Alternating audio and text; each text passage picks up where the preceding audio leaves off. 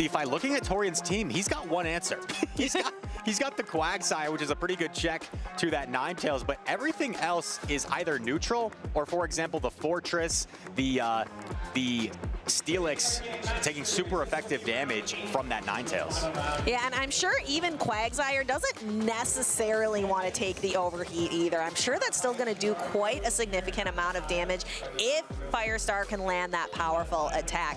These two trainers looking for that day 2 placement. We are in losers round 8. This is Group F, and it's win or go home for Firestar 73 or the Torian 22.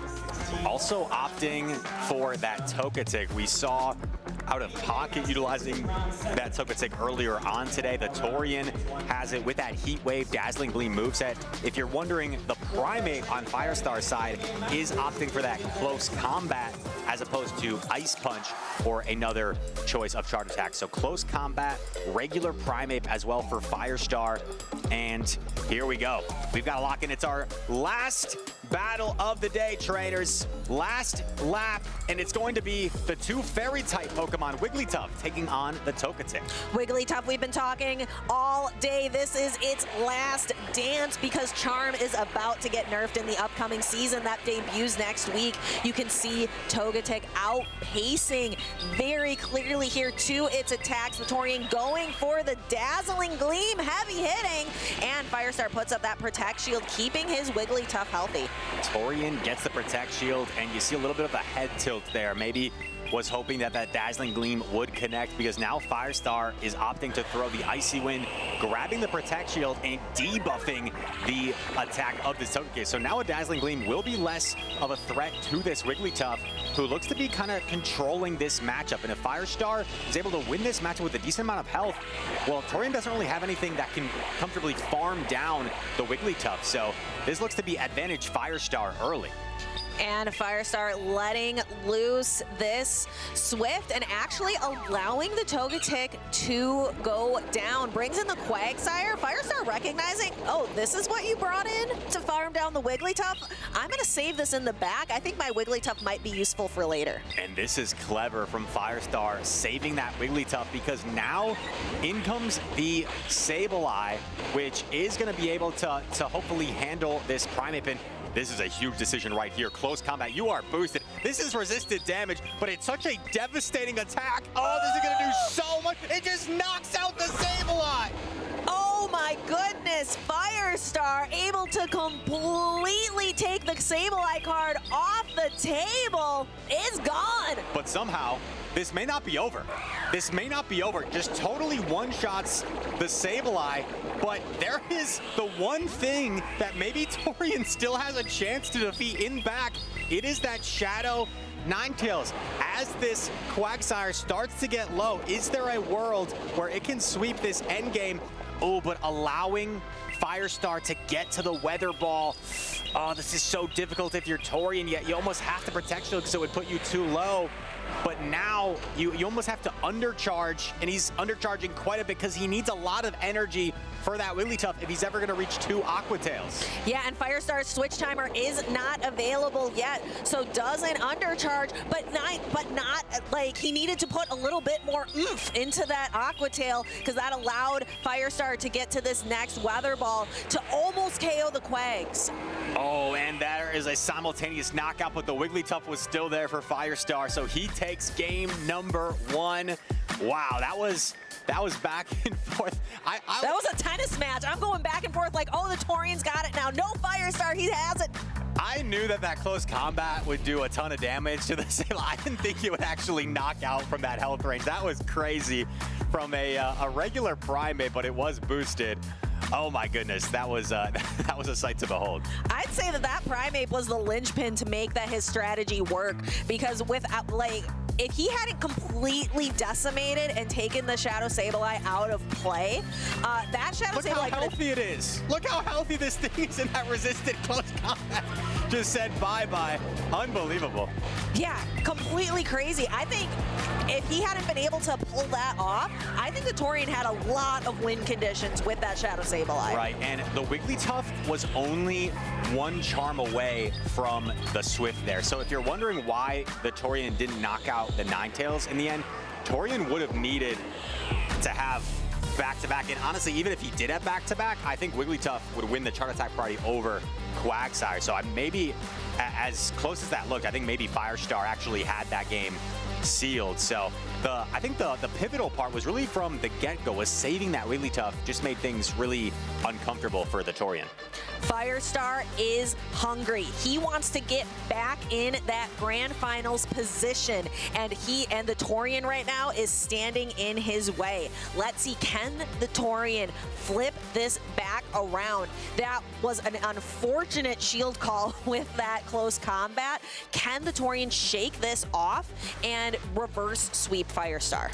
Right, I got a chance to talk to Firestar just very briefly while we were out watching in the crowd, and you know, he was saying he didn't feel like he played very well in his previous match, so he looked extremely locked in, extremely technical there, really dissecting Torian in that game. And here we go, it's game number 2. And it's Shadow Kanto Ninetales into the Togetic yet again for Torian. Yeah, and Torian safe swapping his Quagsire. Now the Quagsire is going to be met with that Primeape. The Torian might be a little hesitant to no shields anything from this Primeape after what we just saw occur with his Sableye. We see an Aqua Tail taken by the Primeape, and you know, because the Ninetales resist all the chart attacks of that Togetic, it's a very dominant matchup. Firestar, if you look at the teams, if he can keep the alignment here, that's going to be the key. If he keeps alignment, this looks very good for Firestar.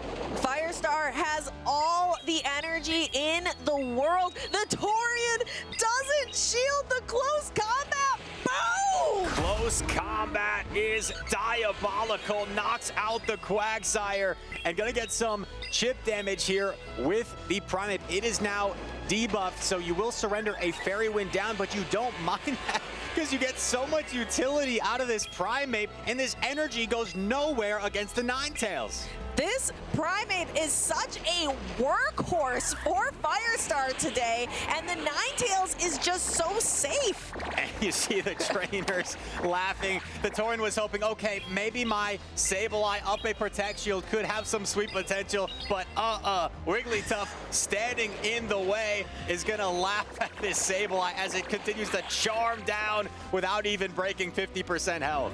That Shadow Sableye has gone absolutely nowhere for the Torian to sit today. We saw it get obliterated with a close combat and then just wiggled down by the Wigglytuff's charms. That was a quick and decisive victory for Firestar 73, making day 2 here in Indianapolis.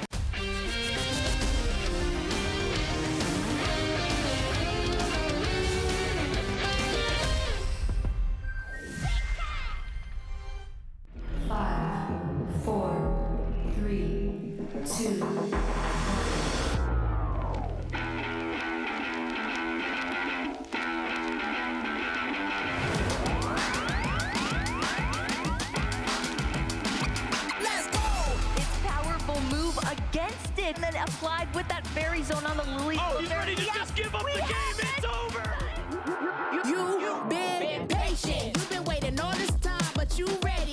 You've been putting in that grind, so let's go. Champions are hard to find, but you know the goal when you're ready to shine. Have they heard of you? Then they know. You got your sights set on that road. If it's time to battle them, then let's go. 'Cause you'll never stop. Show them what you got.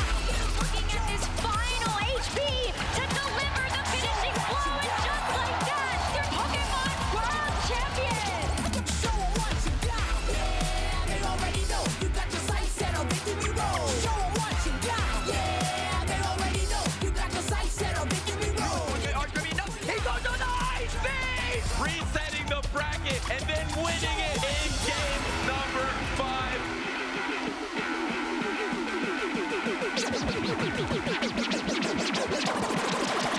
Show 'em what you got. Yeah, they already know. You got your sights set on victory road. Show 'em what you got. Yeah, they already know. You got your sights set on victory road.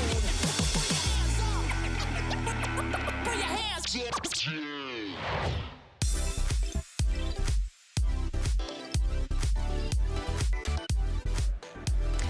Good morning, Indianapolis. We are here for Championship Sunday for the Pokemon Go Regional Championships.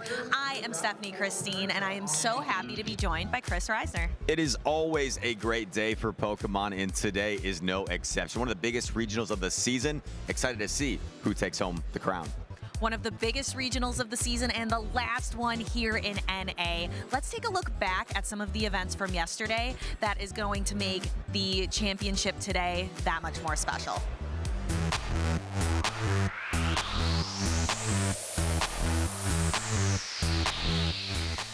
The fish! I am here for it. I am hyped. Dondozo versus Shadow Quagsire. Look at it. It is beautiful. My most valuable Pokemon in this tournament has been Dondozo. It has been amazing so far. I've won every battle I've used it in. It's taken control of the games. I really like how it has the ability to take a lot of damage, but also dish out a lot too. When I'm running Dozo, it feels so dominant right now, and I've been enjoying it a lot. Out of pocket, free to overfarm, launch a dazzling gleam, and boom, the Poliwrath goes down. A little razzle-dazzle from the Togetic. In this season, I started out swinging. I ran a lot of teams that just spoke to me, and then eventually after some meta changes, it became very hard to go off the script. And recently now, I've actually started to come back to running a little bit off meta, and it's been doing really good for me so far. He heard it from Nighttime Clasher himself.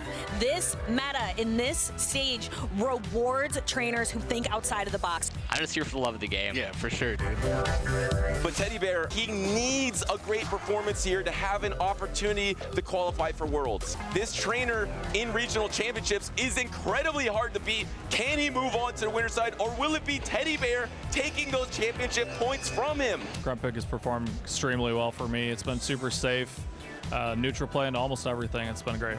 Worst Sphere is probably not going to be enough to knock out the Altaria. This is going to be so close here. S. James didn't get that charge attack off. He got the peck off. Can he hold on to this sky attack? Yes, he holds on, but can he get to the dazzling gleam? He doesn't even have the side shock. He has the big damage, and that means S. James is moving on to day number 2. New games. What's just going through your mind now after that match and this tournament in general? Yeah, overall it's going great. I mean, S. James is a great competitor. He's an amazing battler. He played well. I don't think I played my best up there, but just coming into it, I know I've got points already, but I'm going to try to play my best going forward and hopefully get more. We spent a lot of time talking about Nighttime Clashers just a moment ago. Something that really stood out to me, he was saying that just running the pure meta team might not be enough. He sees a common factor, and a common factor is bringing that spice pick. So MVP for this tournament is definitely Togetic. It's really consistent into a lot of the steel types, like Fortress, like Tinkaton, and also has great coverage against other Pokemon. Doesn't really have any weaknesses other than like Empoleon, so definitely a Pokemon I'm pretty excited to show more of. So far, I've ran like a lot of meta teams, so trying to do something a little bit more different, so looking forward to new things. Eugene. That was so exciting. We have so many great trainers that we got to see yesterday, and that's not even all of them. What was your favorite moment? It had to be, it wasn't even shown there. It had to be Mateus against Dunebug, who we saw yesterday. And we needed that CMP catch where he was able to flip that game. That was my highlight play of the day. There are so many great highlights, and we have even more to show you here. Arrow is back, fresh off of his regional championship win, and he brought back Dartrix the Owl. He loves his spice, and he's got to be feeling good. Back-to-back day 2s in top cut for Arrow, rocking that Shadow type Flosion on his team as well. But you know who else is in great form as we see Arrow and Teddy hug it out is SJ. He has only gone to one regional. This is it. This is one regional. If he goes and wins the one regional he's competing at this season, we may all have to retire. He may be too good for the rest of us. Another trainer who is far too good in the loser side. He was made, he was forged in the loser side of the bracket, and he is back there today. Firestar 73. He is hungry for another shot at that grand final seat, and we are excited to see him here today. Kanto Ninetales, but we had a lot of fun watching that Primate yesterday too. Oh, that Primate close combat damage. It was too much to behold. There were times I thought there was no way a Pokemon would hang on, but Primate close combat doesn't care about resistances. It's just one-shotting everything. Ah, that was so much fun. That Shadow Sableye did not stand a chance. We have some great players to show off today on the winner's side of the bracket. We're going to start off with Nighttime and Uzuku, and then Mateus, like you mentioned. Mateus played so well yesterday. He'll have his hands full with SJ. Out of pocket, taking on first-time top cutter right in Mushroom Queen, and Caspian Pike against Dino, rounding out the winner's side of the bracket. I am excited to see Mushroom Queen, but I'm also excited. I love a loser's bracket run. We've got Arrow and Dune, Sustenance Eater, and Phoenix Dark, and then my pick, Firestar, up against Shaner. Lots of titles among players here in the loser side of the bracket. Arrow and Dunebug is a heavyweight matchup there. Lyle Jeffs looking to return to the championship series, and also Firestar, like you mentioned, keep an eye on him. Definitely. And speaking of Firestar, he is my pick to take the entire tournament. I asked him, and he said that Shadow Ninetales is his MVP, but it was tough because what we saw yesterday with that Primate, that was special. It was. Out of pocket, and his Dundozo is Butter's pick. Phoebe going with that Chestnut from Dino. We saw that actually hard punish the Stun Fist yesterday. And I just went, straightforward, simple. SJ and the trusty Empoleon. That is fun as well. Is Empoleon going to make an appearance in top 12 usage for day 2? Definitely. It's right up there on number 3. Licky Licky number 1. And look at that trifecta of fairy-type Pokemon. Togekiss, Togetic, and Wigglytuff, all with top usage here in day number 2.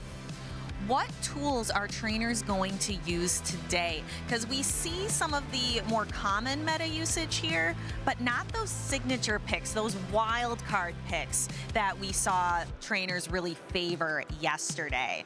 Who is going to add their list of, who's going to be added to the list of NA regional champions today? It's so tough to say. It is so tough. You have Titans that have been here before. They have the experience, and you have players making their first day 2. We take a look back at our NA regional champions this season. Dunebug, Nighttime Clasher, Arrow, all here in day number 2 as they look to potentially add their name yet again onto this graphic. And we have one trainer here today that is going to add their name to the automatic Worlds qualifier list. We have Beelzeboy and Pato Man, lots of trainers from the World Championships last year, as well as our regional and international champions from so far in 2026. Getting that automatic bid is nice for these trainers as we start to round out the season. There's only a few more events remaining, and so many talented trainers after Indianapolis will probably be making their way to New Orleans for the North American International Championships, where they will all roads lead to Worlds in San Francisco to round out the season. This is the final regional level event in North America before NAIC and Worlds. Don't miss a moment of the action. Be sure that you are visiting Pokemon.com/broadcast so you can keep up with all of the action. And we want to hear from you guys. Make sure to tag us across all social media platforms. I think we're just about ready to get things rolling. Yes, we are. We have battles ready, locked and loaded. Steven and Nick, gentlemen, start your engines. Thank you so much, Stephanie. Thank you so much, Rise. It's day number 2 in Indianapolis, which means we're going to find out who's going to be the last champion in the North American region for the 2026 season. I am Tua Butters, joined by Phoebe. Yeah, there are a lot of tough competitors still in the top side of the bracket as well as the losers side of the bracket, and they are all vying for that number 1 spot. And remember, Stephanie pointed out, there's an auto qualification unless it's taken by someone who has already auto qualified. A lot on the line for these trainers. Some huge storylines like SJ, where he's trying to make a last ditch effort to qualify, but There's about 10 of those trainers here, and there's some that have been eliminated. There's some that are still in here, like Lyle Jeff. He's probably safe. A trainer like Teddy Bear, I believe that we showcased, he is around 77 or so on a theoretical list. So he is just out of range. He's going to need to make it happen at NAIC as well. And this was a comment that we were talking about yesterday, right? Meta changes between day 1 and day 2. Day 1, it felt like although the top usage was very condensed, there were a ton of very unique picks that each person was bringing. In day number 2, I feel like the top core meta broadened a little bit this weekend, where there's a lot more unique picks. We have 3 different fairies in top 12 usage. We also have a Pokemon that I've been doubting a lot, but I'm waiting for someone out there up on the stage to prove to me what is Shadow Celio doing here? Well, it's number 12 in usage, but I think to that point, the meta did technically condense because it was so broad, but now the percentages are higher.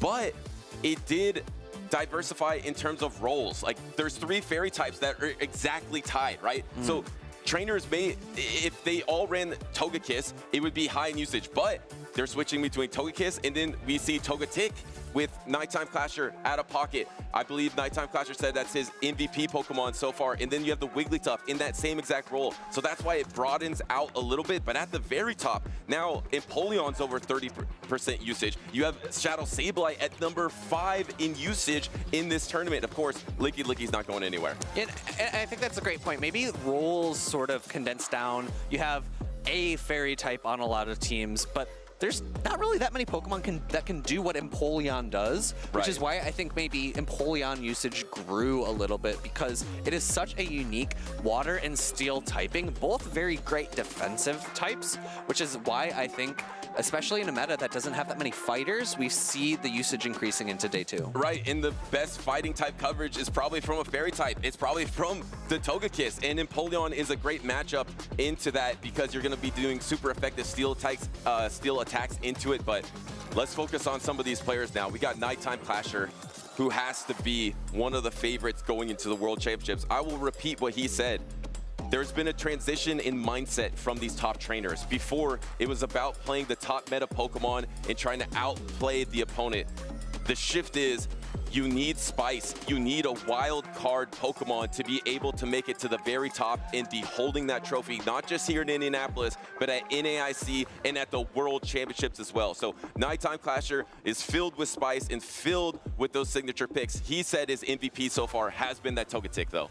On the other side of the table, we've got Yuzuku, whose team is a little bit less spicy. I think the most surprising Pokemon on his team is that Grumpig, but we've seen that Pokemon do very well in the Pokemon Championship Series. Into game number 1, we've got Shadow Fortress into Shadow Fortress, and it is going to be a Bug Bite Mirror. They're looking in the mirror. Let's see which Pokemon blinks first and throws the sand attack.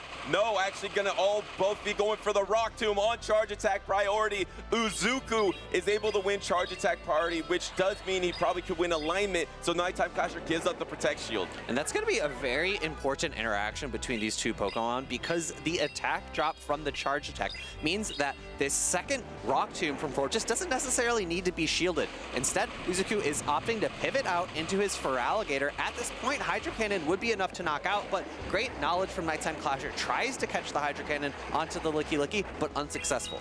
You said that Shadow Celio is not doing too much in this meta. I thought that this was the opportunity to be able to come in and soak all this energy from the Feraligatr, because you resist all the Hydro Cannon damage, you resist the Ice Beam as well. Instead, Nighttime Clasher is actually bringing in the Licky Licky. Maybe he thinks Uzuku is trying to bait out the Celio and has Altaria or Diggersby in the back, but instead, it's Tinkaton in the back for Uzuku, so this is not looking great for Nighttime Clasher. Yeah, this is a really smart team composition play from Uzuku, trying to show his hand maybe a little bit weak to the Shadow Celio, but instead he's played incredibly strong to it in the back. And will he give up his second shield? Nighttime Clasher actually just lets a whole Shadow Ball worth of energy go. That's 50 energy down the drain for Nighttime Clasher as he's going for the Bug Bite down, but he can't get there, so Tinkaton swaps out. This is actually better for Nighttime Clasher, though, because instead of taking a Hydro Cannon and losing that energy or using a Protect Shield, now he's going to be able to double Sand Tomb this Tinkaton, actually single Sand Tomb, and then swap in the Celio. Yeah, and I would have liked to see maybe Uzuku switch into his own Fortress there to try to mitigate the energy on Nighttime Clasher's own Shadow Fortress. Instead, now his defense is dropped. That means the damage coming in from that Gigaton Hammer. He drops the hammer. Uzuku is putting the Celio really low. Now suddenly Nighttime Clasher is incredibly low with all his 3 Pokemon. He's baiting Body Slam. Uzuku calls it. Not very effective. Bulldoze comes out at the same time as the second Body Slam. This one, it's going to be really close to knocking out. Either way, I think Uzuku's in a really strong position here. There's just so little health left on Nighttime Clasher's remaining Pokemon. Remember, the Fortress for Nighttime Clasher is almost at a Sand Tomb, and it's going to be reaching for it here, but he's lower health on the Bug Bite. He's trying to Bug Bite down. Can he Bug Bite down? No! He gets Bug Bite down. That means Uzuku takes game number 1. Yeah, that was a really quick interaction there between Nighttime Clasher and Uzuku. The Gigaton Hammer coming out into the Celio was a really tough call for Nighttime Clasher to make. I feel like Nighttime Clasher himself is a really big fan of throwing bait moves and must be thinking that's what Uzuku's doing there in that situation, trying to pull the shield away so that a Gigaton Hammer can land later on, but instead Uzuku just goes straight for that hard-hitting nuke, lands it through the shield, and gets himself a game number 1 victory. And even calls the Body Slam bait on the next one. It's not necessarily a bait because Nighttime Clasher can double Body Slam, but it would be more energy efficient to just go for the Surf. So that is a call for Uzuku, and able to hang on with the Fortress while also winning Charge Attack priority in the lead matchup, forcing Nighttime Clasher to use a Protect Shield. I want to talk about Uzuku a little bit. If you don't know much about his journey, he has top cut 2 times before, only 1 time on the winner's side, but he has never won a series on the winner's side. So if he can do this and upset Nighttime Clasher, that will be a first for Uzuku. He has a good lead into this Tinkaton versus Fortress, but you would favor the Fortress in this matchup. Instead, Uzuku's just going to stand and Bulldoze. And going for the Bulldoze first here gives him an opportunity to lower the defenses of this Fortress. However, it is just neutral damage. Gigaton Hammer is resisted, but does overall significantly more. And here comes the Sand Tomb, super effective. Does Uzuku try to pivot out here? In the back is the MVP for Nighttime Clasher. He brought the Togetic, and he's gonna be able to have a great matchup versus that Fortress in the back with that double super effective Heat Wave. Once again, Nighttime Clasher is going for the alignment. He shields the hammer, doesn't want to get knocked out in this scenario, but I don't think you can take a huge advantage out of this with your Fortress. And I like this. Uzuku going immediately for the Bulldoze. Nighttime Clasher going to no shield, does not want to go down 2 shields, but now his Fortress is going to be very low on health, and I'm not sure it can build up to 2, so instead he pivots out. I do like this, but the Quagsire is going to be answered by one of its hardest counters in the meta for Alligator. The Mud Bomb does get Protect Shielded by Uzuku, trying to keep this for Alligator healthy. The Quagsire will require 2 Hydro Cannons to knock it out. You will be able to take the next Mud Bomb, no problem. I feel like Uzuku is in a decent situation. The problem, though, is now you are having that Fortress against that Togetic in the backline, which is a bad scenario, especially with Protect Shields down. And I want to call out how risky this move is from Nighttime Clasher. He safe swaps a Mud Bomb Quagsire into a team composition that has Altaria. He is calling that Uzuku is never bringing a Altaria against his own team. And it's probably because he showed Shadow Celio in game number 1. He tried to scare off the Altaria so he could have more team composition freedom. And now he has the Fortress coming in. He brings in his own Fortress, going for the Rock Tomb to try to put a little bit of a damper on this damage. And I don't know if you can get the double attack. He's actually really close to double attack, but he swaps out. Yeah, I think this is going to provide him a little bit better pacing on his Togetic to get to the Heat Wave before the Rock Tomb, pulling away the last shield from Uzuku. Uzuku now has to make a decision. Doesn't really make sense to no shield because you know Heat Wave is a little bit less energy than that Dazzling Gleam. And if you remember Heat Wave, it used to cost a lot of energy. Now it's just 5 fairy winds to get to that heat wave. That's what makes the Togetic so flexible. Almost at the next heat wave, the timer's not available. Nighttime Clasher needs to throw before the timer comes up, and he does secure the double super effective heat wave to knock out Izuku's Fortress. And Nighttime Clasher must have a clock inside his brain. That was just milliseconds before the switch clock was available for Izuku. Really impressive timing. Going to be able to throw a heat wave now before Bulldoze is available for Tinkaton. Another heat wave, just throwing out fire against these steel types. Nighttime Clasher and his MVP Togetic is trying to full sweep the backline. Can he get to one more? The triple heat wave for Nighttime Clasher, and he ties up this series. For Alligator's fast attacks were just not adding up quick enough, and because there was still a shield remaining on Nighttime Clasher's side, even the Hydro Cannon would not do any damage. So that's going to be a really solid team composition from Nighttime Clasher, really benefiting from pushing away Izuku's Altaria in that game number 2. Incredible, yes, showing the Shadow Celio game number 1 to scare off, and you still have the Togetic, which has been your MVP.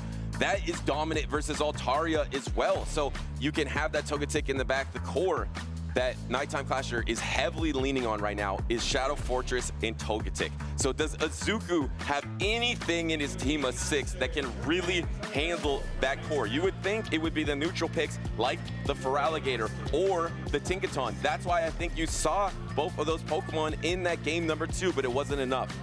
And I think I'm starting to see a little bit what the Celio's doing. It's covering for the weakness of Mud Bomb Quagsire. Altaria is, of course, an immense threat to that Pokemon. So if you have something like Fairy-type damage from the Togetic as well as Ice-type damage from a Celio, you're able to threaten that Pokemon away. Of course, Licky Licky is a very neutral matchup as well. But here we go, game number 3 of our first match of the day. It is going to be what looks like an awful lead for Nighttime Clasher. However, we've seen Heat Wave, because of the fast pacing, provides Togetic a good advantage in this matchup. And the question is double Heat Wave enough to knock out Tinkaton? It's super effective. It's not the strongest attack. And yes, double Heat Wave will be enough. So if you Protect Shield on this hammer, which Nighttime Clasher does, you also will get a Protect Shield back on your next Heat Wave, and look how much healthier the Togetic is in this position. So you would think this would be devastating, but for the MVP Togetic pick, it is not too bad. Waiting a turn also to make sure he doesn't get swapped on. Yeah, over farming, waiting a turn. Really great play here from Nighttime Clasher, showing that he is a top competitor. The next Gigatongue Hammer is going to be ready before the next Heat Wave. Nighttime Clasher opting to choose to double shield his Togetic to try to preserve switch advantage. Investing everything into this Togetic here, now has the opportunity to throw the Heat Wave, get the last Protect Shield from Izuku, but it's going to get close to who gets to the next charge attack. Izuku, does he go for the Protect Shield? No, just lets the Tinkaton go. But what do you have to clean up in the back? You have to bring in the Feraligatr, and now this Feraligatr is probably going to have to take a Dazzling Gleam, which will get a Protect Shield unless the swap comes from Licky Licky and he banks the Dazzling Gleam. And switching out, I think, is a great call from Izuku, recognizing that this Licky Licky is likely going to be one of the worst matchups he could see in the back. Nighttime Clasher could have brought that Shadow Celio again to try to wall off the Feraligatr, but I think playing into the Licky Licky and the Shadow Fortress is a little bit more safe. While we're going through this mid game, it is important to realize the energy on these backline Pokemon. Nighttime Clasher does have the Gleam Bank, but will lose charge attack priority to that Feraligatr that also has the Ice Beam banked. So Nighttime Clasher probably needs to be very careful here because he doesn't have Protect Shields. So if Izuku could ever come in and Ice Beam as the Shadow Ball knocks out, he could win this battle. And here comes the Body Slam. It's going to be coming through. Does Nighttime Clasher go for a combo attack? It's so risky at this point. I think you no-shield as Izuku, but you he actually shields. do shield. He shields combo attack. Does Izuku call it? Izuku calls it, but he calls it on the Hydro Cannon. Togetic is bulkier than Togekiss, but I don't know if it can withstand a Hydro Cannon at this range. Ooh, it barely picks up the knockout. That's going to be incredibly important for Izuku. 1, he saves some energy, and 2, he knocks out that Togetic with that full Dazzling Gleam, which would have very much threatened this Feraligatr. Izuku is just one Hydro Cannon away from something that he's never done before, taking a series win on that winner side, taking down one of the top trainers. He needs to knock out this last remaining Pokemon to do it, though.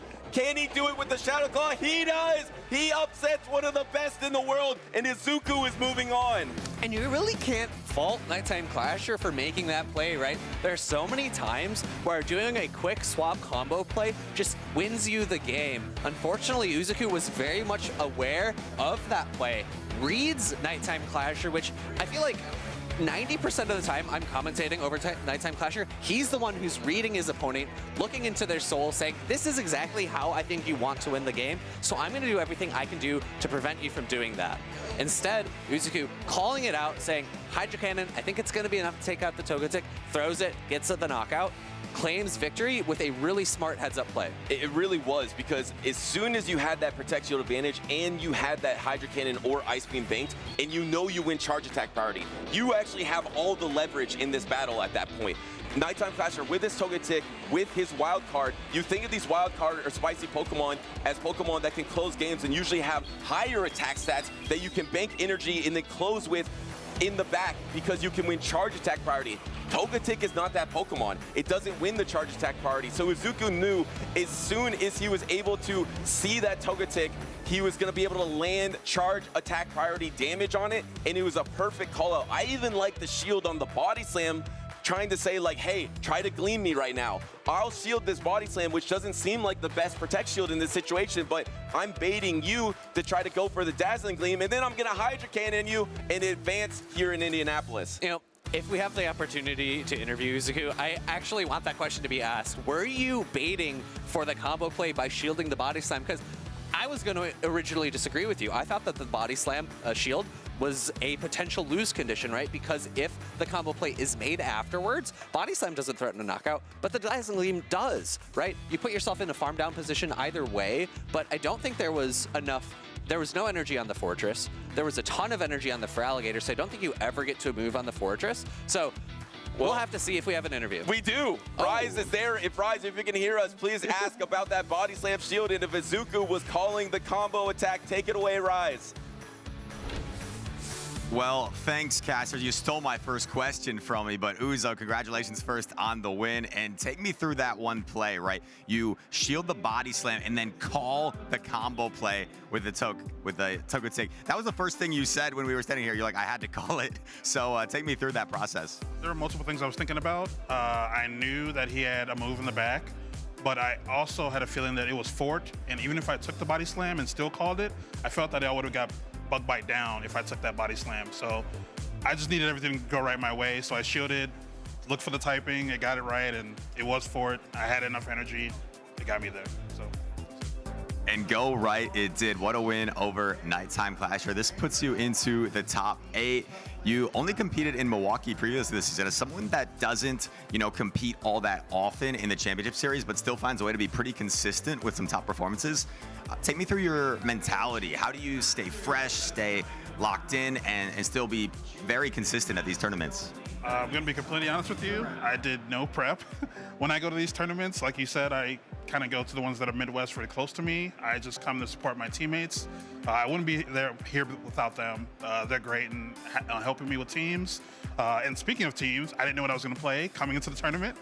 10 p.m., I locked in Teddy Bear's team. Shout out to him and the rest of the Evan Stonks. His team has been doing well for me so far. And I just try to take it one game at a time, one match at a time, keep level head, and go from there. That's interesting you said that. I saw Out of Pocket in this meta. It seems like it's difficult to team build. He was reaching out on social media. Anybody have Indianapolis teams? What was that like for you? Were you reaching out to friends or? No, not really. Like I said, I've really been grinding it all this season. I was just coming out to hang out with friends. It's close enough. I figured I'd attend. And I tend to ask around, who's playing what. And if I find a team that I like, again, shout out to Teddy Bear. I'm not here without him either. I'll just stick with that and run with it. That's it. All right, well, congrats again on the win. Uzo, best of luck the rest of the way. Casters, back to you. Some great insight into the mentality of someone who maybe doesn't have as many opportunities to come to tournaments, but also I really did appreciate the that first question. He had to make a call. He was afraid of a Bug Bite down if he didn't shield the Body Slam, and it would have been very close. If the Body Slam lands, you shield up the Dazzling Gleam, you still get the knockout. Do you have enough health to knock out the Fortress afterwards? Who knows? Yeah, it's fascinating to hear the whole mindset of these trainers because so many things can happen in these games, in these battles. So to hear that's what he was going for, that made sense. He saw the typing, he landed the Hydra Cannon, and I like that relaxed approach too. And congratulations to him with this approach. This is not the furthest he's gone in a tournament, but it is the first time that he's won a series on that winner's side, which is a huge feat for any trainer. So congratulations to Izuku.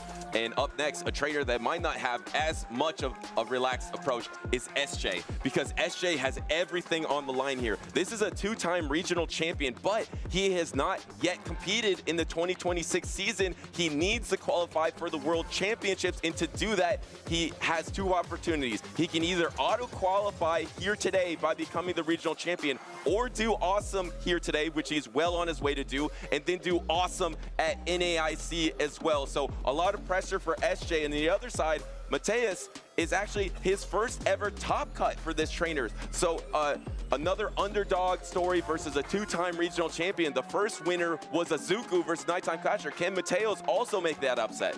Yeah, Indianapolis, and as of day 2, maybe a little bit of an upset in the first match. We have a second match where we have a trainer who is a little bit less established, has had pretty consistent performances at the regionals he's attended against S. James, someone who has popped off at every regional he has attended. It's going to be a Quagsire versus Shadow Quagsire. Well, these teams are looking pretty similar. Even the attacks are at the exact same location for these two Quagsires. One is Shadow, one is not, but they both have Licky Licky in the back. And Mateus is trying to get that energy advantage on the Togekiss, which will help him a lot against that Empoleon in the back.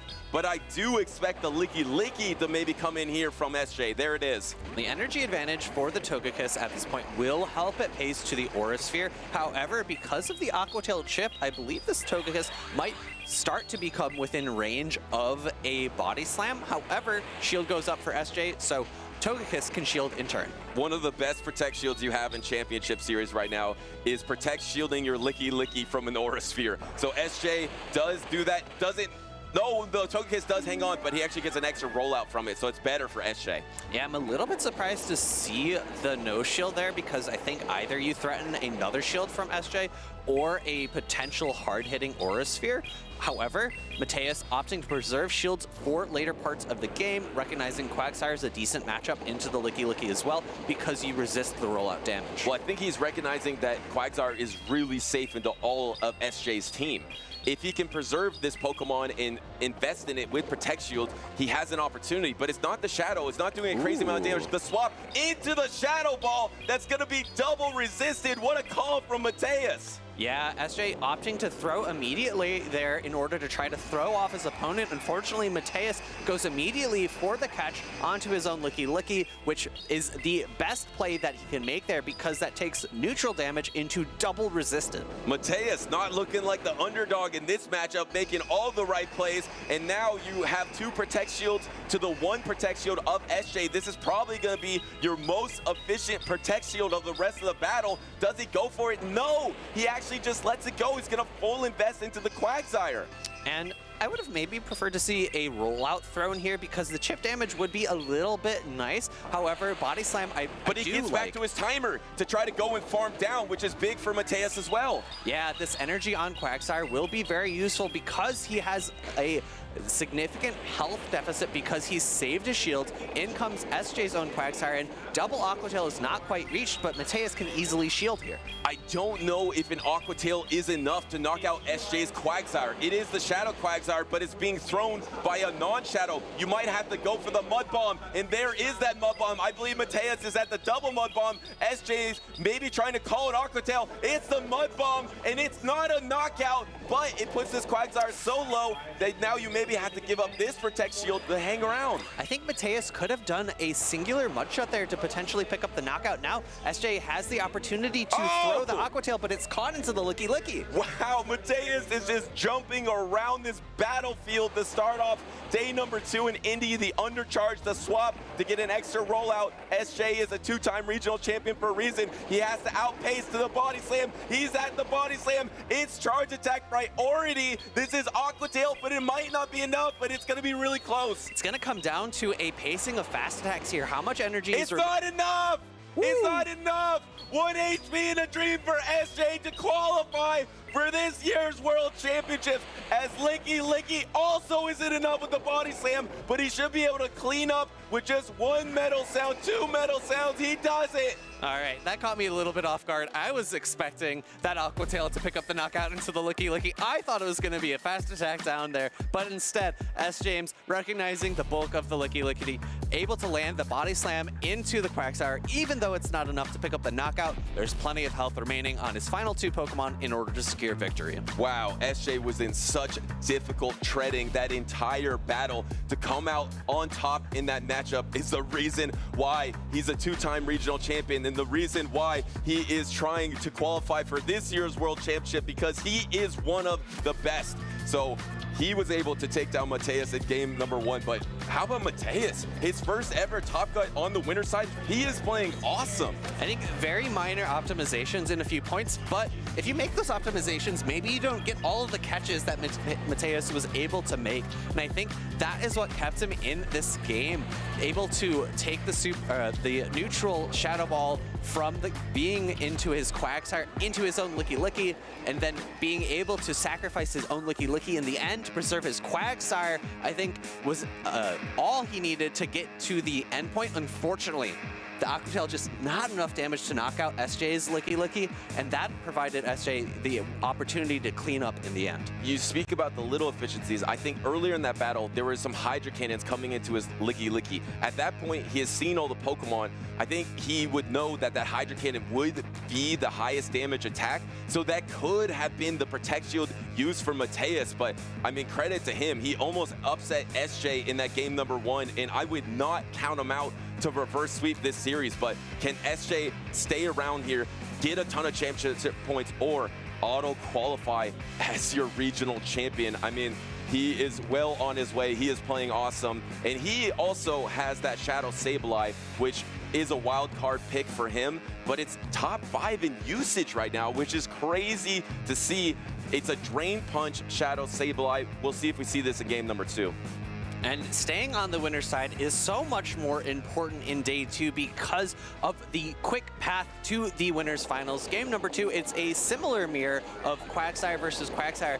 Instead of farming energy, Mateus opts to immediately pivot into his Togekiss. And SJ throws the Aqua Tail, which does a good chunk in the Togekiss, almost half the health, swapping into Empoleon this time. Last battle, he did this same swap, but it was with Licky Licky. You pace a little slower, so you might even have to double Protect Shield. Will SJ go for a full farm down and just double shield this Aura Sphere here?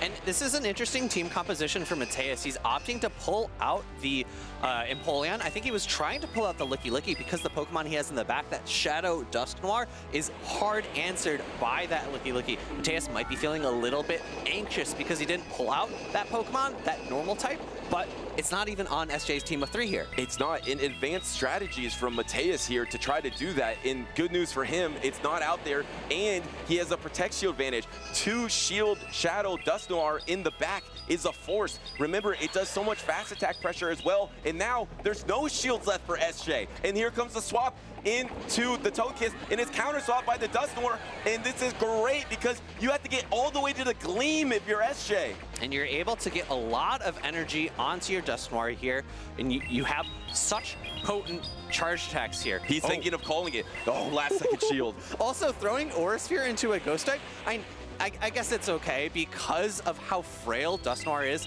Mateus now recognizing the counts. This cannot be a Dazzling Gleam. This has to be Aura Sphere. Double resisted, but still going to do probably half of the remaining health. Mateus is locked in, but he can't get too low, because if he gets too low, he might waste all this energy that he's banked up. Here comes the punch here that's going to knock out the Togekiss. He can get to at least another punch, but can he get to 2 more punches for that backline? That would be huge for him, but he's going to be in range of maybe getting knocked out. So instead, he doesn't Shadow Punch. He dynamic punches this Quagsire, which will do more damage. And I think this makes sense from SJ's side, bringing in the Quagsire because it takes neutral damage from that that dynamic punch. But now Mateus able to preserve the Quagsire, build up extra energy, has his shield remaining, and does not throw the wrong move into Empoleon very critically. And he can't let this Quagsire get to the double before he gets to the single. And Mateus is able to tie up this series 1-1 with SJ. Mateus keeping up his awesome performance. Wow. Yeah, I was a little bit worried in the mid game because Mateus was allowing his Shadow Dusk Noir to get a little bit low on health because of the Pex coming in from that Togekiss, but able to prioritize the health on his Quagsire as well. Dusk Noir taking the first knockout, and then Quagsire able to handle the 2 low health Pokemon afterwards. Balancing the responsibility between his final 2 Pokemon, I think, was very nicely played for Mateus. Mateus, a trainer that has competed 7 times, and he has gotten 4 times 33rd place, which means he's out of top cut range. He still gets championship points, but he's not in this position in this bright spotlight. To see him come here in his 8th tournament and play like this, even that no shield so confidently on the back-to-back Aura Sphere, right? If he's just a little bit off with his counts, he could take a Dazzling Gleam and lose the game. This trainer is incredibly locked in. He's trying to get over that hump, and to do that, to take down SJ, 2 underdogs might win so far here in Indy, which would be insane. And really importantly, in that endgame, he did not throw Aqua Tail into Empoleon. That was SJ's last win condition in that game. If he's able to neutralize some of the energy and not allow for a farm down afterwards, SJ capitalizes and wins that game. Mateus, very patient play, throws the Mud Bomb after building up extra energy. Let's go into game number 3 between these 2 trainers. It's going to be Quagsire versus Togekiss. And once again, it is actually literally a mirror battle. Just the orientation is a little bit different. Now it's the same, but SJ is behind on energy, but it doesn't matter because he has the harder hitting attack. However, Mateus switches in, but is able to recapitalize because Psyshock is lower energy than Dazzling Gleam, and SJ is never throwing Aura Sphere into a Mirror Togekiss, so even though Mateus swapped, he was able to get back to even counts. And SJ was able to register that I want Mateus to just throw that Psyshock energy so I can come in with Licky Licky, finish up this matchup.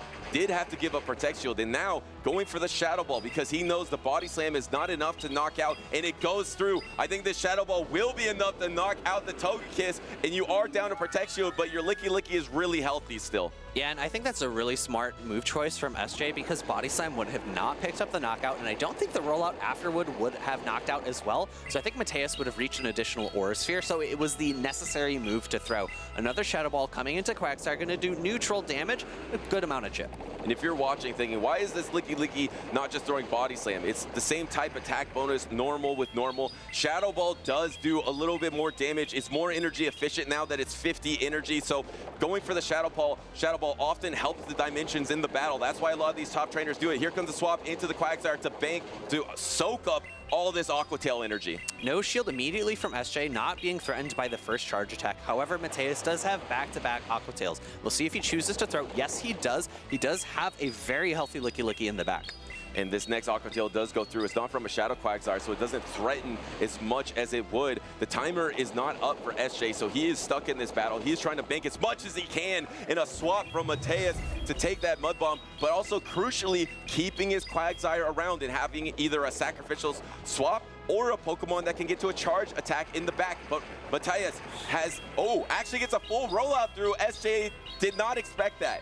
Yeah, Aqua Tail going to go through. It's not going to do, it does about half of the remaining health. I thought it would be a little bit less. And now Mateus is in a position where he needs to make sure that he's able to launch this energy from his Licky Licky in order to make sure that he stays in the remainder of this game. Oh, this is so awkward for Mateus because the Licky Licky of SJ is just out of Body Slam range, but now it's in Body Slam range, and SJ is not getting all the attacks that he thought he would be getting from the fast attack. So the Body Slam is going to be coming through, is going to be able to knock out the Licky Licky, and SJ is shaking his head. He might have missed some rollouts there.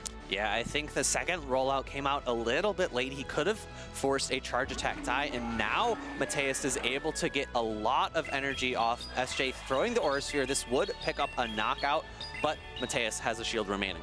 There is a shield remaining. That was charge attack priority, which shouldn't happen because he threw one peck and then threw Aura Sphere. He should get that attack off at turn 2 instead of being charge attack priority on turn 3.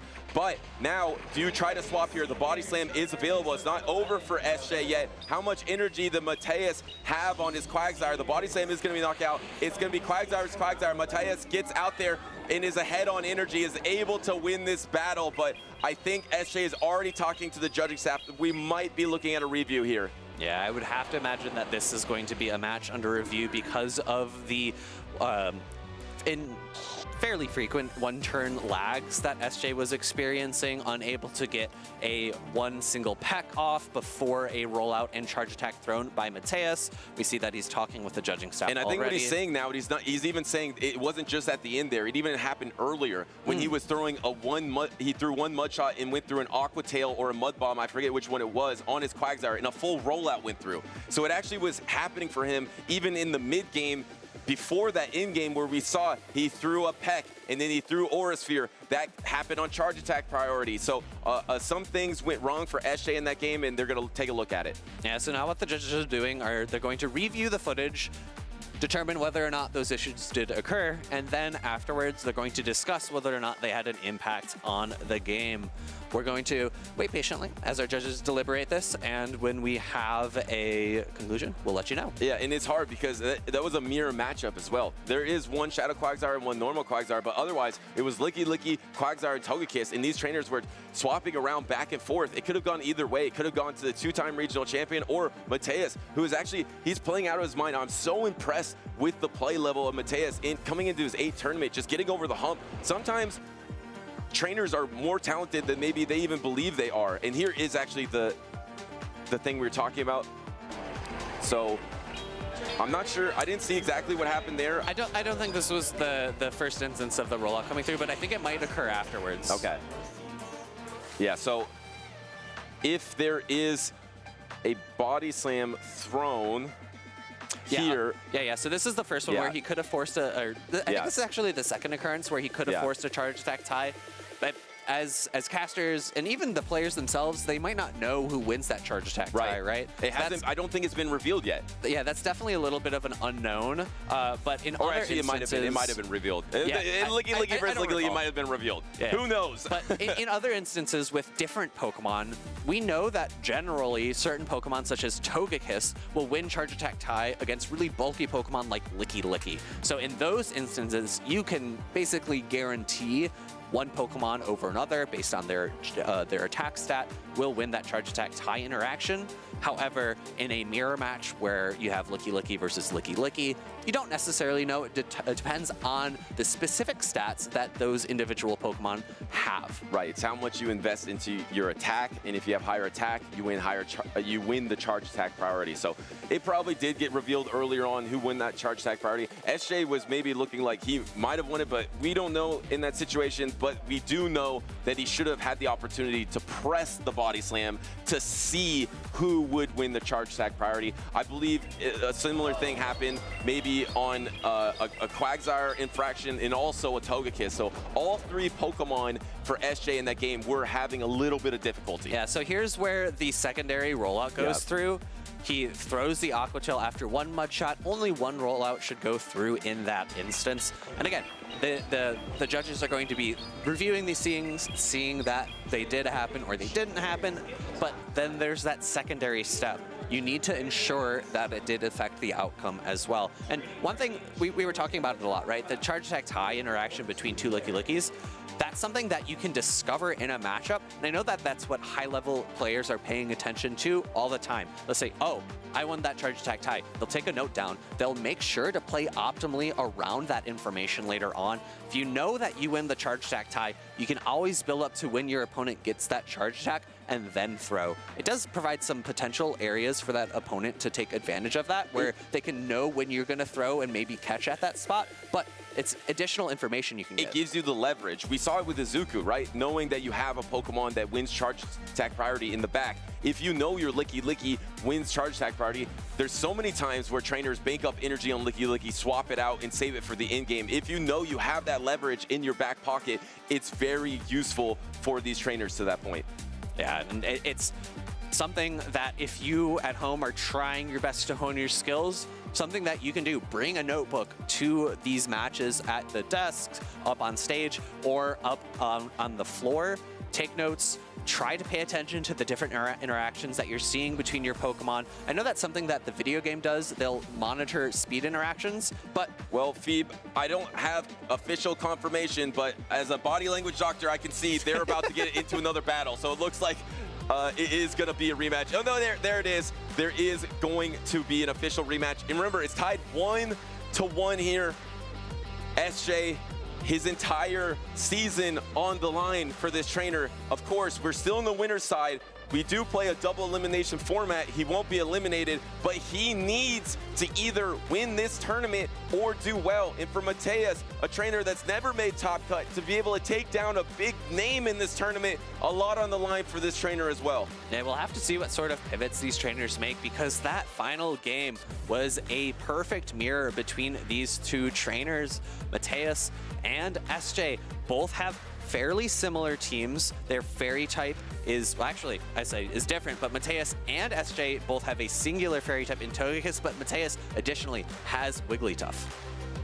All right, we're back. We're locked into this decisive game number 3 to advance on the winner's side. We have our leads. It is once again a mirror match between the Quagsire, but there is a different Pokemon in the back for SJ. Instead of the Togekiss, he has his wild card pick. He has that Shadow Sableye that's going to try to clean up in the back line. And we can see both of these trainers recognizing how safe Quagsire is into the opposing team.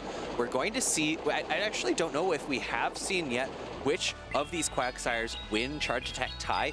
Typically, it's the Shadow variant, because those trainers have had fewer opportunities to get maximized bulk Quagsires. But, however, trainers have the opportunity to build whichever Quagsire they like. And it looked like one trainer was trying to swap out there right before it. I think it was Mateus trying to swap out before that Aqua Tail. Didn't get there. And now SJ should be able to get the back-to-back Aqua Tails here. Does he go for the back-to-back or does he bank one? I like the back-to-back because that would put the Togekiss either so low. No, actually, he banks the Aqua Tail, swaps into the Sableye, knowing he resists all of this damage. It's going to be a single resist into this Aura Sphere. Yeah, and recognizing that Mateus has been very likely to bring Licky Licky in the back, wants to provide himself the opportunity to avoid the Togekiss into Licky Licky matchup. This is risky, though. You're taking a lot of peck damage, and at this point, you banked up all this energy. You don't want to waste it in this matchup. So SJ is going to go for the full farm down here, and he's banked either a double foul play or double drain punch. Mateus has his Quagsire. He'll probably bring the Quagsire in, but at this point, SJ is probably going for foul plays, because if you drain punch, you're not going to get a lot of value out of it. That's why SJ is going for the foul plays. Yeah, foul play is going to do significantly more damage than drain punch, and because the Sableye is so low on health at this point, don't necessarily think that raising your defenses is that effective. And the next foul play is going to be coming through. We know Mateus likes to save those Protect Shields. Does he keep saving them? No, he does use one of those Protect Shields. Swap into the zone Licky Licky, and you have a huge health advantage, but you are down energy. And remember, Mateus has the Quagsire in the back that is over half health left. And I believe it does have some energy as well, so we'll have to see how he utilizes it in the remainder of the game.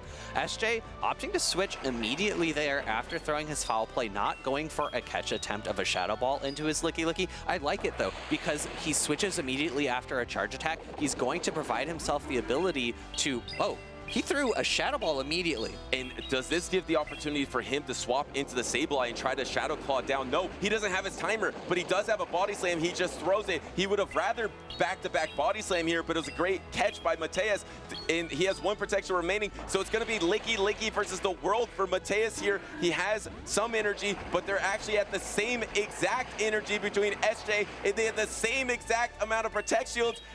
And what's that charge attack priority? That was a charge attack tie there, and we do get to see that Mateus would have won that interaction in the previous game. However, SJ just has all 3 of his Pokemon left. He has a shield remaining. No shield from Mateus is going to put his Licky Licky very low on health now. He doesn't have much fast attack pressure, but he's almost at the drain punch, but he throws the foul play instead. Maybe throw the drain punch to increase your defense here, but it doesn't really matter. There's only one shield left. Mateus has to use it, but how is he going to clean up everything? Everything is so low health. He needs to get the rollout down. He gets the rollout down, and now he has back-to-back Body Slam. Mateus is going to do it. No, there's the protection remaining for SJ. Actually, I forgot about the Protect Shield. I thought he had it as well. Yeah. I did not remember that SJ still had a shield remaining. Rollout goes through during that charge attack. launch, and that is going to be SJ claiming victory in that game number 3. And really importantly, I think the Sableye swap there in that team composition is what won SJ that game, because it was just so safe into the Togekiss. It resists all the charge attack damage, and I have to imagine that's why SJ himself is running Dazzling Gleam on his Togekiss, right? Recognizing the strength of Shadow Sableye into a meta where Togekiss is running only resisted or double resisted damage. It's so good in that matchup. Yeah, and I think also having that Pokemon to scare off something like an Altaria, we saw it with the Shadow Celio, making sure that your Quagsire is more safe, because a lot of these trainers are leaning on Quagsire, Licky in these team compositions. So if your Quagsire can be a little more safe in some matchups, you would rather have a Togekiss with Fairy-type coverage to be a little safer against the meta, against those Altarias. But what a matchup we just saw. SJ was able to keep that Protect Shield for the very last moment, so even the back-to-back body slam. And also, it made sense to not go for the Drain Punch, to not give more rollout farm down. Maybe he could have got to another Drain Punch if he went for it, but just highly executed battles from both of these trainers, SJ and Mateus. Yeah, I really don't see any opportunities for either trainer to play that final game any better. Actually, I think just made one of the craziest plays I've ever seen. It was a Licky mirror, right? And he clicks after throwing a body slam, Shadow Ball immediately, yes. And he's calling out Mateus to swap into the Quagsire. But if he doesn't do that, he's throwing Shadow Ball into Licky. No, that's such a good call out, because what a move that is to know that there's a swap that's coming and to throw. I mean, Body Slam probably would have actually been the better attack, but it's a kind of a cool flex to know, I know you're swapping. It's a mental game at least. I know you're swapping. I'm throwing the Shadow Ball into your Quagsire because I know that is happening. SJ able to perform at this level is the reason he's a 2-time regional champion, and that's why he could be one of the top trainers in NA going to Worlds. But first, he's got to qualify, so can he do it here today? I mean, he's made it through the first round. There's a few more rounds for him to get to that grand finals, so he's got a lot of top-tier trainers for him to go through next. And I know up on stage after this match, we have another 2 trainers, one who has been extremely consistent throughout the entire format of the championship series, and another trainer who I think this is going to be her second top cut. Yeah, no, we're going to hear from SJ possibly soon. I want to check in with how he's feeling just in general.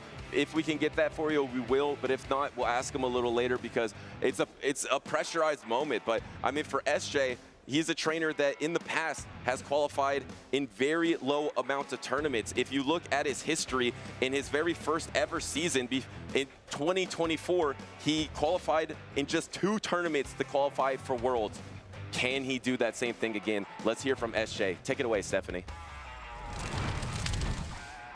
Thank you so much, Steven. And I have an interview with S. James. So S. James, I saw you a little bit last night after dinner. You were really trying to lock in. You were thinking a little bit about your match. How are you feeling now that this first round is over? Well, actually, I don't know if that's true. I really wasn't thinking about the match that much. I was watching the Spurs Thunder game last night. I looked at it a little bit this morning, and I was telling you this before, but I'm always like the most nervous during like round 1 either day. It doesn't matter who I'm playing, what the matchup is. But after you get that 1 win under your belt, I feel like you just kind of ease into it and feel pretty good. That one game was a little unfortunate. I felt like I was like in a winning position, and then I was able to come up with something in the last game, and it worked out. So. Yeah, tell me a little bit more about that last game. I was on the edge of my seat with that end game. Yeah, it was weird. I don't know. I think I didn't lead Quag once, and I think he led Quag every time. So obviously his plan was to stay swap Togekiss, and it is like pretty safe. He stayed in the lead matchup in the last game a little bit, but I figured he was going to pivot at some point. And we had a lot of time to think, so I was just like, well, the Togekiss is annoying, and he's not bringing the Wigglytuff, so I walled the energy. I decided to shield one. Could have thrown a foul play first, but I figured my energy was going to go everywhere. So that was kind of the idea. I wasn't really planning on bringing the Sableye in the matchup, though, to be honest. All right, and do you have anyone you would like to shout out a little bit now that we have some time for interviews today? Yeah, definitely Softof, Elam, Signal for listening to all my stuff about random matchups. That definitely helped in the process, too. I think shout out CTU for suggesting this team to me. I didn't think this team was going to work. I think it was Colin Six's team. I forget what tournament that was. So far it's worked pretty well. I'll shout out Ed, nicest for no reason. He didn't do anything. He just wants a shout out. Everybody at Elite TMs, everyone's supporting me, and yeah, that's it. Awesome. I know you have to get back and locked in. This is your one tournament, your last regional, and you'll be at NAIC as well, correct? I will be, yeah. Yeah, that was kind of the idea. Like, I didn't know if I could make the push. I think I came in with like 130 points in the tournament. Doing all right so far, but yeah, NAIC, I was really excited to go either way, no matter how this tournament came out. But I really like the limited metas. I feel like that's kind of my bread and butter, so I'm looking forward to that. Awesome, and we are looking forward to seeing more of you in this tournament today. Let's go ahead and cut to a quick break. We'll see a little bit more of Butters with Lyle Jeffs. We're here at the Indianapolis Regionals. I'm joined by Lyle Jeffs, a 3-time regional champion, and we're actually here to talk and spotlight some trainers that are on the bubble to qualifying. So I'm actually a little surprised I'm talking to Lyle Jeffs right now as a 3-time regional champion. But Lyle, how's your season gone so far? I've attended 2 tournaments so far. It's been mediocre at best, I'd say. Just trying my best to qualify for the World Championship here at the Indianapolis Regional. And where would you say you stand right now? Nothing is official, but compared to your peers, where are you in that top 75 cutoff? I would say I'm right on the bubble. What number around would you give us? Probably 75. No, you're not 75. I thought you saw you in the 90s or something, but you are very close, right? Yeah. So that is why we're talking right now, because Lyle, you are one of the best trainers in Championship Series. You were the last remaining trainer at the World Championships for North America last season. How much would it mean to you to represent North America or just compete at the World Championships once again this season? Yeah, it would mean a lot. Like I said, nothing's locked up yet. Still just trying my best, see how it goes, but I'm feeling pretty good heading into the weekend, and we'll see if we can, maybe we could just win the tournament, and that would be kind of a nice way to lock in the World's qualification too. So, yeah, auto qualify is definitely on the table for you, not only here, but at NAIC, and auto qualify, if you get top 4, might be on the table. Are you going to NAIC? TBD. TBD. Watch out for Lyle Jeffs at NAIC. So, Lyle, you're one of the best trainers. You're on the bubble right now. Are you feeling nervous at all going into these last regional of the season? Well, I mean, I'm always nervous heading into a tournament. There's a lot at stake. There's a lot on the line. I pride myself in doing well, so of course there's nerves, but you have to use those and harness those to try to, be better and just do a great job, best you can at least. So. Well, I know you have a lot of fans, and I know a lot of North America is probably cheering for you, being the last standing North American last season at Worlds.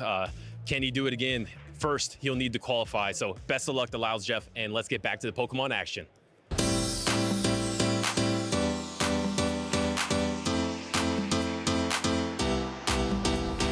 Yeah, so my advice to someone going to their first Pokemon VGC tournament is picking a good friend group and a good building group to work with throughout your Pokemon VGC career, not even just your first tournament. So many of your best results are going to come from working with others, whether that's team building, damage calcs, move selection, matchup prep, and matchup docs. That all comes through working with friends and those around you. You're never going to succeed if you do it alone. I would definitely say I watched a lot of the older regionals, even the regional beforehand, to see what people are playing. I also look at the main teams they use. I look at all the counts. I play Pokemon Go, so like counts are important, timing is important. I'm really good at throwing at the right timing, so that's really important. The advice I give to someone attending their first tournaments is to practice.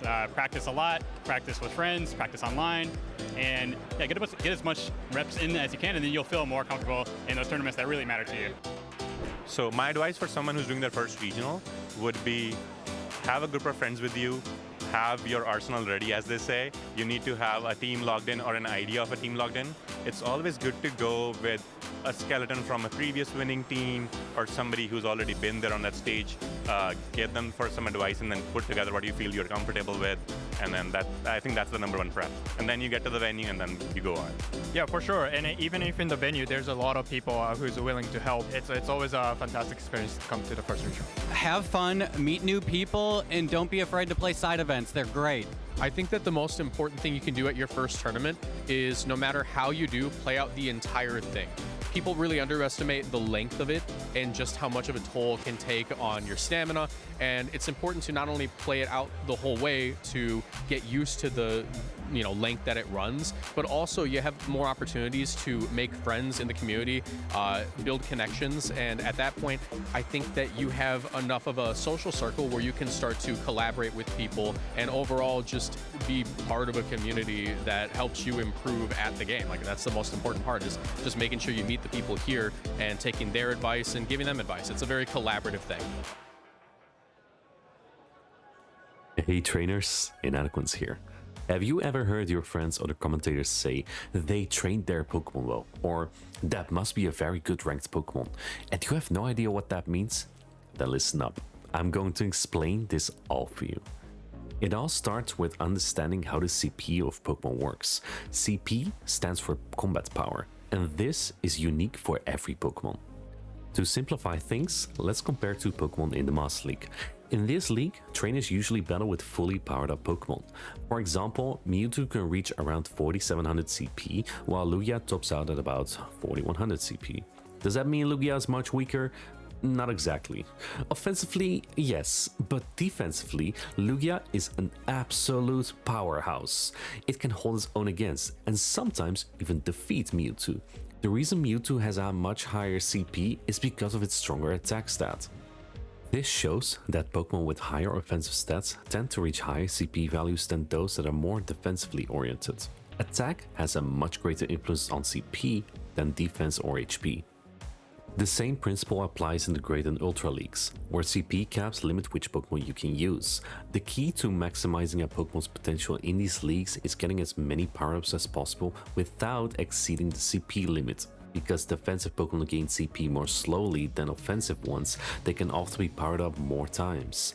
For example, in the Great League, you can typically power up Umbreon more times than Flareon before hitting the 1500 CP cap. Now that you understand the value of defensive Pokemon, let's look at what kind of appraisal you're aiming for. The idea is similar. A Pokemon with higher defense and HP and lower attack can usually fit in more power-ups before reaching the CP limit. By combining the maximum number of power-ups with a CP as close as possible to the league cap, you get the bulkiest stats of that Pokemon. This is what trainers often refer to as a well-ranked Pokemon. One important side note, when a Pokemon is very common in the meta, some trainers intentionally choose one with slightly higher attack. This is to win the charge stack priority ties, situations where both players use a charge stack on the same turn. In these cases, the Pokemon with a higher attack stat goes first. That small advantage can often decide the outcome of a battle, especially in mirror matches. I hope this helps you sort out which Pokemon you want to bring to the competition. Get involved and let us know what you caught for a battle, or even better, come show them off in the championships here. Visit pokemon.com/compete for more information. We can't wait to see what you got.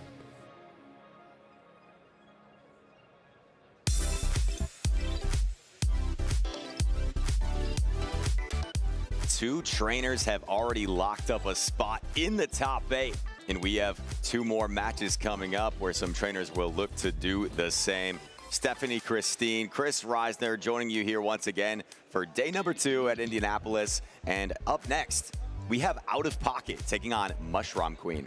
Yes, and these trainers have some fantastic wild card picks for us today. We have the Dondozo on Aiden's side of the field, Out of Pocket, as well as that Togetic. That's pretty fun too. We've been seeing that really pop off with Heat Wave.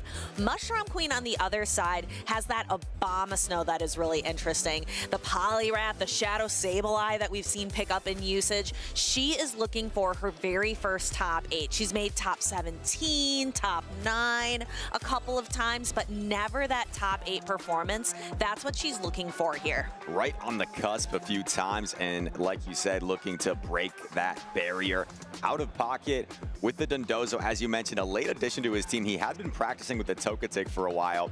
One Pokemon that jumped out for me in this matchup is that Shadow Annihilate. We didn't see it a ton from Out of Pocket yesterday, but if you look at the team of Mushroom Queen, it's really only got one check. the Shadow Sableye. That it does not want to see, but everything else, that Shadow Annihilate has a ton of play against. So if you are Mushroom Queen, that has got to be at the forefront of your mind. How can I put myself in a position where I don't let this Shadow Annihilate go too crazy? Yeah, but she has had time to think about it since yesterday, so maybe she has cooked up a couple of plans. Taking a look as well across the team, we see a little bit that I'm not sure with that Abomasnow. That might be a really good check to that Dondozo. Maybe keeping that Dondozo on the bench. Abomasnow, yeah, good play against the Dondozo, the Togetic, but it does have to watch out for that Heat Wave, of course. That would do double super effective damage. Out of pocket, what I liked from him yesterday was he really switched up his lines and made himself unpredictable to opponents. Mushroom Queen, she played tremendous yesterday, and I felt like she was able to stick to more so of a core, was really relying on that Poliwrath in a lot of games. So we'll see what she decides to do here. We can take a look a little bit more at these trainers' achievements as we lock in. We have it, I would say Mushroom Queen, the underdog in this matchup, having Shadow Sableye versus Shadow Fortress. We can go ahead to see those bug bites chipping away. We see the Unova Stunfisk get pulled out. No obvious answer from Pocket. The bug bites add up quickly in that matchup, so it led to a Mushroom Queen pivot, but I think Out of Pocket's perfectly content with this because he can just simply stay in this matchup, which is a winning matchup for the Fortress, and he has that Togetic lurking in the back, which he could later align with the Sableye. And Dondozo the fish is hanging out back there. It looks like he's content to switch out and use the Dondozo here. Though we can see that waterfall damage is going to be doing quite a bit. Let's take a look. What does Unova Stunfisk do to Dondozo? Despite being super effective, that's not very much. Not even half health of the bulky Dondozo. This is a lot of health still remaining to deal with, and how will Mushroom Queen most efficiently deal with it? It's going to be the Poliwrath job, and this is an outrage coming through. Now, it doesn't get same type attack bonus to Dondozo. It's very bulky, so it doesn't do as much as an outrage might normally do, but still a healthy chunk of health to the Poliwrath.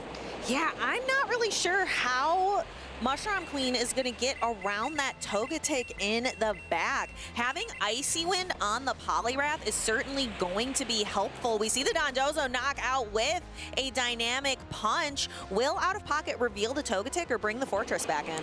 Wow, comes in with the Fortress, and surprisingly, these resisted bug bites do more than you would think. Going for an Icy Wind that gets the Protect Shield from Out of Pocket. This may lower the damage that each bug bite is doing to the Fortress. Do we ever see a pivot here? No, staying in with the Poliwrath. Perhaps wants to force energy off of this Pokemon, and Out of Pocket throws a Sandstorm just prior to the Chart Attack. Yeah, it looked like Mushroom Queen was trying to go for a swap, but was unsuccessful. Wants to keep the Poliwrath around, and then goes into the Sableye, but it's going to get met with that Togetic in the back. And Pocket just wants the fast attack pressure at this point, going directly for the Sand-Tomb. Mushroom Queen knows the Sand-Tomb, but this is going to debuff the defense of the Sableye, and there is no energy to be utilized here against the bulky Fairy-type Pokemon.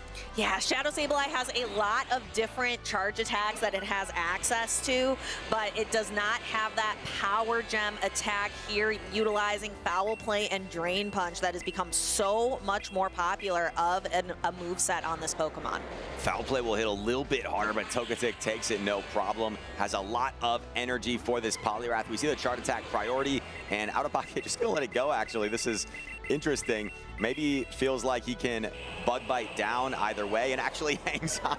I don't know if Out of Pocket's just flexing that he knows his damage calculations with the no shield there, but he takes game number 1 against Mushroom Queen.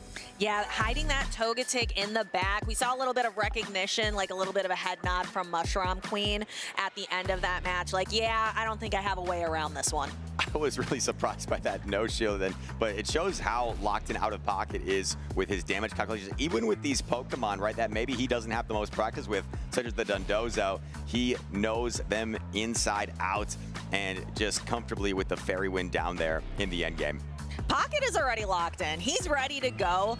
So we are just waiting here as we take a look at the replay. And there's that look of recognition, a little eye roll, a little shake of the head. There's just no way around this shiny Togetic. Energy just walled, and I don't want to keep repeating myself, but this Icy Wind right here, I doubted myself. I was like, maybe this doesn't knock out. No, definitely this knocks out. And then he no-show. I'm like, oh, I guess it doesn't knock out. So Out of Pocket with the Game 1 win. We'll see if Mushroom Queen makes some adjustments. I think one decision there was the instant pivot into Stunfisk. You kind of allow Pocket to dictate where he wants to line things. And here we go, lock in, game number 2. This is perhaps the lead that Mushroom Queen needs. Sableye into the Annihilate, and then we see the immediate pivot from both trainers. And our mid-line matchup here is going to be Shadow Fortress into Poliwrath. This is a much more favorable matchup for the Poliwrath. Poliwrath does have to deal with this bug bite damage that is, it always seems to do a little bit more than you think it's going to do.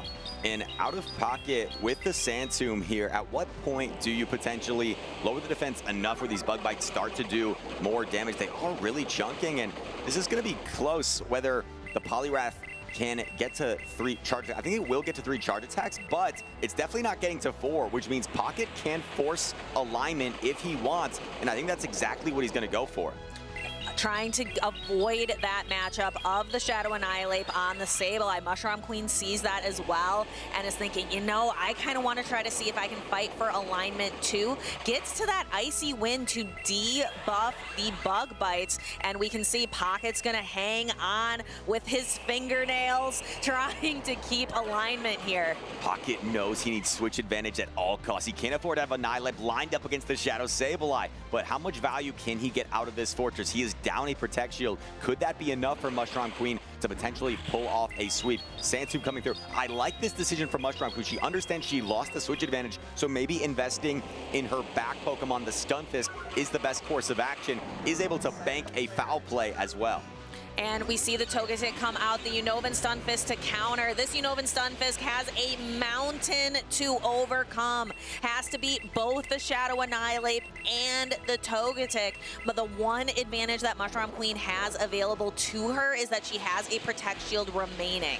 Pocket doesn't love this situation because he knows that the Stunfisk will outpace the 2 charge attacks. Goes for the Ice Punch here, so Mushroom Queen forced to put up the Protect Shield, wants to rely on the Stunfisk to close out the game, but it has been chipped a decent amount by the Annihilate. Is there any way that this chip damage could potentially allow the Togetic to overcome Stunfisk? That's Pocket's hope. So Unova Stunfisk is going to be going for the Discharge, but Togetic is going to outpace to Heat Wave. We don't see it go for it though. Looks like Out of Pocket wants to use that Dazzling Gleam. So we see the Discharge come through. Mushroom Queen maybe trying to think about will go for a catch and succeeds. Gets the catch onto the Sableye. Out of Pocket going for a massive undercharge here. His only hope is to come out of this matchup with a Dazzling Gleam, but I don't know if he's going to get there because this foul play plus Shadow Claw is going to be awfully close. The foul play comes through. We see Out of Pocket grimacing, showing his teeth. There's the Dazzling Gleam. He wasn't sure he was going to get it. Is this Dazzling Gleam going to be enough? 1 HP and a Dream. Stunfisk is bulky though. Both trainers looking on, and the Dazzling Gleam's enough. Pocket takes game 2. What an incredible endgame and celebration from Pocket. You can tell he is so excited. I think that took him a little bit by surprise. You mentioned this guy knows his damage calculations. He seemed a little hesitant there. He is fired up, I think, with how that game played out, because that looked like worst possible alignment in a sense, and Out of Pocket was able to overcome it thanks to the insane undercharge. That undercharge was perfect where he needed to come out with the Dazzling Gleam, and he got it done. What a game there from Out of Pocket. Yeah, and I think as well, when we take a look back at that game too, being able to reposition his alignment using the Shadow Fortress against the Poliwrath also really set him up for success in the end game. And an underrated skill, right? Undercharging is one thing, but undercharging off of a catch when you don't even see the health bar, right? You have to remember in the back of your mind how much health was on that Pokemon, and Out of Pocket was able to do so. We saw him fight for switch. I think this was the more obvious play, right? You lost a hard counter lead. You needed to fight for switch, so he did so. He was down a Protect Shield, though, and the Stun Fist up a Protect Shield was going to be dangerous to deal with. But Pocket had one play, and one play only he could make, and that was to undercharge and come out with a Dazzling Gleam, and he did it. How about this Togetic here? This has seemingly been the MVP for Out of Pocket. Yeah, we're going to see the Togetic come through in this end game for Pocket. So we see the catch. Mushroom Queen breathes a sigh of relief. We see the undercharge, the foul play. Pocket, we're going to see some emotion. There's the hesitation. He's not sure. He's saying, please, please, please, please, please. Please, please, and Togetic obliged. And then he's surprised, comes out with the attack. Absolutely insane. He only swiped a few bubbles, looked like maybe 3 bubbles on that Dazzling Gleam because it does so much damage to a Sableye. And if you knock out the Sableye, right, the game is completely over. So he, a player of Out of Pocket stature, I think he was even like surprised himself that he was able to flip that game. But the road is not over yet for Mushroom Queen. This was the winner side of the bracket. So even though Pocket has secured himself a spot in our top 8, Mushroom Queen is going to go down to the loser side of the bracket and still can continue to fight on, looking for that first top 8 performance. Absolutely. Mushroom Queen looking to continue on to the loser side, and those games were so close against one of the world's best in Out of Pocket, really showcasing his spice cabinet this tournament. I think you were talking about it yesterday, right? Sometimes he relies more on the meta, defining the meta, but he's gone outside the box this tournament after a little bit of a slump by his standards, and it has paid off in dividends for him now into the top 8.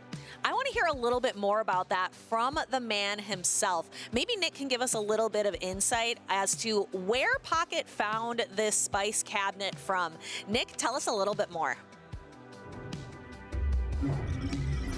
All right, thanks, Stephanie. I'm joined by Pocket, and I'll start with that question. Stephanie was talking about spice. Which grocery store did you happen to go to in order to find all the spice that you have on your team today? So let's just say my last adjustment to this team was made at 5:20, 5:25 in the morning, 5 minutes before team submission deadline on Saturday morning. I knew that the team that Harry and Eric are using, the one with the Celio and the Togetic, I like the Togetic part. I couldn't make Celio work because I just knew Dondozo is the play. I was just like, every team that I made that had Dondozo, it was just putting in crazy shifts, and I knew I had to include it. I was like just enamored by the Dondozo. Even if it wasn't the main piece of the team, it was always doing something that I was like, this is really good. And I don't know. So basically, it was midnight. I was on a call with Lyle and Sergio, and I was just like, we were just talking about like philosophy, not really like talking about team building, but just like, you know, stuff like what went wrong, what's been going on in the last year regional, stuff like that. You know, they offer some words of advice. And after that, I reached out at first to Steiner, and I was like, yo, I need help. And he's like, what do you need? And we started building teams. We were like, okay, let's run Dondozo. We like that. And then we just worked off like things that we should be including, like Licky Licky and Fortress, and then going from there. And then he went to sleep. So then I reached out to the people in Europe that were just waking up, like Jox and Maxi. And Jox was like, what if you run Steelix? And I was like, hold the phone. I love Steelix. So I included the Togetic because I liked how good it was in the Sableye, as you saw. Like literally the foul plays were bouncing off of it. So I just really like that. And the last adjustment was having Annihilate and Fortress. I had originally a Tinkaton because I liked Tinkaton plus Ape. But I liked that Fortress is a steal that's not bad into the grounds. As you saw against Mushroom Queen, I used Fortress as a way to handle the Stunfisk, and that's been pretty useful so far. So I'm glad I made these last second changes, and I'm really happy how well the team's been going on for me. Well, so it sounds like from your answer, you had maybe like a late night gas station stop for those spices, and also maybe you imported some from around the world a little bit too. We had a time to interview you yesterday, and we asked about your team composition, so I want to ask you a different question. Going into NAIC, what is your top pick for what's going to be meta, especially after we've had this most recent move update change? Honestly, I haven't practiced much before the changes were announced, and I haven't practiced much after. but just from looking at it, a lot of these new changes, the ones that affect NAIC, are very impactful. I think on paper, I really like Luminion. I actually was running Luminion before I had a good Dondozo in practice for some of the prior regionals, and I've always been impressed with its bulk, Aqua Tail being so spammy, and it getting Gust can really improve how well it does, and I think it's going to be a really good threat. Second question, Ledian. It's had so many move updates. Is this the one that finally makes it meta? Its typing just puts it at such a disadvantage, but honestly, I think it is. It has good charge moves. It has Dynamic Punch for coverage against the steel types that Bug and Flying types don't like to see, and now with Rollout, it's just going to be printing those, so I'm really excited. All right, well, thank you so much for your insights into this meta as well as our future meta at NAIC. Let's go ahead and send it back to the casters. Thank you so much, Nick, for giving us a little bit of insight, not only into how Pocket's created his team late at night, or early in the morning, I guess, for this weekend's tournament, but also a little sneak preview into the tournament 2 weekends from now at NAIC. A lot of insight, I would say, from Pocket on his tournament process. I don't know if that process will work for everybody, you know, submitting your team at 5:25 a.m. in the morning, right before deadline, so maybe don't follow his advice. He's a trained professional, but it's working for Out of Pocket. And coming up next, we have 2 trainers looking to make their first top 8 appearance in their career. It's going to be Caspian Pike taking on Dino.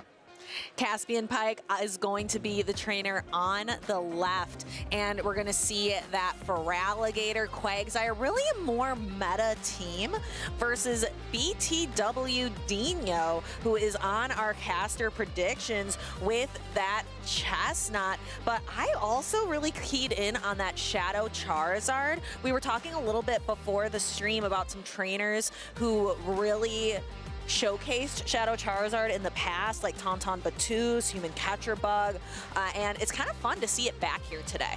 Shadow Charizard, once upon a time, really utilized that wing attack, fast attack, to generate energy quickly. Now you have the option for Ember, which is what Dino is on, and you generate energy even faster with incredible pacing to Air Cutter and that Blast Burn. So it is a Pokemon that can be very scary in the right positions. There are definitely some good counters to it on Caspian's team, so I don't know if we'll see the Charizard here, but another highlight pick from him is that Chestnut. The grass fighting type can certainly wall Pokemon like the Quagsire, like the Stunfisk, and here we go. Game number 1, it's gonna be Fortress into the Chestnut. This is not where Chestnut wants to be, because we're gonna start to see those bug bites really add up. Chestnut is just getting to its first superpower. I imagine we're gonna see a superpower and dip, and it's already lost about 1/3 of its health. And sometimes you have to think about, in a negative matchup, how can I best utilize this Pokemon? And the superpower and dip strategy is something that we commonly see with a Pokemon like Chestnut. Here we go, Licky Licky, the save swap, Rock Tomb coming in, going to lock this Licky Licky into a debuff scenario, and of course the mirror into the own Licky Licky. And this is a little bit painful, right? Your debuff, these body slams are going to do even less than they normally do to your fellow Licky Licky. And your heavier hitting move, Shadow Ball, is not an option. So we see that body slam do hardly anything to Caspian Pike's Licky Licky. So now the ball is kind of in Dino's court to think about how is he going to adapt from this. He had a losing matchup, superpowered the Fortress. Now his Licky Licky is debuffed and is going to go down in a body slam and some change. How are you going to deal with this very healthy Licky Licky next? Sometimes you look to escape and maybe clear that debuff and save that energy for later when you're not debuffed, but this was a charge attack priority, so at this point, maybe Dino is just going to be content letting his Licky Licky go down. He's on his 2 cycle on body slam. Oh, and Caspian doesn't want to take the extra body slam, so he's actually throwing one of his own. Caspian's Licky Licky is down to about 1/3 or a quarter of its own health. So BTW Dino has some options here. Actually going to bring the Chestnut back in order to get a little bit more utility out of this Pokemon. Going for some farm here. doesn't protect shield, so the body slam going to be able to take relatively comfortably. Another body slam coming through. Now, if you protect shield, this says Dino, you are able to get a full farm down, but oh, he doesn't protect shield. He's putting this all on his Feraligatr, but doesn't get off a charge attack there, and I think you simply have a Feraligatr mirror match here, all shields in play. Caspian seems to be in a strong position. A dominant position. Caspian has all 3 Pokemon remaining. BTW Dino has none. Even the shield scenarios are exactly the same. So Dino doesn't even have a catch opportunity here. And even had he swapped immediately and not allowed that extra Shadow Claw, I think only a few bug bites, right, would have taken away that Chestnut in the end. So perhaps an insurmountable situation to be in for Dino. Caspian gonna elect to let this Hydro Cannon go through. Yeah, Caspian is in such a great position here. It actually brings in the Bug Bite, and that's going to actually end the game a little bit quicker. All 3 Pokemon still on the field for Caspian, and he is able to take game number 1 in convincing fashion. So Dino going to have to figure out a way to change things up, and Caspian was able to really mitigate that Licky safe swap, right? That's something we've talked about as a staple in this meta. How do you mitigate that Licky safe swap and best take advantage of it? He did so by throwing the Rock Tomb with his Fortress, getting a lot of damage off, and then just absorbing all of it with his own Licky. Yeah, and it really didn't help that Dino didn't have a catch opportunity. He wasn't able to get that charge attack off. He wasn't able to pull away a Pokemon in the end game to even give himself like an extra option. It really was a Feraligatr mirror match with even shields at the end, and then Caspian just had more cards in his hand left to play. Right, and maybe trying to perhaps escape with the Licky, save a lot of that energy for later, when there's a little bit of a desync in the switch timer, could have been an option. Then you have some counterplay against the Feraligatr in the back, because it can't really Shadow Claw you down. So maybe something Dino will think about for game number 2, as we see him lock in, and one trainer still thinking things over. Yeah, I'm wondering if this Shadow Charizard has any play, because on the other side of the field, you've got the Feraligatr, you've got the Quagsire, you've got the Unova Stunfisk, and the Licky with rollouts. I like the idea of Shadow Charizard in this meta. It's a powerhouse, it's a fun wild card, but I don't know if it has any opportunities here against Caspian. Right, it feels really difficult to bring. You're basically just hoping to align it with the Fortress, and Caspian, this is one of those matchups where you say, I know you're not bringing Charizard, so I am bringing my Fortress every day of the week, and it catches a positive lead into the Grumpig. Shadow Fortress in the lead again, and we see a swap here, and it's actually going to be a Togetic safe swap this time. Now, the bulk of Togetic, I would think, probably allows it to fare decently in this matchup. Going for the Dazzling Gleam. Let's see if this Dazzling Gleam looks like it's enough to 2-hit KO the Licky. It's awfully close. You're going to need a lot of Fairy Winds as well to add up. But if there's a way Dino can flip the alignment here, he may have a chance to turn things around. Shadow Ball will be hit against the Protect Shield, and Togetic gets to the Dazzling Gleam first, and Caspian Pike actually opting to let it go. This might be enough almost to knock out. Caspian Pike sensing he can hang on and still get off a parting Shadow Ball, so he is going to just take his shield advantage, put this Togetic in a more manageable range where maybe he can farm it down with the Feraligatr, but Togetic may be able to get some useful damage here, and you can't really give up switch advantage if you're Dino. You have to go for this Dazzling Gleam, stay in, and we're going to see a Protect Shield come up from Caspian. Where is this Grumpig going to go, though? It doesn't want to deal with these Shadow Claws from the Feraligatr or the Bug Bites from Fortress. Grumpig just doesn't seem to have a winning position. It really would have rather been up against the Licky. It's going to have to go against the Feraligatr, knowing that there's a Fortress waiting for it. But like you said, not the best matchup for Grumpig. On even energy, Grumpig can actually flip this matchup because of the Psywave and Dynamic Punch. But with so much of an energy head start, this is not a good position at all for the Grumpig. And Caspian just putting on so much pressure with this Feraligatr, forcing a Protect Shield from the Grumpig, and now you are down a Protect Shield if you're Dino. Yeah, but going for that Dynamic Punch and actually forcing the shield in return from Caspian Pike instead of going for like perhaps the heavier hitting Shadow Ball. And we see actually a pivot into Licky. knowing he would get outpaced or even potentially farmed down by the Grumpig. He swaps into Licky Licky. The problem here if you're Dino is you have to go for a Shadow Ball if you're going to get rid of this before another Hydro Cannon, and he will do this. This should knock out the Feraligatr, but the Fortress is still fully healthy, and you need 2 Shadow Balls if you're Licky Licky to get rid of it. Yeah, 2 Shadow Balls, and this Fortress is going to have an opportunity to use a Rock Tomb, and there's no switch timer available for Dino. Shadow Ball coming through, but honestly, I'm not sure that this Licky Licky would even survive the Bug Bites from Fortress. You're approaching the charge attack as Caspian. Maybe Dino tries to go for some sort of catch, but gonna get off a parting body slam at least.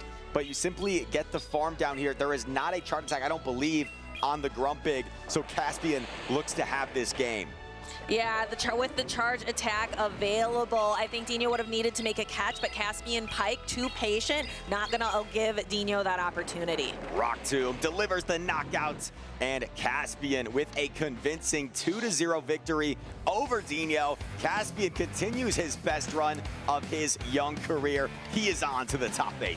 But it is not over for Dino. BTW stands for beginner to winner, and he is in winners round 1. That means he has an opportunity here on the loser side of the bracket. His day is far from over.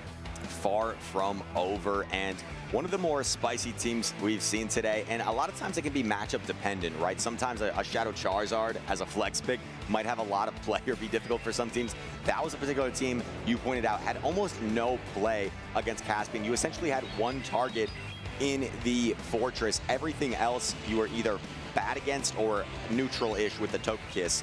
So Dino, you know, he kind of had to cross one Pokemon off of his team list in his notes and work with the rest. The Fortress ended up being too strong with the Charizard having so much coverage on Caspian's team.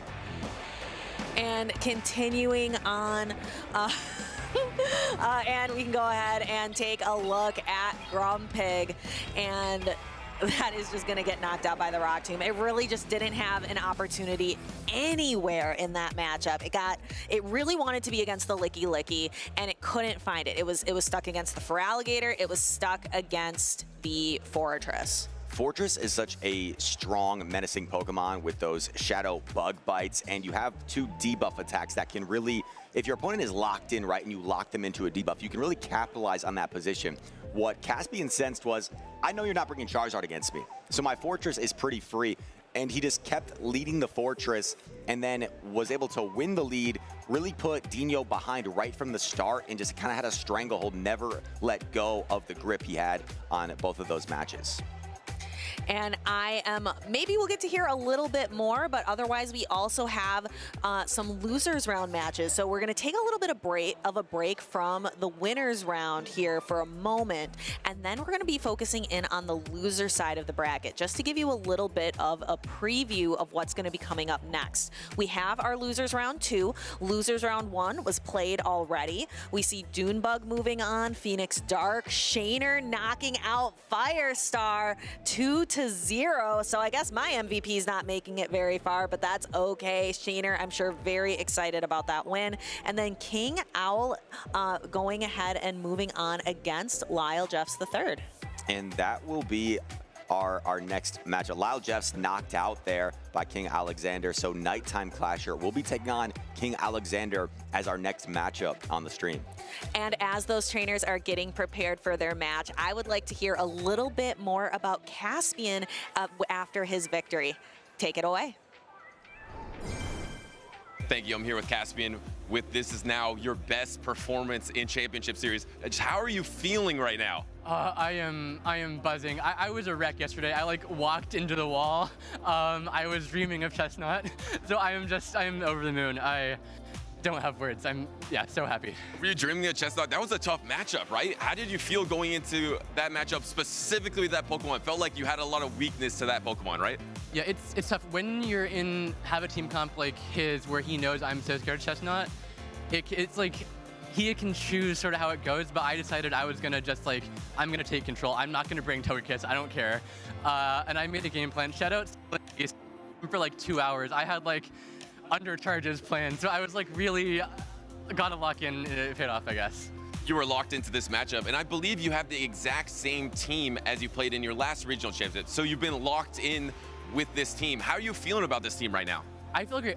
Nighttime Clasher said yesterday, like, you have to have that X Factor spicy thing, and I was looking, man. I was really I found nothing, and this team just worked, and I just thought, I've been using this team for months. I know it. We'll just see how it goes. Awesome. And I need to ask you, because this is your first season competing. You've actually only started competing this calendar year in 2026. You've made it 13th, 25th, and now you've secured top 8. Do you have any other advice for trainers out there that might want to repeat what you've been able to pull off? Yeah, I would say, I mean, believe in yourself, but I think the #1 thing for new trainers is watch back your battles, like record them, look at what you could have done wrong, because I guarantee you think you got RPS, there was something you could have done better, and like, if you look at that, that's how you improve and that's how you get here. Great advice. Do you have any shout outs you want to give? Yes, okay, it's my brother's birthday. Happy birthday, Connor. I think he's watching, love you. Happy birthday, Jacob, too. Shout out my faction, Brave Nerds, all of them, Motiques, Flying Pizza, all the locals in SoCal, Brando, Kevin, Justine, Gerald, everybody. And big shout out OG Blair Stories, who convinced me to come to Indy. I was not gonna go. Yeah, I probably missed a bunch of people, but I cannot think right now. It was a great choice to come to Indy. Congratulations once again, the Caspian. Let's head back to the casters. I feel inspired watching that interview from Caspian. He is so elated to be into the top 8. Congratulations for him, and hopefully not done just yet. Also giving some great advice to players that, you know, maybe it wasn't just, oh, I got team composition. Maybe you go back, you watch, you learn, oh, I could have actually done this differently and improve. And Caspian is showing his improvements onto the top 8 here at one of the biggest regionals of the season. As he said, it was definitely a good choice to come to Indy. We're going to let those trainers on the winner side of the bracket rest, but there is no rest for the weary down in the loser side of the bracket. They have a long road ahead of them, and we're going to spotlight them starting now. And Caspian said he got some advice from Nighttime Clasher where he said you have to bring an X Factor pick, a spice pick. And if I'm looking at Nighttime Clasher's team right here, I don't know which one it is. Is it the Fortress? Is it the Celio? Is it the Togetic? Is it the Shadow Sailor? He's got multiple picks. You could act as the X Factor. Okay, I guess not Fortress. Fortress is pretty common. Yeah. But the 3 other ones, the Celio, the Togetic, and the Shadow Sableye, all pretty unique on his team. So we'll see which one he decides to rely on more heavily in this matchup against King Alexander.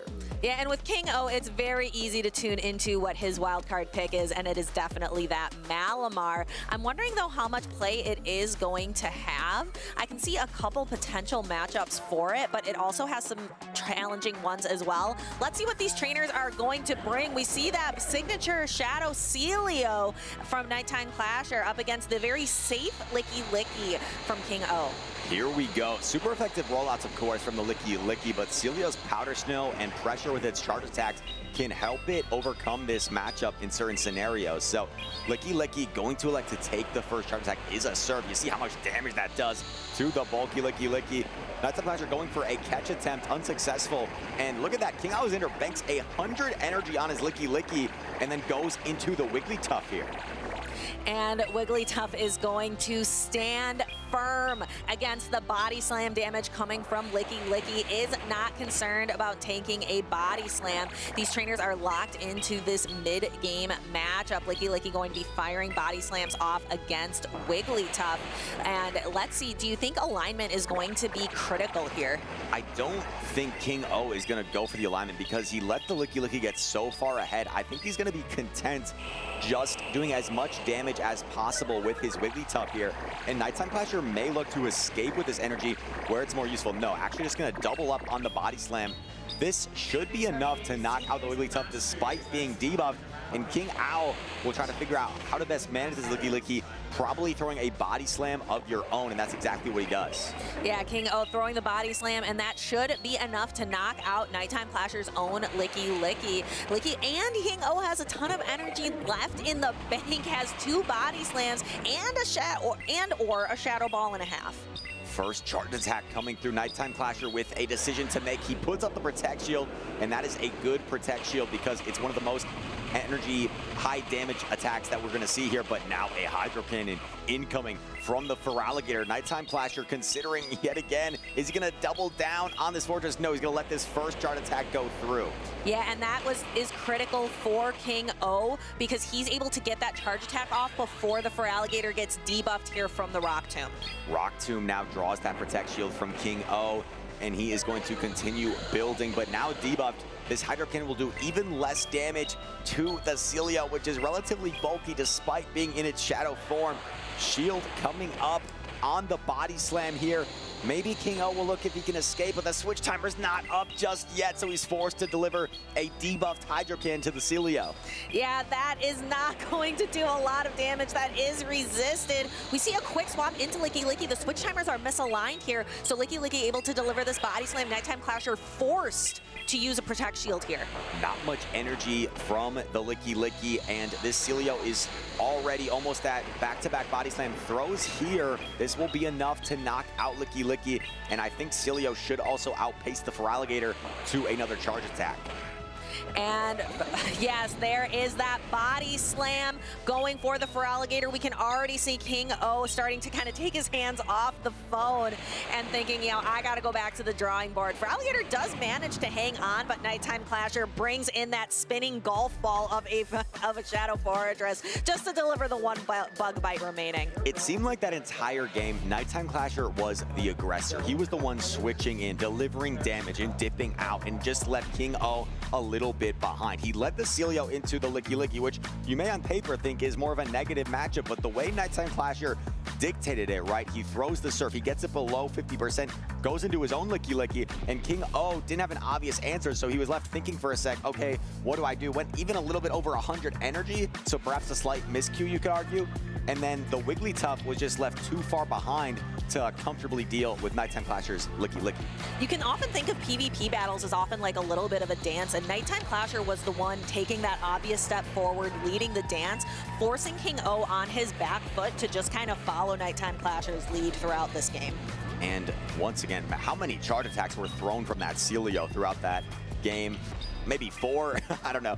And it delivers the final blow there to Feraligatr as one more bug bite takes down the Gator. Nighttime Clasher in control in that game number 1. King O will try to come back, and this is a big match. This losers round 2 is, you know, what gets you into the top 8. This is what gets you into the prize pool in terms of a money reward for your efforts here in Indianapolis. So there is a lot on the line in this particular round to get into that top 8. You also get another 80 championship points added onto this particular round. And championship points are critical. It's what locks you in for Worlds, getting high on that leaderboard for travel awards, because I know that some of these trainers are already thinking about LAIC in our 2027 season. I can't even get my head around the fact that some of these trainers are thinking about 2027 already.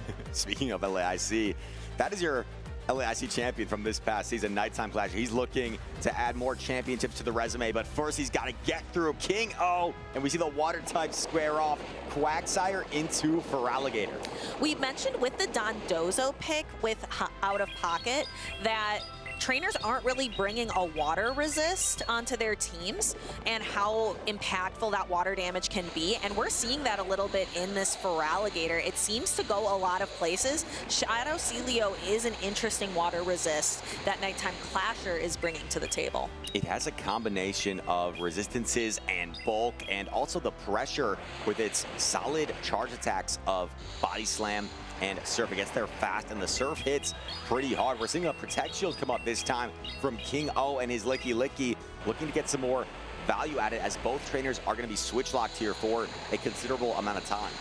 And we can see the super effective rollout damage is really chipping away at the Shadow Celio, but Shadow Celio paces really quickly to the heavy hitting Surf, and that boost from it being a Shadow makes it hit that much harder. Quick catch from Quagsire, and it's going to sit and absorb this Body Slam from the Licky Licky. Would much rather be here. That saves the Shadow Celio with a little bit of energy for later on in the match. Exactly, and that could be useful for Nighttime Clasher. Hydro Cannon coming coming through. I think Quagsire should barely hang on here and get to a Mud Bomb now, but that's going to force King O to expend more energy, getting off the Hydro Cannon to knock out this Quagsire. It's painful, right, to utilize an entire Hydro Cannon for something that's such low health.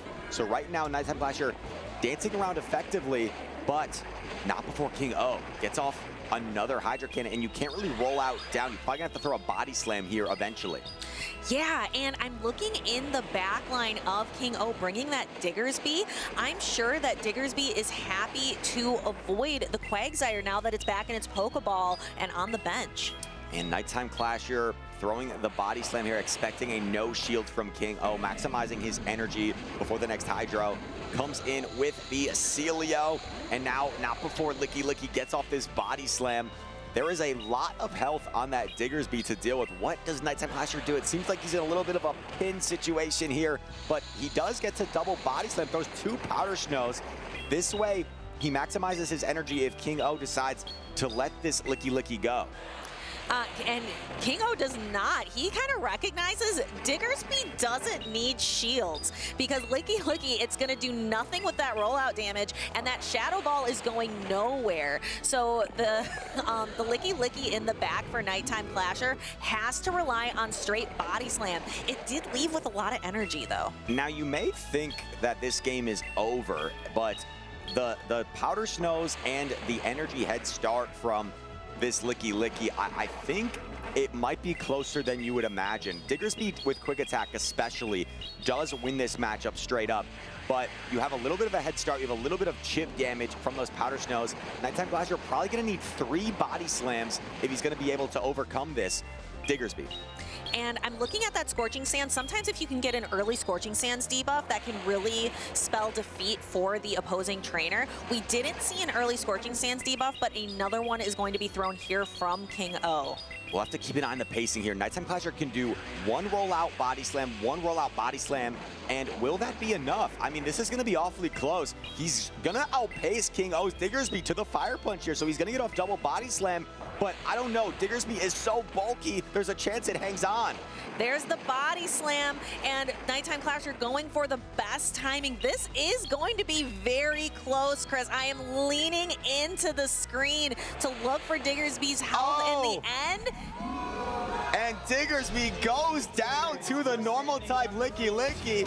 I told you that matchup's a little too close for comfort. Resisted rollouts, who cares? Licky Licky with the body slam spam knocks out its bulky counterpart, the Diggersby. I could have sworn that Diggersby was going to survive on just an HP or 2, but Nighttime Clasher, confident, stayed true to the course and was able to knock out with that final body slam. One other thing worth noting there was Nighttime Clasher did 2 rollouts in the end when he could have thrown after 1 just to get 1 more rollout worth of damage. Could that 1 rollout doing just a few HP of damage maybe have made the difference? I'm not sure, but he just maximized perfectly the damage calculations there to give himself his best chance, and the Licky Licky overcomes the Diggersby in that endgame. Came down to just a couple of attacks, and really, I think if King O had managed a Scorching Sands debuff, I think that would have locked it in for him. Absolutely, and that's the risk you run, right, with Diggersby. Well, a Scorching Sands debuff can be nice, but it's not always gonna go your way, and Nighttime Clasher did everything he could to maximize that energy. Sometimes, right, foregoing the good timing. I think we're at a place in our game, right, we talk about, charge attack timing, and sometimes players can almost rely on it, fall in love with it a little too much. Nighttime Clasher, there was a few times he went on bad timing because that was what helped him maximize energy and damage, and it ended up barely squeaking by in the end. Yeah, a lot of trainers, we talk about that good charge attack timing. You want to throw when you're a 2-turn fast attack like that Diggersby with Quick Attack going into a 3-turn fast attack like Licky Licky with Rollout. You often want to throw 1 or 4 was what we would consider good timing. And a lot of trainers get really locked into that and then end up making a mistake, like you mentioned. And you could see by Nighttime Clasher's reaction there in the end, he looked almost in awe as he looked out at the crowd, surprised his Licky was able to overcome the Diggersby, because that's like one matchup, which is the main reason people run the Diggersby, is to counter Licky, but you saw it can be a lot closer than you think, as Licky just straight up won that time. Another trainer who straight up won recently his very first regional championship, that's Arrow. And we have an interview coming up here with Butters and Arrow. Don't go anywhere, more battles soon to come. We're here at the Indianapolis Regional, and I'm joined by Los Angeles Regional Champion Arrow, and we're here to talk about a very unique Pokemon. We're here to talk about the Aegislash, the Pokemon that was on the championship team for Arrow. It is one of the most unique Pokemon in all of Pokemon Go because of the way it works, because it has 2 forms. It has a shield form and a blade form, but let's hear from the expert. How does that shield form work, Arrow? So the shield form, whenever it is in shield form, Aegislash will be generating energy rather than at the regular interval of 9 for Psycho Cut. It will be generating it at 6 per Psycho Cut. And the shield form's defense is somewhere in the 200 stat product wise, so it's very, very bulky. Has lower attack stats, so CMPs that you may be winning, may think you win, you don't. You don't win any CMPs except like Wobbuffet and Chansey. So that's the only things that it can beat CMP wise. Yeah, maybe Bastion too. The charge attack priority is not beating many Pokemon because of that low attack. But let's actually back up even one more stage. Which form does this Pokemon start with when you open into the battlefield? And how do you actually change forms with this Pokemon? Okay, so Aegislash starts the battle in shield form. And the way you would change into blade form would be you would attack with a charge move, whether it be Shadow Ball, Gyro Ball. I believe the third move is Flash Cannon. I don't recommend running that. Maybe next season is getting lower energies. Maybe next season. I still probably wouldn't recommend it. But those are the 2 moves that it generates, both being 50 energy. When you throw one of those charge moves, whether the move is shielded or not, it will transform you into the blade form. And the way that the blade form goes back into the shield form is that it will, when you shield a charge move, you transform back into the shield form. Or if you swap. If you are in the blade form, you can swap out, and when you return to the battlefield, you'll also be in that shield form. It's crazy unique because it's almost like 2 Pokemon. One Pokemon that's like a Bastion, it can just soak all of the damage, and then one that's like a Haunter. It just does a Shadow Haunter at that. It just does this incredible amount of attack when it's in blade form. But Arrow, as a regional champion with that Pokemon, how do you put those 2 Pokemon together, and how do you utilize that in a tournament? So the best way to utilize the shield form is try to pick the spots where you can generate a ton of energy, and also when you're willing to sacrifice a ton of health, because a ton of health may be 3 charge moves.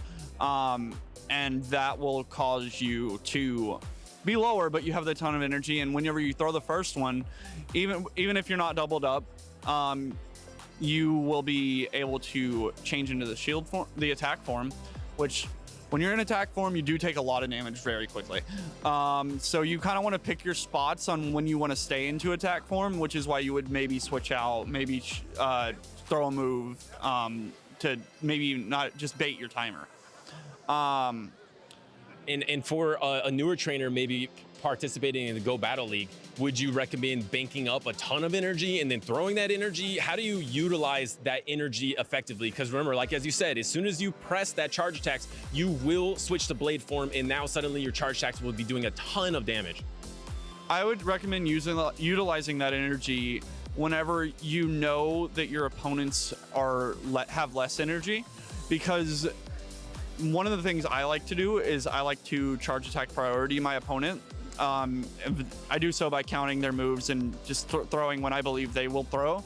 That way, there's no excess damage coming off of the blade form. That it would all come into the shield form, and then when you're in blade form, you can make the decision: do I want to stay in if you get a knockout and a Pokemon comes in, do you want to stay in? Because if it's a Lickitung that comes in and I'm in Blade form, I'm really happy about that because it takes Lickitung 12 turns to get to a Shadow Ball, whereas it takes the Blade form 12 turns to get to a Gyro Ball.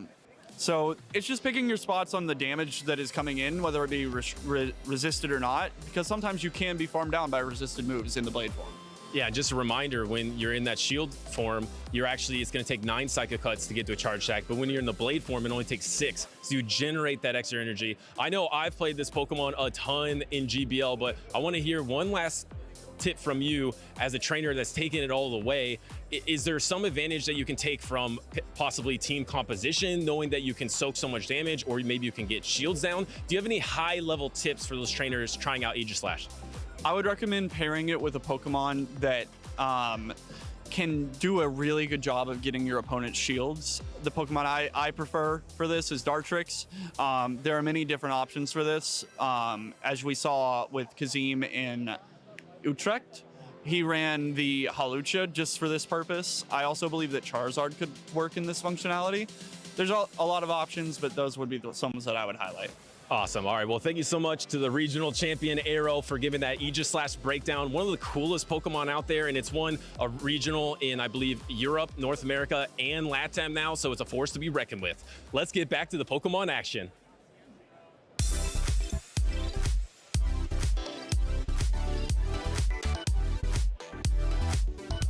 Aegislash is still the reigning champion in here in North America, but I didn't see any in Top Cut, so it looks like its streak will end in Indianapolis. But Aero was a trainer that got into Top Cut on that loser side of the bracket. I don't know if he won losers round 1. We'll find that out for you, but he might have a chance to be back-to-back regional champion. I am Tua Butters, joined by Phoebe. And he's running that Dartrix again. He swapped up the fire type. I must have had a premonition yesterday. I was talking, I think before the show started, I was like, I don't know what Ninetales does. I feel like Shadow Typhlosion would be really good. And hey, what would you know? He's got Shadow Typhlosion on his team. A new wild card. I mean, Aero is the king of wild cards, I think, and that is what kind of broke open the meta. You see a trainer like Aero where you're like, why are you bringing these ridiculous Pokemon? But now the trainers are like, where's my ridiculous Pokemon? What will it be for me? And these two trainers up next on stage is a trainer that's never made Top Cut before, Mateus, and also another trainer that's never made Top Cut as well in PvP, Shaner. So two underdogs here on that loser side of the bracket playing for their tournament life.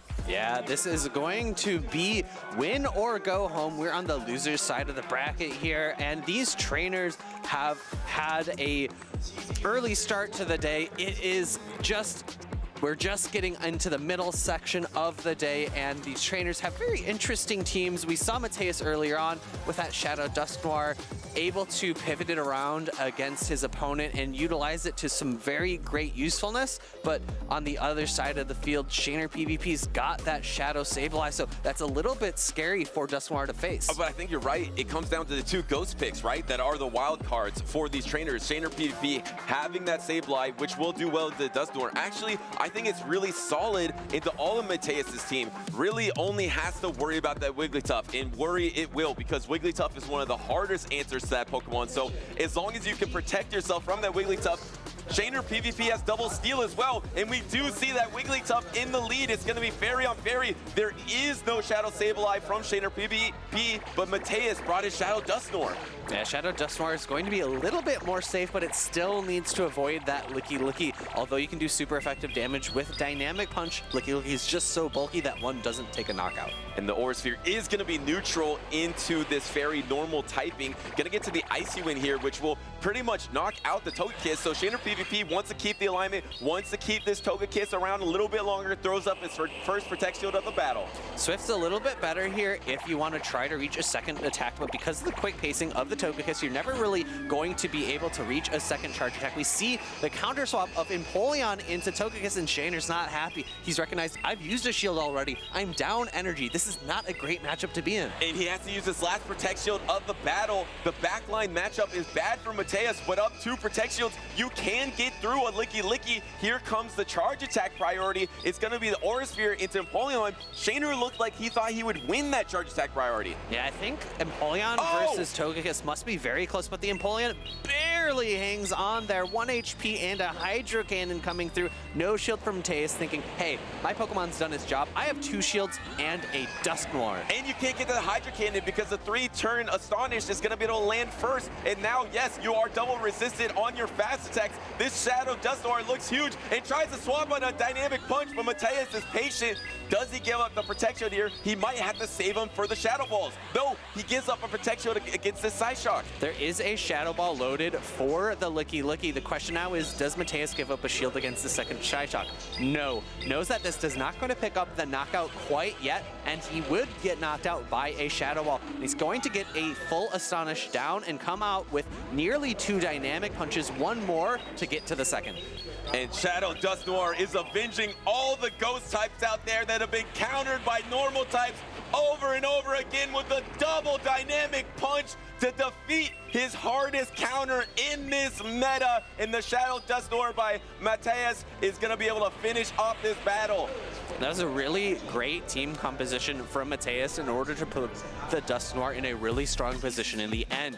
Wigglytuff is so good in the 0 shield matchups that he's able to force Shaner into using a first shield against his Togekiss. Togekiss, a very safe swap into a team that isn't going to be bringing that Shadow Sableye if you're very afraid of a double fairy combo. But Togekiss, Aura Sphere, and Psyshock doesn't threaten with charge attack, so we'll have to see if Shaner opts to bring that Sableye in game number 2. And that's what's cool about Mateus's lineup there. Yes, he brought the Wigglytuff to counter that Sableye like you're mentioning. And you said it could be good in the zeros. It also could be good with shields. So you have the opportunity, you can decide to either use your shields with the Wigglytuff or with that Dusknoir in the back. This time he made the proper decision. He had a 2 Protect Shield advantage just by safe swapping that Togekiss and getting the 2 Protect Shields with the Aura Sphere. That is definitely enough to clean up in the back. And we saw this before. The Shadow Dusknoir is a force up energy or up Protect Shields. It does a ton of damage, as you see right there.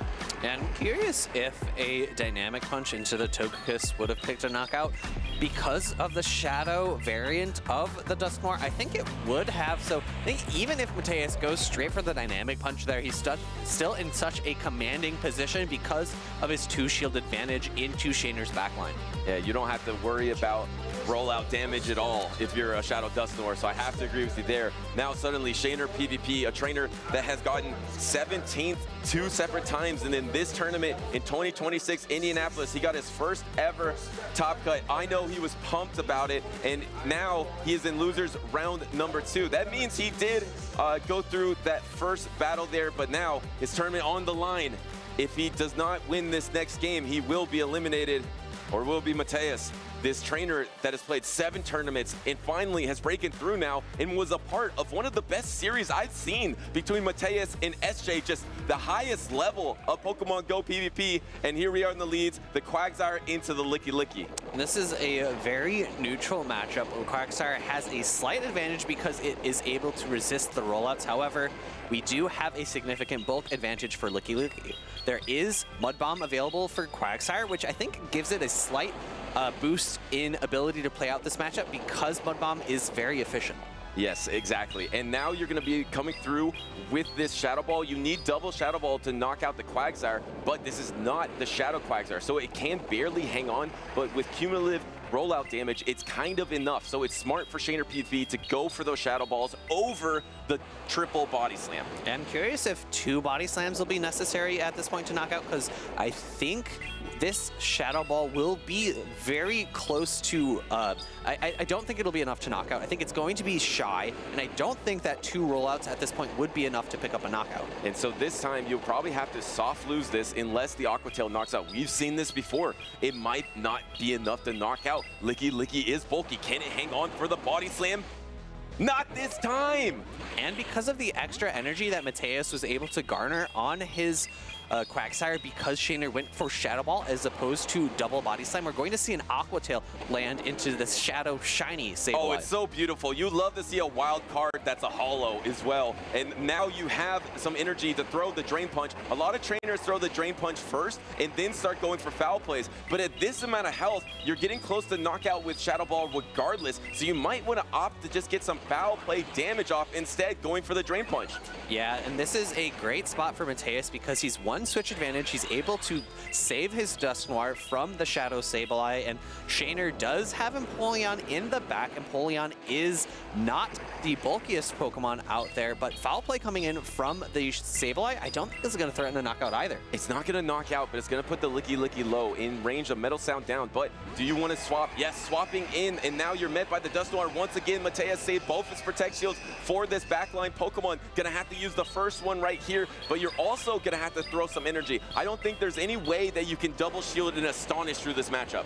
Yeah, I think going double Shadow Punch is the play, though, because even though the Dynamic Punch is super effective, Shadow Punch is going to do enough damage so that you can Astonish through. You can see just how much it does. And if you can get the second shield, you need the second shield here from Mateus. And does he get it? Yes, he gets it. So now he has to be able to Shadow Claw through this Dusknoir to get to a charge attack. But remember, the timer's coming up. That Licky does have an attack. Here comes the Shadow Punch. Shaner PvP knows there could be a combo play coming, and he's one Shadow Claw short of the Drain Punch. I think the Licky's gonna get there first. Yeah, the Switch Clock is available for Mateus. Oh, he doesn't go, though. He doesn't go for it, goes for the Astonish Down, and then throws the Shadow Ball in the middle of a Shadow Claw.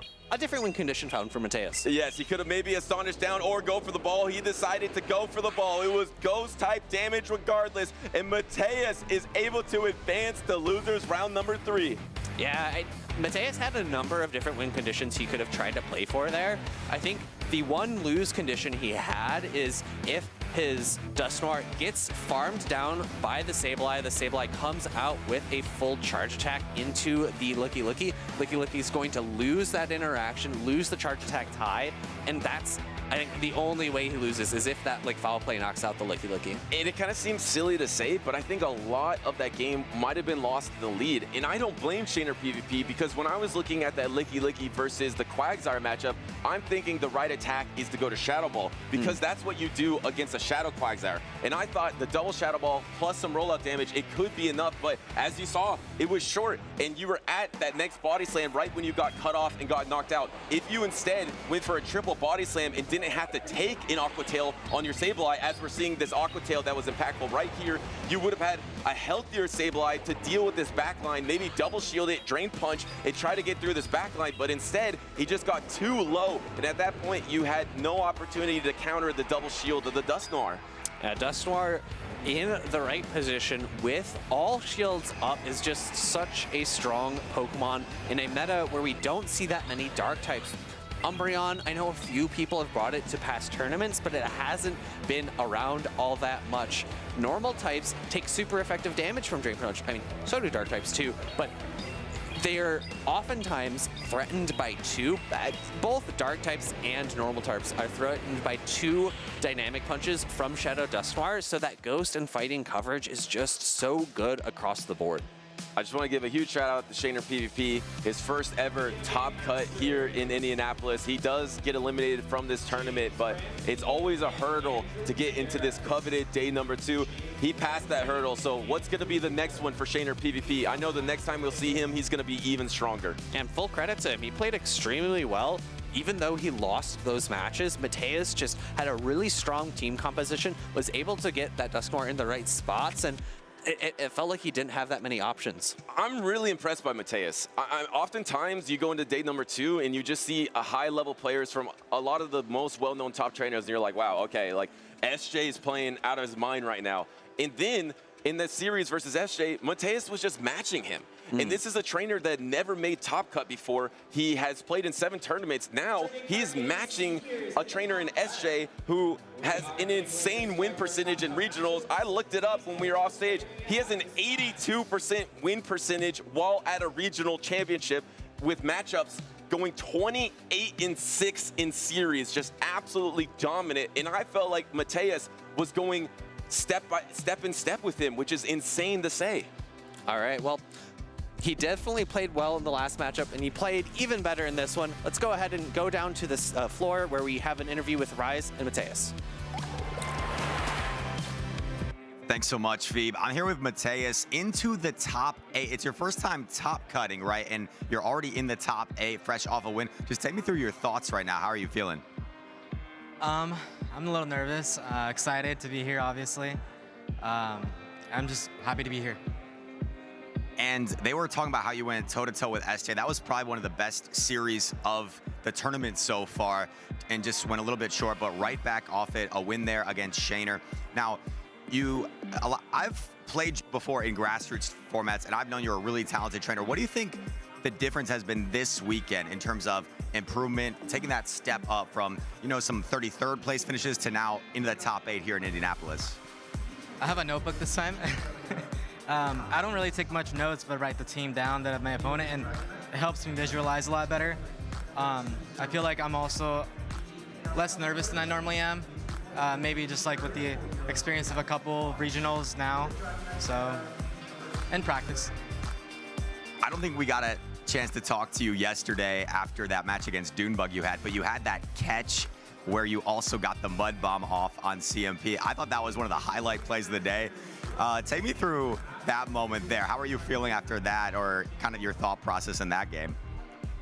Well, I knew I was behind the whole time, and I knew he was going to expect me to do that because, I mean, I felt like that was the only play. So I tried to wait till the last minute, and I got lucky, and it worked out. And then the Shadow Dust Noir as well, one of the more unique picks on your team. We saw it showcased there how it can overcome Licky Licky in certain scenarios. What was the thoughts behind the Shadow Dust Noir for this tournament? Well, I've been using it a lot on GBL, and I like it. I know that Sableye is also a popular pick, and I was told that maybe I should run that instead. And I'm happy that I kept Dust Noir because it helped me through a lot of the matchups that I feel like maybe Sableye couldn't. Absolutely, and you've showcased it well. Before I let you go, any people you'd like to thank or shout outs? I have a lot. Big shout out to RGR, Subtile Ice, and Tommy W for all the scrims and just helping me through with my team throughout the tournament. And really big shout out to my 2 daughters, Ali and Bella. I know you guys are watching and cheering me on, and my wife as well. So thank you guys. And all my teammates. It's a lot to name, but you know who you are. And everybody else I scrimmed with. Well, thank you so much, Mateus. Best of luck the rest of the way. Casters, let's get back to the action. Thanks, Rise. It's really interesting to see the positioning of Shadow Dust Noir in the meta. I agree it's a really strong pick, especially when we're seeing these wildcard picks that often don't have the bulk of the strong meta picks. And with a Pokemon that has a lot of fast attack damage, a lot of charged attack damage, you can see those Pokemon just melt away. And it's awesome to get that deep dive, to get the real nuances of those Pokemon. But for me, I enjoyed getting to learn a little bit more about Mateus as well. I love a trainer that I didn't know as much about. I get to hear more about his journey and where he's at, and he is playing awesome out of his mind. It could be the notebook or it could be the practice. We don't know, but he is a trainer to look out for on that loser side of the bracket. And up next, we're on that loser side of the bracket. 2 other trainers to look out for. I kind of want to shout them out individually because some trainers you might not know are as high on the leaderboard as they are. So for example, Phoenix Stark in the theoretical leaderboard going in the World Championships is in 17th place. He is quite high on this North American leaderboard. He is doing really well. You may not know it, but he is top 20 in the region. And then on the other side, Mushroom Queen in this theoretic leaderboard is around 27 in North America. So 2 trainers hovering around the 20 in this prospective region. This is a big matchup between them. Yeah, and Mushroom Queen's above some really strong names, 2 places above Caleb Peng, a few more above Elite, 2 really top tier trainers of their own. And they're not official yet because the points that they will receive here still need to be counted, and they still, could get more points. And to do that, they would need to win this battle. So Mushroom Queen versus Phoenix Stark, we got a matchup we don't see that often anymore. The Florges in the Stunfisk, you have the opportunity to do super effective with either attack. Dark going for the Trailblaze. Yeah, this is a matchup that by typings looks very neutral, but by charged attacks is not.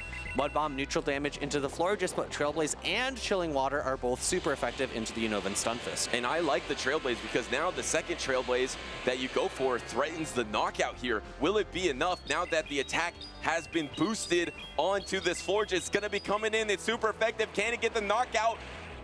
Yeah, it's knocked out, and now you're in a terrible position. You don't really have a clean way to farm down this Florges. Yeah, in comes the Abomastow, an immediate pivot out into the Poliwrath, one of Phoenix Dark's wildcard Pokemon for the weekend. In the back, Mushroom Queen has Sableye. I think at some point she's going to need to pivot it in order to avoid that Florges that Phoenix Dark brought in the lead. In first, trying to get a Protect Shield down with this super effective Energy Ball, which will be lower energy next update, is gonna get Protect Shielded now. Do you try to swap on a Dynamic Punch or an Icy Wind onto the Sableye? No, actually just staying in. Maybe gonna use one of your Protect Shields here on this Dynamic Punch. Maybe thinking it's gonna be the neutral bait, and no, picking up that Protect Shield. Great shield choices from Mushroom Queen. No shielding the first, shielding up the super effective second. In comes another Energy Ball. Will Phoenix Dark use both shields in this matchup?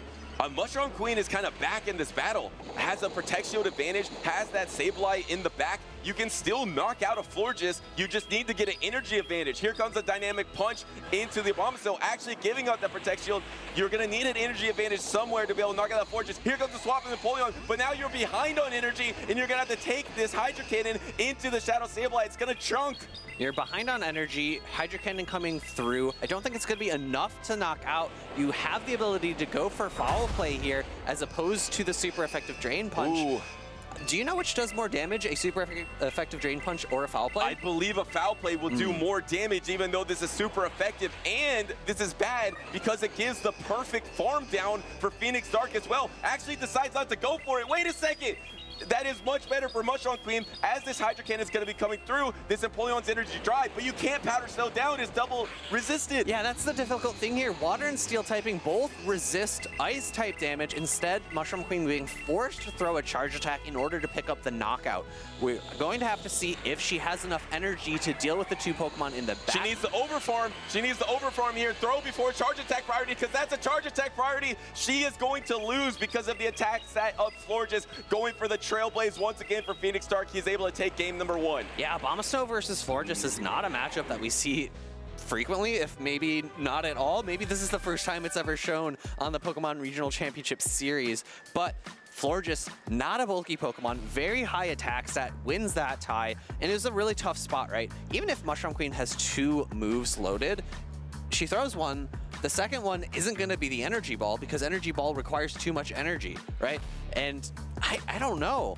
Super effective Energy Ball into a Poliwrath. Poliwrath is incredibly bulky. With how much health it had, I'm not sure if it picks up a clean knockout. It would have been tough. I think maybe another win condition could have been investing in that Sableye. The last Protect Shield did go to the Abomasnow. If you had that Protect Shield advantage, maybe you could have shielded through the Empoleon, or even the Florges at that low health. You can knock it out with a foul play. You just needed to get an energy advantage, and to get the energy advantage, you needed to come in against this Poliwrath.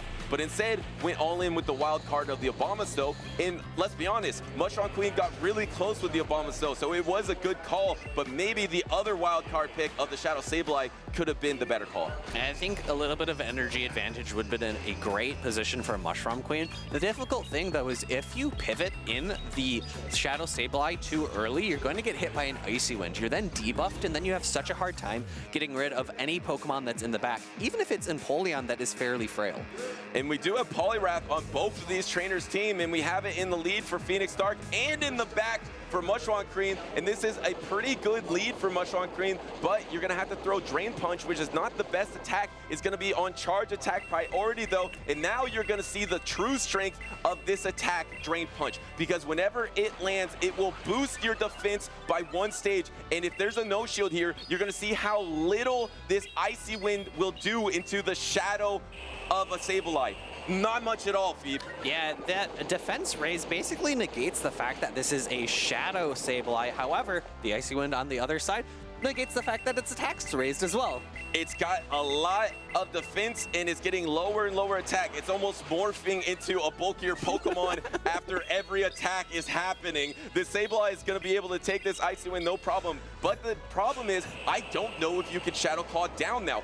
We won't get to find out because there's a swap into Empoleon, banking a little energy, counter swap into the Poliwrath, but you have to worry about this super effective Drill Peck. It's a bit of a late counter swap by Mushroom Queen, but because Poliwrath is an incredibly bulky fighter, we're going to see that it just just does over 60% of the remaining health of the Poliwrath. Oh, this is so very risky. sneaky bait. This is so risky. It is double resisted, and it gets protect shielded by Mushroom Queen, and it's gonna lower the attack of the Empoleon. Phoenix Stark is rolling his eyes on that one. It was either super effective or double resisted, and he guessed wrong. Yeah, and it's an interesting bait because you're not taking all that much fast attack damage from these metal sounds, but at the same time, you're still needing to shield a drill peck if it comes afterwards. And if you look at the backlines, if Mushroom Queen does maintain alignment, she has that Abomasnow to meet the Florges. Swapping in on this Drill Peck as well is going to be able to knock out the Sableye. A little bit of an undercharge, so Phoenix Stark wants to try to get a fast attack down, but it does get the knockout. You're going to be able to absorb all of the charge attacks from Florges and resist them because of your grass typing on Abomasnow. And importantly, she's preserved the Poliwrath so that she can reset the debuffs at any point. Oh, and then swapping into the Florges, not very effective on this dynamic punch, but now you know where the Florges is. You just bring in your Abomasnow. So wait, no, she's switch locked. This is tough. You will be able to get to one more charge attack, get to that Ice Wind before you get knocked out. But now Phoenix Stark will have energy. The problem for Phoenix Stark, this energy doesn't go anywhere into the grass type of Abomasnow. The potential win condition for Phoenix Stark here is lowering the attack stat of this Abomasnow low enough such that a energy ball into the neutral Empoleon, Water and Steel doesn't pick up a knockout, and I think because you're going to be able to get to 2 Chilling Waters here, you have a potential chance of doing that. Look, no more Poliwrath in the back. Look, everyone, I think we're setting the record for buffs and debuffs in a battle. I don't think I've ever seen more buffs and debuffs in one singular battle than I've seen in this one. Yes, the attack has dropped here. It is going to be neutral. Is it enough to knock out Empoleon?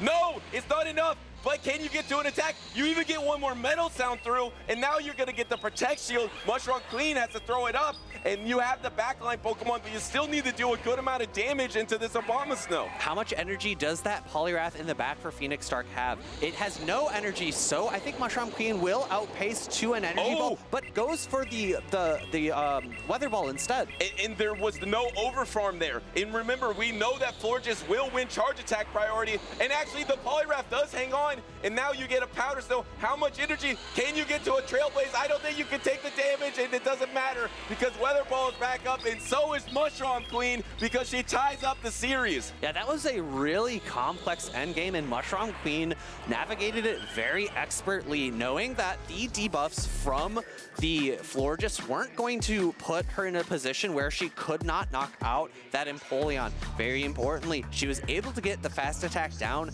afterwards, with only taking an additional 1 metal sound. Those metal sounds are super effective into the ice subtyping of Abomasnow, so if she took many more, they would have started to add up. We were looking at 4 buffs and debuffs in the lead, 2 Drain Punches and 2 Icy Winds. Then the next matchup, we saw an Icy Wind bait on that Poliwrath. We saw 2 Chilling Waters. We at least saw 7 attacks that changed either the attack or defense of these Pokemon in this battle. You said it gets complicated. It gets exponentially more complicated every time a Pokemon changes its stage of attack or defense. It becomes harder to play, and I think that might have been one of the most amounts of attack drops or raises I have ever seen. The question is, when you see a Night Slash boost, do you count it as 2 or do you count it as 1? I count it as 1 in my count. It is a 2-stager, but you only get 1 in my book. And I know there's been a couple of times where someone like Dunebug has thrown like back-to-back Night Slashes and gotten the boost both times, back when Night Slash gave you 2 attack raises. So, you know, that might count as 4. Maybe you're a little closer to 7, but I think 7 is a pretty high bar to follow up. It really is. And now we're locked in to game number 3. Both these trainers, they're around top 20 in their region, in their tournaments on the line. Who's gonna come out on top? We got Poliwraths in the back, and we got 2 Pokemon weak to fighting. And look, Dark found one of those Pokemon with his Poliwrath. And Mushroom Queen was able to pull out the Poliwrath with her Licky Licky switch, but in the lead, she actually had the Abomasnow. She was a bit ABA weak to this Poliwrath, but able to get it into a slightly better position. It would be absolutely awful on her Abomasnow. Using the Protect Shields on this super effective Dynamic Punch, I think that's smart. Keeping this Licky Licky alive, if you can somehow match it up against Corsola again in the back, I think you double down here. Mushroom Queen is thinking about it. I think it could be so valuable to keep the health. I love this decision from Mushroom Queen because you get back to your timer and you can maybe just swap into your Abomasnow, but that's gonna be tough for your opponent. So actually, I don't know how you're gonna get out of this. I do like the swiping effects. It's crazy chaotic. Yeah, I'm pretty sure she's picked that up from Galaxical Walton, who was the first person to showcase that. But instead of her pivoting, it's actually Phoenix Stark, and now Mushroom Queen's able to get her Poliwrath onto the Empoleon. However, Phoenix Stark has a shield advantage. And the problem is, yes, you can get a Protect Shield here, but you're already going to get outpaced because you came behind on energy. But again, here is Ice Wind Bait. You have to shield it though if you're Phoenix Stark. It feels bad to shield a double resisted attack, but you have to do it. He's shaking his head. I had to do it. There's no other option. That would have been an insane call for him to make, recognizing that Mushroom Queen was willing to throw an Icy Wind Bait in the last game where it was a little bit more risky, whereas here, I think it's a little bit more safe. Phoenix Stark has 2 shields, right? So he's highly incentivized to shield a potential Dynamic Punch. And bringing in the Abomasnow, trying to land the Energy Ball, trying to get the last Protect Shield of the battle, Phoenix Stark is thinking about it. Is this the best attack to do it? Yes. And now I think you get out of here. You swap into your Licky Licky and you try to get to an attack. Actually, no, just staying in, trying to have that Licky Licky. There, swapping, trying to catch a Drill Peck. Instead, there's a Shadow Ball. I don't think it's going to be enough to knock out, though. And I think it's going to be just shy, and I think even if Phoenix Stark decides to pivot... Oh, wait a second! Wait a second! It knocks out!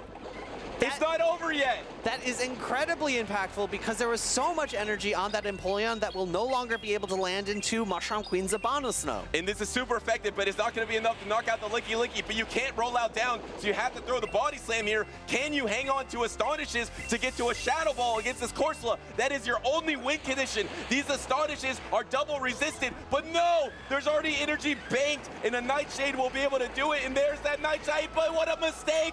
It was on Charge Attack priority! What a mistake from Phoenix Stark. Here comes the super effective Shadow Ball on Charge Attack priority. I think this might be Mushroom Queen's only potential win condition. Getting the Charge Attack tie, she is so happy with this. This is a lot of energy from Phoenix Stark, and now he's not at a Power Gem. He needs a Power Gem, super effective damage into the Abomasnow in order to potentially knock out. But is this Weather enough? Ball goes first. I don't know if it's enough either. It doesn't do that much damage. It's not the strongest attack. Corsola is so bulky. Can Phoenix Stark hang on and hit the Power Gem? No! It's Mushroom Queen advancing in Indianapolis. Unfortunate series of events for Phoenix Stark there. Charge Attack tie into the Shadow Ball. Shadow Ball doing so much super effective damage to that bulky Galarian Corsola, and that is going to be 2-1 Mushroom Queen moving on to losers round 3. Only 10 spaces separate those 2 trainers theoretically on the North American leaderboard, but now Mushroom Queen might get some more points in this tournament to try to catch up to Phoenix Stark. What plays to be able to hang around in that series, but well done by Phoenix Stark as well. He is at least probably around top 20 in North America, a trainer you'll have to look out for at the World Championships as well, but he is eliminated here today. Yeah, both of these trainers are, I will say, I feel fairly confident in saying this, locked in for going to Worlds. Yes. They should have their position secured. It'd actually be, I think, like a mathematical impossibility for neither of them to qualify at this point. Really great performances by both of them at Indianapolis. We'll have to see if either of them decide to go to NAIC as well. And what a series they just gave us, right? With a lot of Pokemon we don't see a lot. We have Poliwrath being utilized on both of these trainers' teams, and we have the Abomasnow from Mushroom Queen. We even have the Shadow Sableye. I know it's top 5 in usage, but it's a Pokemon that we really haven't seen a ton here in North America in the regional circuit. And then even the Florges is kind of spicy for Phoenix Stark. So what a show some of these trainers, or these 2 trainers just put on. Just amazing stuff here in Indianapolis. And Poliwrath's such an interesting Pokemon because it has a very open move set. You have the ability to run Ice Punch, Icy Wind, Dynamic Punch, Scald. I think you even get access to Hydro Pump, but Hydro Pump is a move that we really only see on Azumarill because it does not have access to that many charged attacks. It's such a unique Pokemon. I think it has a really smart spot in this meta. You're able to take a Drill Peck from an Empoleon. You wall off Empoleon's fast attack damage.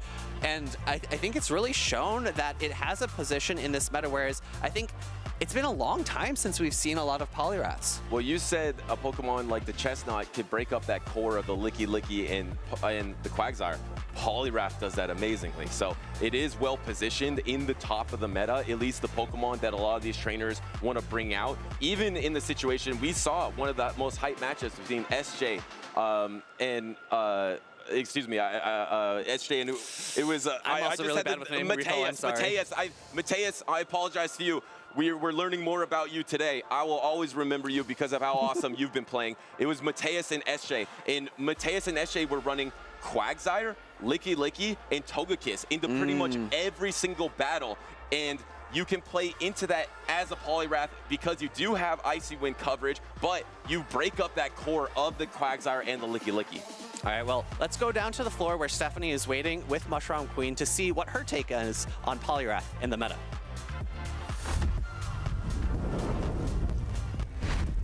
Thank you so much, Nick. I will get to Poliwrath, don't you worry. But first, I really just want to paint a picture of how Mushroom Queen got here today. So yesterday, you had a very decisive 2-0 victory against Freezing Sun, and then that locked you into today's match. And then earlier this morning, you played Out of Pocket, who he was able to take you down to loser side with that really clutch. He had that 1 HP survive on his Pokemon. So how did it feel coming into this matchup? Because you've been here before. Day 2, you start on winner's side, you get knocked down to losers. How has that been feeling for you? I'm just over the moon to be here and finally make it to top 8. I was like super nervous once I finally got knocked down into losers because of Pocket's 1 HP survive, which was crazy. And then the battle yesterday, I thought Abomasnow had so much play into his team. I think it's such a fun pick. That was kind of my whole idea behind like teams for this tournament as well, was like just run things that I've had fun with and have had success in the past with. And let's talk a little bit about the match you just came from. We were seeing attack buffs and debuffs going back and forth. It was crazy. How did you keep track of everything? How does it feel? Okay, so to keep track of things, definitely take notes. It's super helpful. It was also super fun to play another Poliwrath user for the tournament because I don't think I saw any others. And then that I felt was like the game-winning debuff when the energy ball landed, and I was just like, I can swap, and as long as he doesn't catch, I think we're good. So it was very exciting. And Nick wanted to hear a little bit more about that Poliwrath pick. So tell us a little bit more about your team construction. Okay, absolutely. So I watched Inadequates use Poliwrath way back, and then I was like, okay, I think this is a really good Pokemon. So I tried it with Counter, obviously had some serious issues with Togekiss, and was like, okay, this time we're gonna run it with Mudshot so that it at least can have much better pacing, a little more flexible into that matchup. And I think having the coverage with like Abomasnow and Stunfisk really helps open up Poliwrath to do its best. And if I'm not mistaken, there are 4 trainers left in the loser side of the bracket, 4 in the winners. 4 plus 4 is 8. You've made top 8 for the very first time. Yes. So let's hear it. Top 8, first time. Very exciting. Is there anyone you would like to thank and credit for your help along the journey? Oh my gosh, I have so many people to thank. Of course, I'm gonna shout out my factions, Wing Attack, the Northern California PvP team, Abhinav for helping me so much throughout the middle to the end of the season, and then of course one of my best friends, Fern, who came with me to stay here. Thank you so much for taking some time with me today. I'm gonna let you go ahead and prepare for your next match on the loser side of the bracket. Casters, let's see some more battles. Congratulations to Mushroom Queen on her very first top 8, and what a way to get there with some of her favorite Pokemon that she's been using throughout these different tournaments, and now the key might have been that Poliwrath in this tournament. Up next, we have some trainers on stage that have been using some spicy picks as well, because we got BTW Dino, and Dino, if we didn't mention it before, this is also his first top cut, so a ton of underdogs here. And I want to shout out how many times he's been running Shadow Charizard in tournaments, because it's crazy. He ran it in 2026 Orlando. He ran it at NAIC. This trainer loves the Shadow Charizard. He has it here today against Dunebug. Of course, number 5th in all of North America, maybe one of the best trainers in all of Pokemon Go Championship Series. Obviously, the most regional championships in any person in Championship Series. Series history has a signature pick, a wild card pick of that Jellicent, which Jellicent is a Pokemon we see more in Go Battle League, right, Viv? But you don't really see it that often in Championship Series. Yeah, it's definitely been pushed out of the meta, and early on in the season, some people were talking about it a little bit, the lower energy cost of Shadow Ball, but Guzzlord was around so much. Nowadays, there's Licky Licky that's keeping it out of the meta, so maybe Dunebug's thinking, hey, I think I could get away with this if I construct my team to hard answer those Pokemon. But here we go, game number 1, BTW Dino versus Dunebug. That's for Alligator against Shadow Altaria. It's always nice, the instant pivot into Licky Licky, and now he's met by the Empoleon, but he got a 2 rollout advantage, or at least a rollout and a half, so he can get to the double Shadow Ball, I believe, before the double Hydro Cannon is available, which would be tough for Dunebug here. First Shadow Ball doesn't threaten a knockout. A Body Slam will not threaten a knockout afterwards, so Dino will have to reach for this Shadow Ball. And there comes the Hydro Cannon into the Licky Licky. There is gonna be no Protect Shield on that. Is the Shadow Ball available? It is, but it's on charge attack priority, so not quick enough for Dino on that swap, and it is gonna go down. No, actually uses the Protect Shield here, gonna throw on charge attack priority. I like this too, because now, as you saw, the timer is back up, but it doesn't matter because Dunebug does go down. A bit of a risk for Dunebug to do that charge attack tie. If Dino had gone for a rollout, he would have gotten 3 turns for free. However, Dunebug okay, giving up switch advantage, getting a shield advantage. In comes the Shadow Altaria, going to take a little bit of chip from this Body Slam. Body Slam lands into the Altaria here. Do we see a full farm down before the next Body Slam? He does secure it. How many times have we seen Dunebug get full farm downs with the Shadow Altaria in this tournament? Here comes the Togetic, the hard counter it, swap into the Stunfisk, but the Stunfisk has an energy lead and a shield lead against this water type of Feraligatr. This is looking a little bit tough for Dino. I think he does have some opportunity. He can take a super effective discharge. He handles that nicely because he's not Shadow Feraligatr. If he's able to pull away both shields with his Feraligatr and land a Heat Wave, I think maybe there's a chance. Maybe Dazzling Gleam's necessary to pick up the knockout. This is going to be so tough here because you're going to have to get through the Stunfisk first, and now the discharge is not going to be thrown. Looks like he's just going to go for the Protect Shield and farm down to keep that energy against the back line of the Togetic. That's a smart play by Dunebug. The timer is not back up, so you just have to sit there, take that Thunder Shock, and pretty much at the double discharge already. Yeah, I think this is a really smart play by Dunebug, getting a ton of energy onto the Stunfisk, knowing that 1 discharge will not be enough to knock out. Looks like 2 aren't enough to knock out as well, and the Dazzling Gleam coming through on what would be a charge attack tie, but Dino recognizing this, not falling for it, going for an extra Fairy Wind. The thing is, the Stunfisk is not even in range of Dazzling Gleam, so even if you throw it here, it doesn't really matter. We're going to see how much damage it does because he does win charge attack priority into Stunfisk. It is a pretty strong attack, and it's fairy type neutral damage. It just doesn't do nearly enough. And we also know that the discharge won't do enough, but the Altaria is in the back, and I think we're going to see a combo play with a Sky Attack or a Flamethrower. Yeah, there's so much energy on that Shadow Altaria. Dunebug recognizing that there is very little energy remaining on the Togetic, and that is going to be game number 1. Going over to Dunebug, a very strong team compositional advantage here. We'll see how Dino adjusts for game number 2. Dino, I think it's time. I think you need to unleash the Chestnut.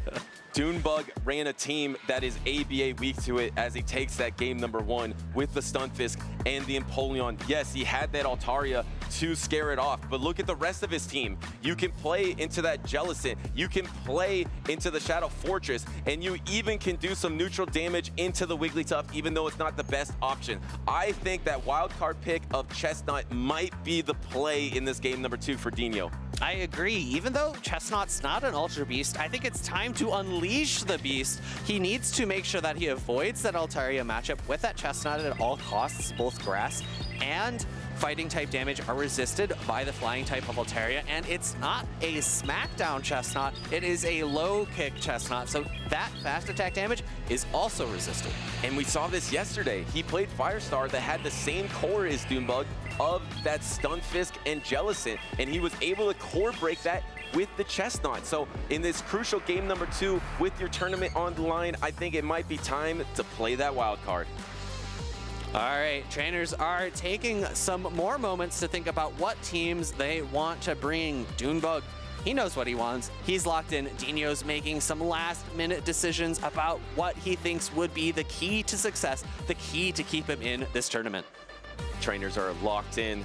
Doombug trying to make another loser's round run. But first, he has to get through Dino, and he has the core breaker in the back. And Doombug has 2 Pokemon weak. It looks like Doombug's trying to bait out that core breaker. He does. Doombug is smart. He knew that this was coming out. He knew he could get a shield because this is double super effective. Doombug is so locked in. He knows what all his opponents are going to do. And looking at Dino's team, he doesn't actually have an amazing answer to the Unova and Stunfisk besides this Chestnut, right? You have Grumpig that's neutral, but Charizard, Feraligatr, and the Togetic are all going to struggle, and additionally, the Licky Licky resisted rollouts. It's such a good counter strategy feed because you bait out the Chestnut, you get a shield, you let it superpower, then you literally full farm it down with your lead Pokemon, which is the Altaria.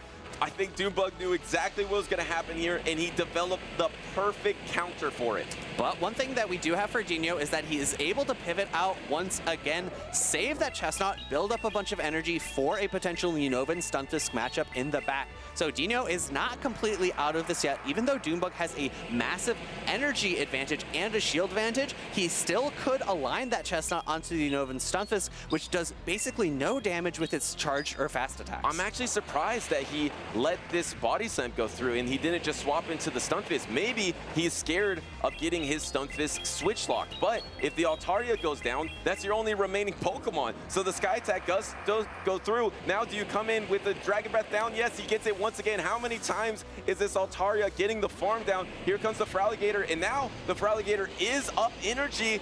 Dino's not out of it. I think Doombug has the ability to no-shield a Hydro Cannon here. Hydro Cannon, Frenzy Plant, Superpower are all going to do a ton of damage to the Unova and Stunfisk, and because it's not Vine Whip, the Chestnut's unable to do super effective damage with its fast attack. And you don't want to go for the superpower because you don't want to debuff yourself in this situation. Here comes the Mud Bomb, which is the more energy efficient attack. It will do more damage, but it is resisted into the Chestnut. Chestnut is not super bulky. Can he get the knockout? No, cannot get the knockout, but can you get to a superpower to get the protection? No, you get Thundershock down. And even though Dino had a really smart team composition in terms of being able to pivot back into the Licky Licky very safely to save the Chestnut for later, I think Doombug with his Altaria was just able to outmaneuver Dino because of the bulk of that Pokemon, because it was able to neutralize the Licky Licky in the counter swap. This is super effective, but it's not enough yet. Here comes the combo play, trying to reach the Sky Attack. Instead, there's a Hydro Cannon. It might come down. Oh, there's still a Protect Shield for Doombug, so it doesn't come down to anything. And what it does come down to is Doombug, once again, having a low health Altaria, able to farm down another Pokemon, but instead just going for the Sky Attack to ensure it. Doombug trying to make another loser's round run. Yeah, a smart team composition from Doombug as well, right? Making sure to pull out that Chestnut, get switch advantage, or get shield advantage by throwing a Drill Peck as soon as possible. Drill Peck double super effective into the grass and fighting type of that Chestnut. You have to shield, otherwise you get one hit knocked out. It was textbook. This is textbook Pokemon Go PvP strategy. To have that exact alignment, have a team that is ABB weak, which means in the front, you have a counter to a certain Pokemon. In the back, you have 2 things that are vulnerable to that Pokemon. And in that situation, you want to swap out the Pokemon that is least vulnerable and can maybe get a Protect Shield back. And in this scenario, especially with up energy, he did the exact same strategy. He brought in that Empoleon, knowing that Drill Peck is double super effective. He's gonna get the Protect Shield, bait out the Chestnut, and then full farm it down pretty much with the Altaria. It's just textbook by Doombug, and that's why he's one of the best. And I'm curious if we saw Dino counter swap the Feraligatr into the Empoleon. He might not be able to retain switch advantage in that case because you're down energy, you pace to Hydro Cannon and Drill Peck at the same timing. If you don't win switch advantage, if you don't maintain switch advantage in that position, you auto lose. You get Chestnut onto the Altaria, and it does not matter what the final matchup is. That is just impossible to overcome. So a really tough team of 3 for him to face that Doombug brought. So I really think it came down to team composition both times. Trainers played their hearts out, did everything they could, but Doombug is just too smart when it came to choosing his team of 3. Really, it almost felt like checkmate because there's nothing that even counters the Say Swap Empoleon. So it's not like, oh, I can bring in something else and I can keep that Chestnut in the back. You literally don't have another option to keep alignment, and if you lose alignment, you lose the game. So Dunebug knew all the pressure points. He performed it beautifully, and that's why he is moving on. But congratulations to Dino. First ever top cut, an amazing team, and be able to get this far is a job well done. And I also have to imagine first ever top cut with Chestnut too. Like, I don't think it's been done before, but surely someone in the comments... I would say low kick. Oh yeah, definitely. You're probably the first one right. with low kick. Maybe with Vine Whip it has happened, but low kick, I think you're right. Someone in the chat will have to tell me which regional that I'm forgetting about that someone won it all with Chestnut. I don't think that's happened, but top cut, maybe. Yeah, I mean, it is a good Pokemon. It's been a Pokemon that's been a GBL staple, a Go Battle League. You've seen it because it protects some certain Pokemon so well, and also has that crucial fighting subtype. Another one of those Pokemon that can break up the core of the Licky Licky and Quagsire. We've seen a lot of variations of that this tournament. We've seen the Chestnut, we've seen the Poliwrath, we've seen so many Pokemon that are trying to just stop that dynamic duo, because if you don't stop it, you could just be so free to play really well like you were seeing with SJ. Well, it's been a rivalry that has happened so many times, but this time they're not rivals. They're getting interviews. We'll go down to the floor with Rise and Dune. Thanks so much, Phoebe. I'm here with Dunebug97, fresh off a victory into another top 8. Dunebug, take me through what's going through your mind. How you feeling right now? Just feels like a huge weight off my back right now. Last 2 tournaments I was at did not go well. Felt like I was coming in through a little bit of a slump, and feels like kind of returned here. So getting into peak form at the right time, maybe. I know sometimes top players put that weight on their shoulders. Must feel good, like you said, to get back into that top 8. Now, in that last matchup there, you were able to utilize a variety of Pokemon against a spicy team. How did you feel when you see a spicy team like that, Pokemon like Charizard and Chestnut? Does it maybe make you more apprehensive, or how did you feel about that overall match in general? I felt like that was a pretty good matchup for me because I felt like my Shadow Altaria had so much play into that team. It just really had to avoid that Togetic, and my backline that I brought in both games was very strong in Togetic, so I had that covered. And I think of you as a player that tends to, you'll run some standard meta picks, but you like to incorporate some unique picks, some core breakers. Take me through kind of your team this weekend, specifically that Shadow Altaria you mentioned, as well as maybe something like the Jellicent. Yeah, so actually going into this tournament, I originally had Primeape on the team, and then on Friday night before the tournament started, I dropped the Primeape for Shadow Altaria, and I will say Shadow Altaria has probably been my MVP this tournament, and Jellicent has been a very good complementary pick with it. You've certainly been piloting it very well, and before I let you go, Dunebug, any last shout-outs or people you want to thank? Yeah, shout out to the collective, AJ, Axon, the Alex Brownie Watch Party. Shout out to Bad Hand and the dogs at home. I appreciate every one of y'all. And shout out to Rise, who's an awesome local. Appreciate it. We have seen so much success from Dunebug. Congrats on another top 8 casters. Actually, we're going to send it to a break. And let's hear from Butters and Mr. OG Blairstoys. We're in the make it or break it time of the season, the last regional for the North American region, and I'm joined by OG Blairstoys, who is on the bubble. We've been spotlighting some trainers that might have an opportunity to qualify for the World Championships that you might not be aware of. So first off, OG Blairstoys, how has your 2026 season gone so far? It's been a bit of a struggle. Of the 5 events I've done, I've missed points on 3. However, I got bare minimum points at Toronto, and then I did my best performance ever at Los Angeles. So now I'm kind of back in the hunt. I need to do well here, and then maybe also well at NIC, and I should be in for Worlds. Awesome. Yeah, I mean, you are coming on strong now. It's the perfect time because you are under the bubble right now. Theoretically, where do you think you are? This is not official yet, but compared to your peers, where do you think you are right now? So I think I'm about 95 on the US and Canada leaderboard.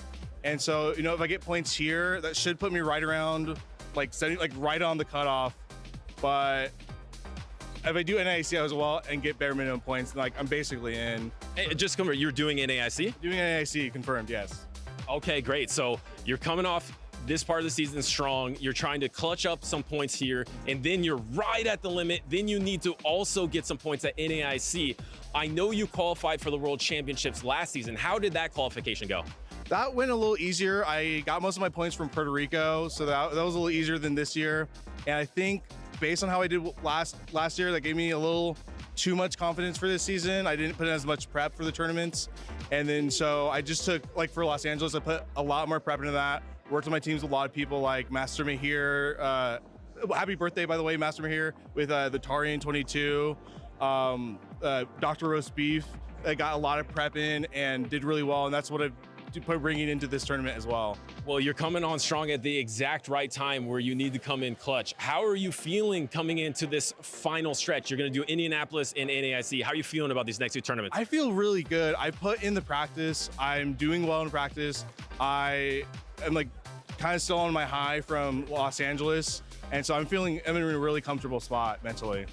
Awesome. Well, these are some of the top stories that you're going to be wanting to look out for at the Indianapolis Regional and also at NAIC as well, because these trainers ride on the bubble, trying to do everything they can to qualify. And of course, we always wish them the best of luck. Thank you to OG Blairstoys, and let's get back to the Pokemon action.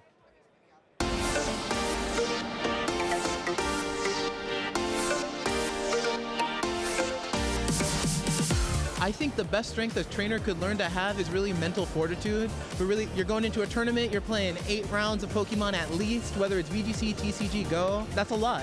And so you really need the mental fortitude to go through that, and you also need the mental fortitude to bounce back.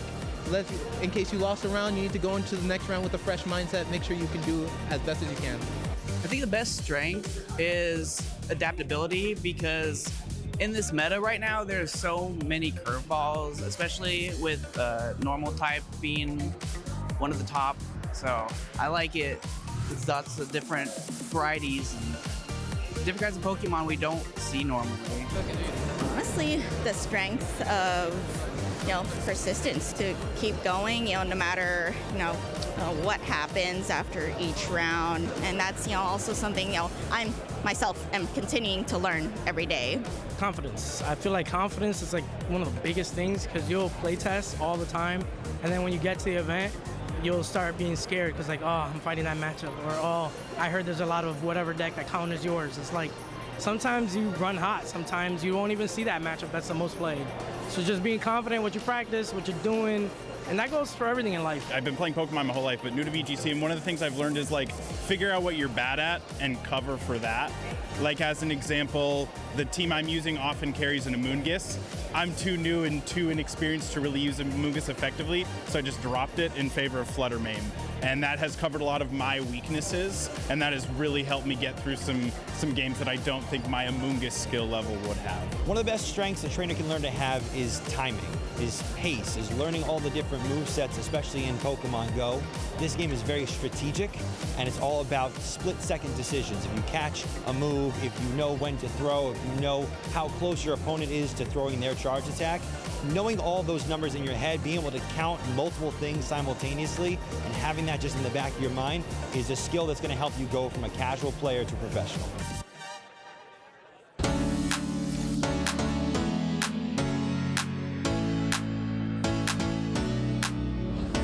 The best advice I've gained from my friends is to probably not give up. I've been to many regionals. This is actually, I think, my 18th, and I have only ever day 2'd at one of them, but I've played all of my day 1s always, because all of my friends are always like, don't give up, one of these days you'll break through. And when I finally did, it was really awesome, and that's helped a lot with enjoying these tournaments and making sure that even if I'm not doing the greatest, I'm still having a good time.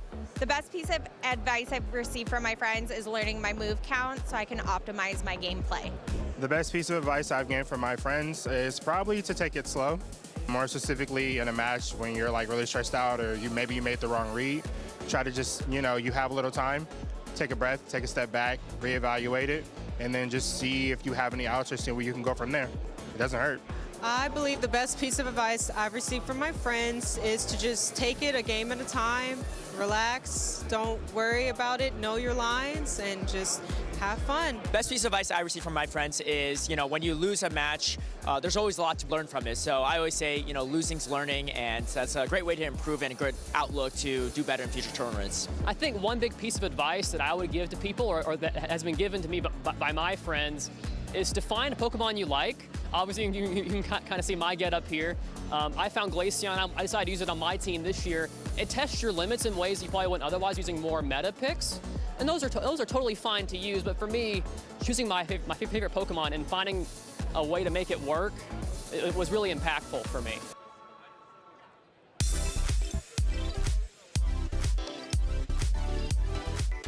We just heard that trainer say, find a Pokemon that you like and find a way to make it work. We've been seeing trainers do that all over the place today. I'm Stephanie Christine, joined on the desk by Chris Reisner.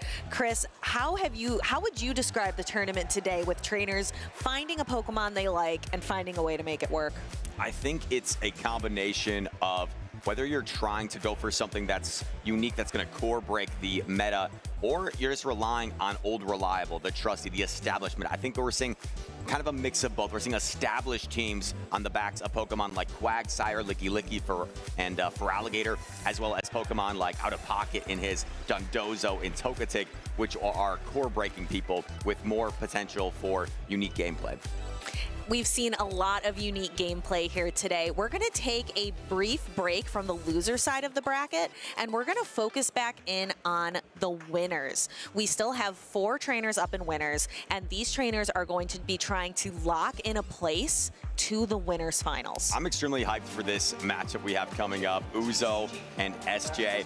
And on the other side, after that, we're going to see Out of Pocket and Caspian Pike. So SJ, a 2-time regional champion, and Uzo has come close to getting a medal a few times. This next match for Uzo would be to lock in a medal. This is to get into the top 3. So this is a huge match for him. And I want to add, these two players, DeFi, they know each other well. Uzo and SJ are very big in the grassroots scene. They're both big players on their grassroots team, 2 of the best grassroots teams we have. So they're very familiar with each other, and they are now going head-to-head on the big stage in the championship series. A lot on the line for 2 trainers who neither one have made a lot of championship series appearances this season. So this really is a pivotal tournament for the both of them. The final North American regional tournament, just NAIC to go for the international, trying to make sure to lock in a place for Worlds. And here we go. One player has already locked in, the other still thinking things over. SJ has been relying on a lot of neutral play. We've seen a lot of the Togekiss, that Shadow Quagsire, and the Licky. SJ, a player that really likes to maneuver around with his different Pokemon, and we are ready. Here we go. It's going to be the Shadow Fortress Mirror.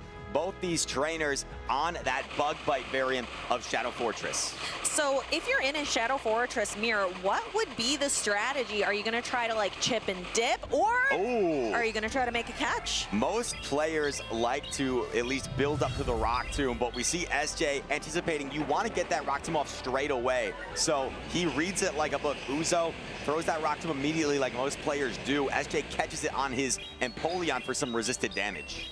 But now that Empoleon is locked into a Rock Tomb debuff, so these Drill Peck's not going to be doing as much damage. And Uzo went with a line that's extremely soft to Togekiss. Really only the Feraligatr is a Pokemon that can neutrally handle the Togekiss. Altaria is going to struggle, of course, as long as Protect Shields are in play. So Drill Peck going through, and Uzo actually going for the Sky Attack here. It is resisted, but it might be enough to at least get the knockout plus a farm down. Sky Attack going, almost knocks out, and SJ's not allowing the farm down and is going to catch the Sky Attack. SJ's going to lean into pivoting wherever necessary. Whenever he can get a slight, minuscule advantage of giving less farm, he's going to take it. And now Togekiss ahead energy against this Feraligatr, going for the Aura Sphere. Togekiss, very high attack Pokemon, typically going to win the Charge Attack priority against a Feraligatr. Aura Sphere going to bounce off the Protect Shield, taking it from doing a substantial amount of damage. Using a Protect Shield reduces the damage to just 1. For Alligator going right for that Hydro Cannon. S. James wants to protect both the health and the energy reserved on the Togekiss. And there is the charge attack priority tie. Aura Sphere up next. And I stand corrected. The Feraligatr actually won the charge attack party here. So this is a unique Feraligatr with a lot of attack on Uzo, as SJ now combines with the combo play. Rock Tomb coming. This can do a lot of damage to Feraligatr. It should barely hang on, but it's extremely low. And now you're forced to go back into your own fortress, but you have no energy for SJ's fortress. And SJ's Fortress, it looks like they paced at about the same time. They were about energy equal. SJ's Fortress ready to go, winning out, throwing the Sand Tomb, but not quite knocking out.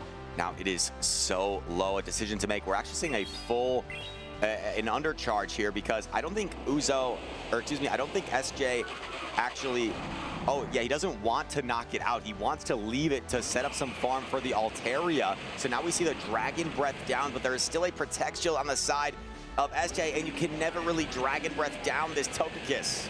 No, and we see a catch. S. James, I think, a little surprised as well that he pulled that off. A little celebration in the moment. That is why that Empoleon was saved for later for that catch attempt. What a catch from SJ. This Feraligatr did have the Hydro Cannon, so that was the play he needed. A little dazzling gleam to make sure you get the knockout here. And that is game 1 to SJ with the play he needed to make. If you get off that Sky Attack to force the shield, you can combo with the Feraligatr. So he needed to get a catch at some point in that end game, and he did so.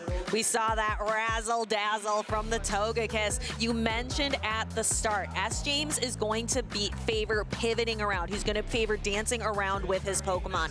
And because he danced around with that Empoleon, saving it with 1 HP, using it as almost a 3rd Protect Shield, being able to secure that catch, that was pivotal for his victory here. Exactly right. That 1 HP where he decides to pivot out. I think a lot of trainers would be content, you know, just letting the farm down. They don't want to switch lock themselves. But SJ plays aggressively, and he saved that Pokemon with 1 HP, which was the reason he was able to make that catch in the end game. What a sequence there from SJ. Uzo will look to recover for game number 2. And we'll be able to see here the moment. Sky Attack down by Uzo. We think he's looking really solid, but SJ knows he's able to time an attack. Dragon Breath is a 1-turn fast attack, and he is able to time that catch perfectly. I often say SJ is a very difficult player to beat if he has a safe Pokemon, and I would say the Empoleon looks relatively safe against the team of Uzo. It's mainly the, like, what even is the best answer? I guess you could argue Feraligatr, but more of a soft answer. You have the Diggersby with super effective damage it can dish out, but nothing, in my opinion, really hard checks that Empoleon, and SJ is a real threat whenever he has something safe on his team. So here we go. Game number 2. Feraligatr this time for Uzo into the Shadow Fortress of SJ. And Shadow Fortress, you would think Volt Switch Fortress is what you would want for that super effective damage, but that Shadow Bug Bite damage does a lot of hard work in this matchup as well. And Uzo gets off the Hydro Cannon here as he looks over. I don't know if he was just surprised by the Bug Bite damage, or maybe he felt like he missed a turn somewhere. So here we go, Fortress going for the Rock Tomb, wants to guarantee it. You either get the shield or the knockout, whereas a Sand Tomb may allow Uzo to get to him their turn attack. So Uzo shields up the Rock Tomb, wants to get off another Hydro Cannon before going down. And that Hydro Cannon will connect. S. James going to allow it, even though he does have the option to shield it. Fortress is going to be able to withstand it just fine and be able to successfully farm down the Feraligatr. And we see the Grumpig in the back end. SJ actually pivots, but this is, and this is exactly what he wanted. Uzo with the Grumpig, that would have been great for the Togekiss that SJ has in the back, but now it is matched up against the Licky Licky, and Fortress, although it does have the threat of the Rock Tomb, it tends to struggle against the Togekiss in the back with the resisted Bug Bite damage. Grumpig going for the Dynamic Punch. Super effective damage coming from a shiny Pokemon. You know, we joke around, shinies do more damage. Not really, but that is the joke here in the community. It certainly looks fly, that shiny Grumpig. Body slam coming through, will knock it out, perhaps applying a little bit of extra farm for Uzo. Is that what he needs to overcome this situation? Comes in with the Togekiss, and it has the Aura Sphere, which does a lot of damage. So you have to presume Uzo will shield this, knowing he can get off a Rock Tomb. But the problem is SJ can actually clear his debuff with his own Fortress, and he has a Sand Tomb as well. So this may be a pretty good situation for SJ as Uzo gets his final Protect Shield. SJ looks locked in, but so does Uzo. We see that debuff. We see that S. James is opting to stay in. There it is, the combo play going for that Sand Tomb. It's going to debuff the Fortress and take a good chunk out of its remaining health. This is Uzo's last Pokemon, so it's stuck here with the defense drop. Here comes the Aura Sphere. We see that little smirk from S. James, knowing that he has locked in a spot into Winners Finals. Sometimes the plays that separate the best from the very best are seeing and recognizing those win conditions ahead of time. SJ saw the path to victory. He banked the Sand Tomb. He gave up switch advantage multiple times, and he stored the attack knowing he was trying to attack party. That was just such a smooth, a clean sequence of events that he was able to see far into the future and was able to execute that to get him spot into the top 3. You know, S. James must have a good relationship with Cresselia, having that future sight to be able to foresee the path ahead of him. Those were such fun games to watch, and it was pivotal for him to know that he won charge attack priority, because we did see that Shadow Fortress mirror earlier on in that matchup. I was worried when SJ pivoted and gave away the alignment. You left yourself vulnerable to a situation where the Grumpig would be on the Togekiss, which is normally a pretty terrible match for the Togekiss. However, SJ's running the Dazzling Gleam, which gives it a neutral attack that it can hit hard against the Grumpig as well. So maybe he felt even if that happened, he would have potentially been okay.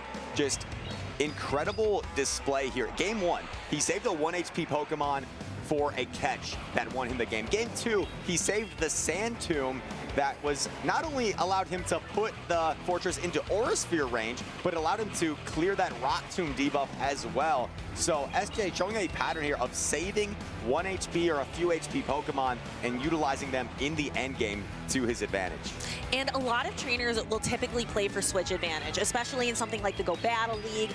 But you can see here giving up that switch advantage. You've mentioned that he has played into that. So hopefully trainers at home can take a look at some of S. James's play styles to learn a little bit. You don't always have to play for switch advantage. You can play for energy advantage. You can play for having that extra Pokemon advantage to be able to give you more opportunities, more paths ahead to victory. Right, and he has said before that playing the switch advantage isn't really his style. He likes playing with energy advantage and maneuvering around. Uzo, credit to him, a very exciting series there, and he will still be alive on the loser side of the bracket, trying to work his way. I think if he wins his next match on loser side, he will still crack into the top 4 and get that ever so coveted medal here at the Indianapolis Regional Championships. Yeah, this was tough. This was a tough fought battle for both trainers. 2 trainers who who have not made championship appearances really this season. So Uzo needs to continue forward if he wants to try to lock in a spot at Worlds, trying to get that guaranteed invite. S. James doing very well as well, advancing forward into the winner's side of the bracket. It's just so impressive to me how SJ can compete so seldomly and still finds a way to have so much success. He has actually won a regional title in every season that he has competed. His first season was in the 2024 season. So since he didn't compete in our first 2 seasons of Pokemon Go in the championship circuit, he has won a title in every season of which he's competed. And in his first tournament this season, he may be looking to continue that streak. And there is a streak of events coming up here in the next couple of weekends. This weekend, we have Indianapolis Regional Championships. Next weekend is Go Fest in Chicago. Taking a look, we have a broadcast coming up on Sunday, June 7th, the last day of GoFest, 9:45 a.m. Central Time on twitch.tv/Pokemon Go. You do not want to miss it. Absolutely. I'm looking forward to watching that stream. And if you're looking to become some of the very best, like SJ, like Uzo, like Out of Pocket and Caspian, who are coming up, you can find an event near you to get some practice. Scan that code there to find some events. Have some fun at your local tournaments and practice. Maybe get some championship points as well along the way. Yeah, if you can't make it to a lot of regional events, it is even more critical to lock in those championship points that you can get from local cups and challenges. Some trainers who are definitely familiar with going to local cups and challenges, making sure to get as many championship points as possible, are the trainers in front of us, especially Out of Pocket. He is definitely looking to get as many championship points as possible. He's looking at travel awards. I mentioned how SJ has won a regional title in every season he's competed. The same you can apply to Out of Pocket. Back in 2022, the inaugural season for Go in the Championship Series, we had that seniors division that a young Out of Pocket was a part of. Every season since, as part of the Masters division, he has won a title, and he hasn't yet this year. So this is, as the season is winding down, this is one of his last chances to keep his streak alive of winning a title every season he's competed. And here we are in the last regional of the season.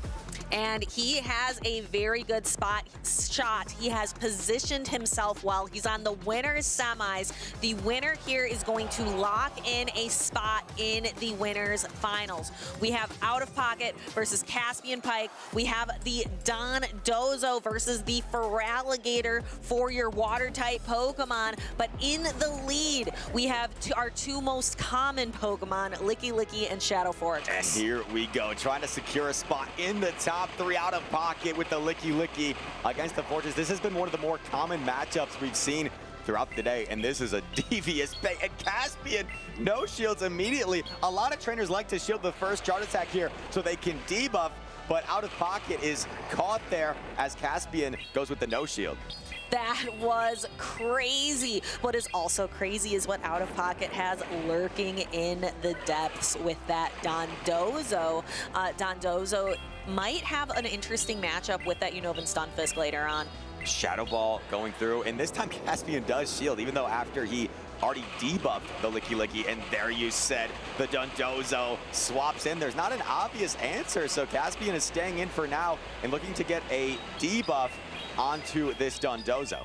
You would think, oh, Caspian has an electric-type Pokemon. Why not just counter-swap in with the Unovan Stunfisk? But that waterfall damage is significant. This is giving Out of Pocket an opportunity. He farms all the way down.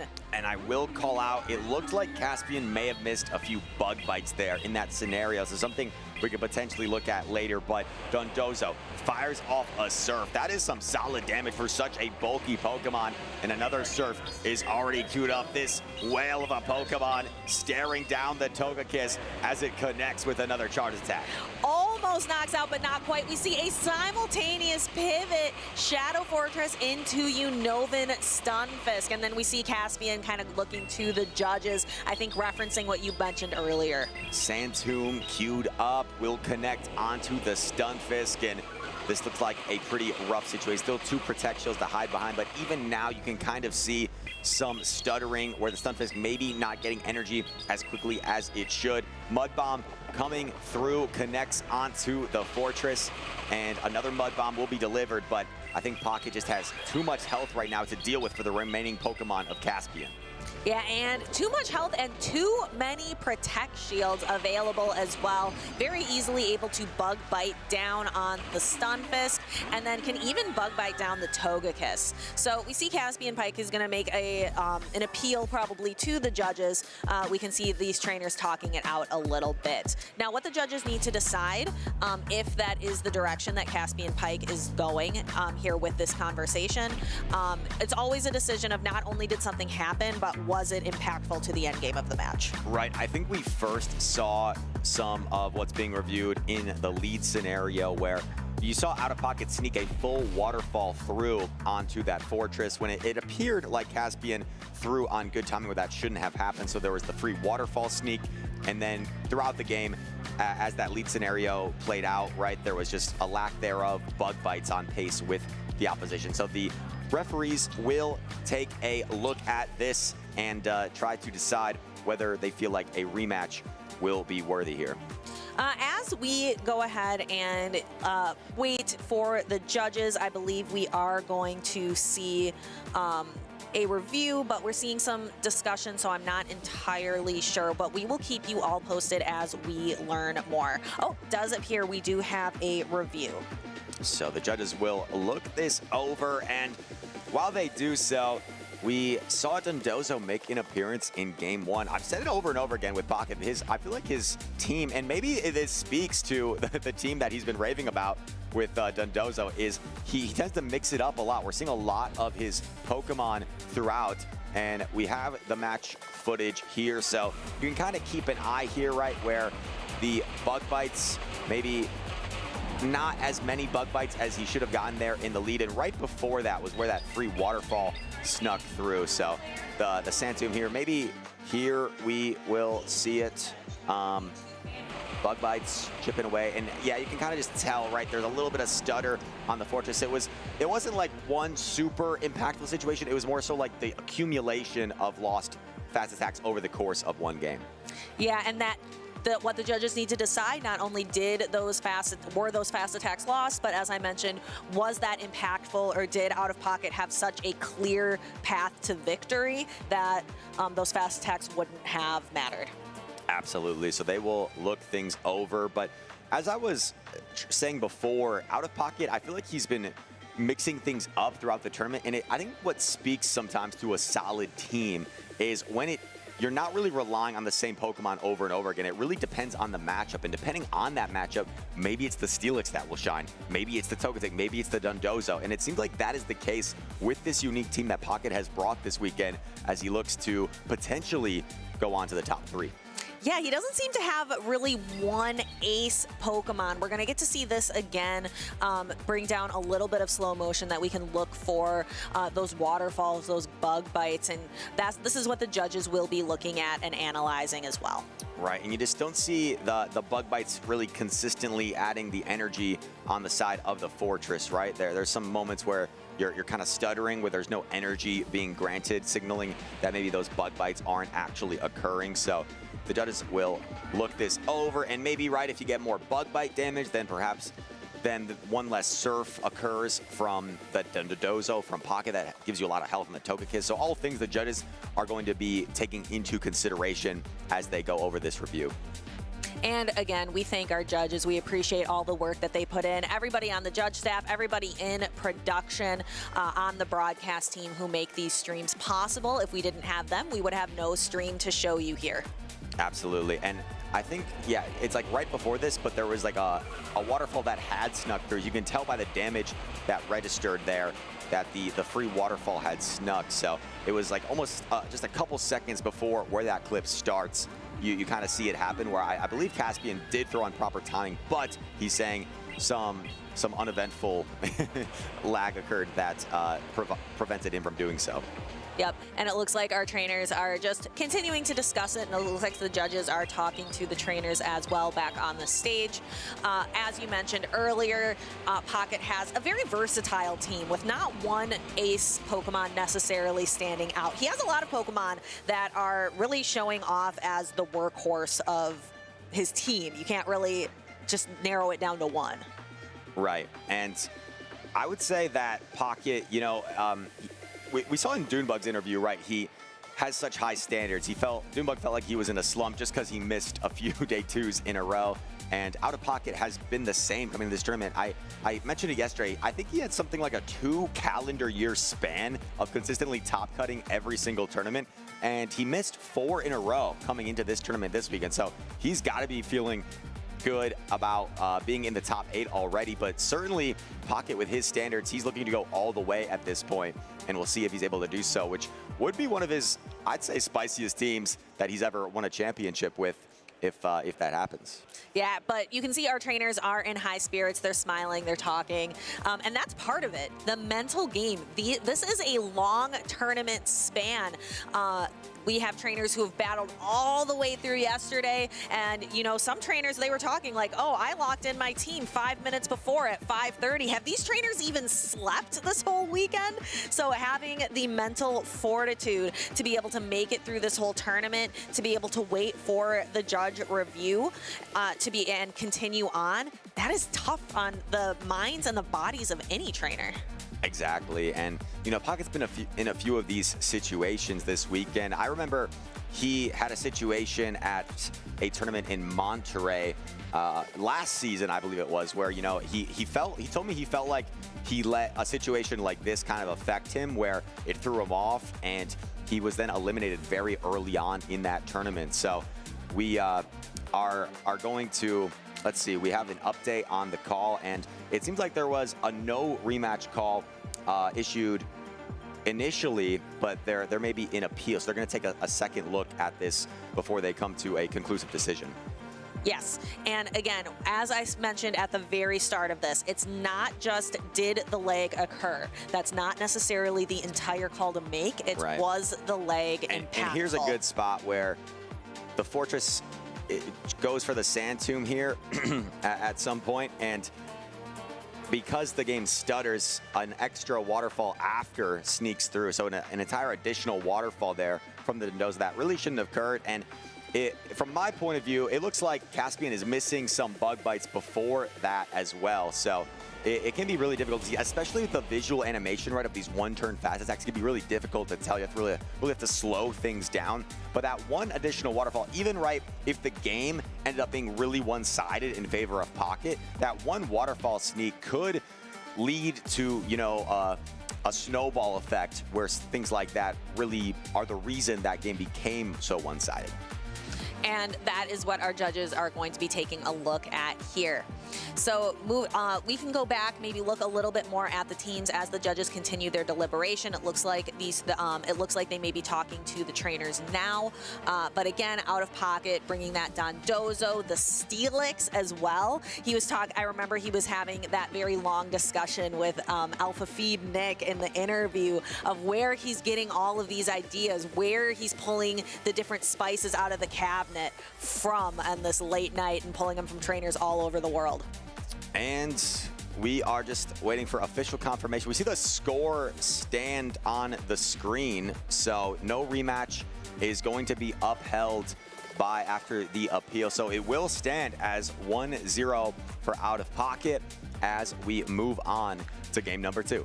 So let's just recap if you are just joining us back now. We are in the winners semifinals. These trainers are trying to lock in a spot into top 3. Correct? They are trying to lock in a spot into winners finals. So they are trying to lock in at least a bronze medal. This is critical. Out of Pocket really returning to form here. Caspian Pike having a phenomenal tournament run. So these trainers, that is what is on the line for them right now. To lock themselves into a medal and also into a best of 5 situation for the remainder of the tournament. And here we go. We've got a lock-in on one side. One trainer still thinking things over momentarily as they look to advance. Out of Pocket running the unique team that we keep talking about. Caspian a little bit more standard on his side. Some of the top meta picks. He was saying he was talking to Nighttime Clash, you're right, and said you had to go with an X Factor pick, but he's like, you know, my team is kind of working as is, so I'm just gonna run with it. And we'll see if he can run to a victory here against Out of Pocket. We have the X Factor, the wild cards on Out of Pocket. We have the standard meta on the side of Caspian Pike. You can see this is his best finish to date here in the 2026 season. And Out of Pocket, we're losing space to be able to list all of his accomplishments. We just kind of have to list 2025 ×2 regional champion, 2026 regional finalist, regional top 4, NAIC champion of 2024. So many accomplishments.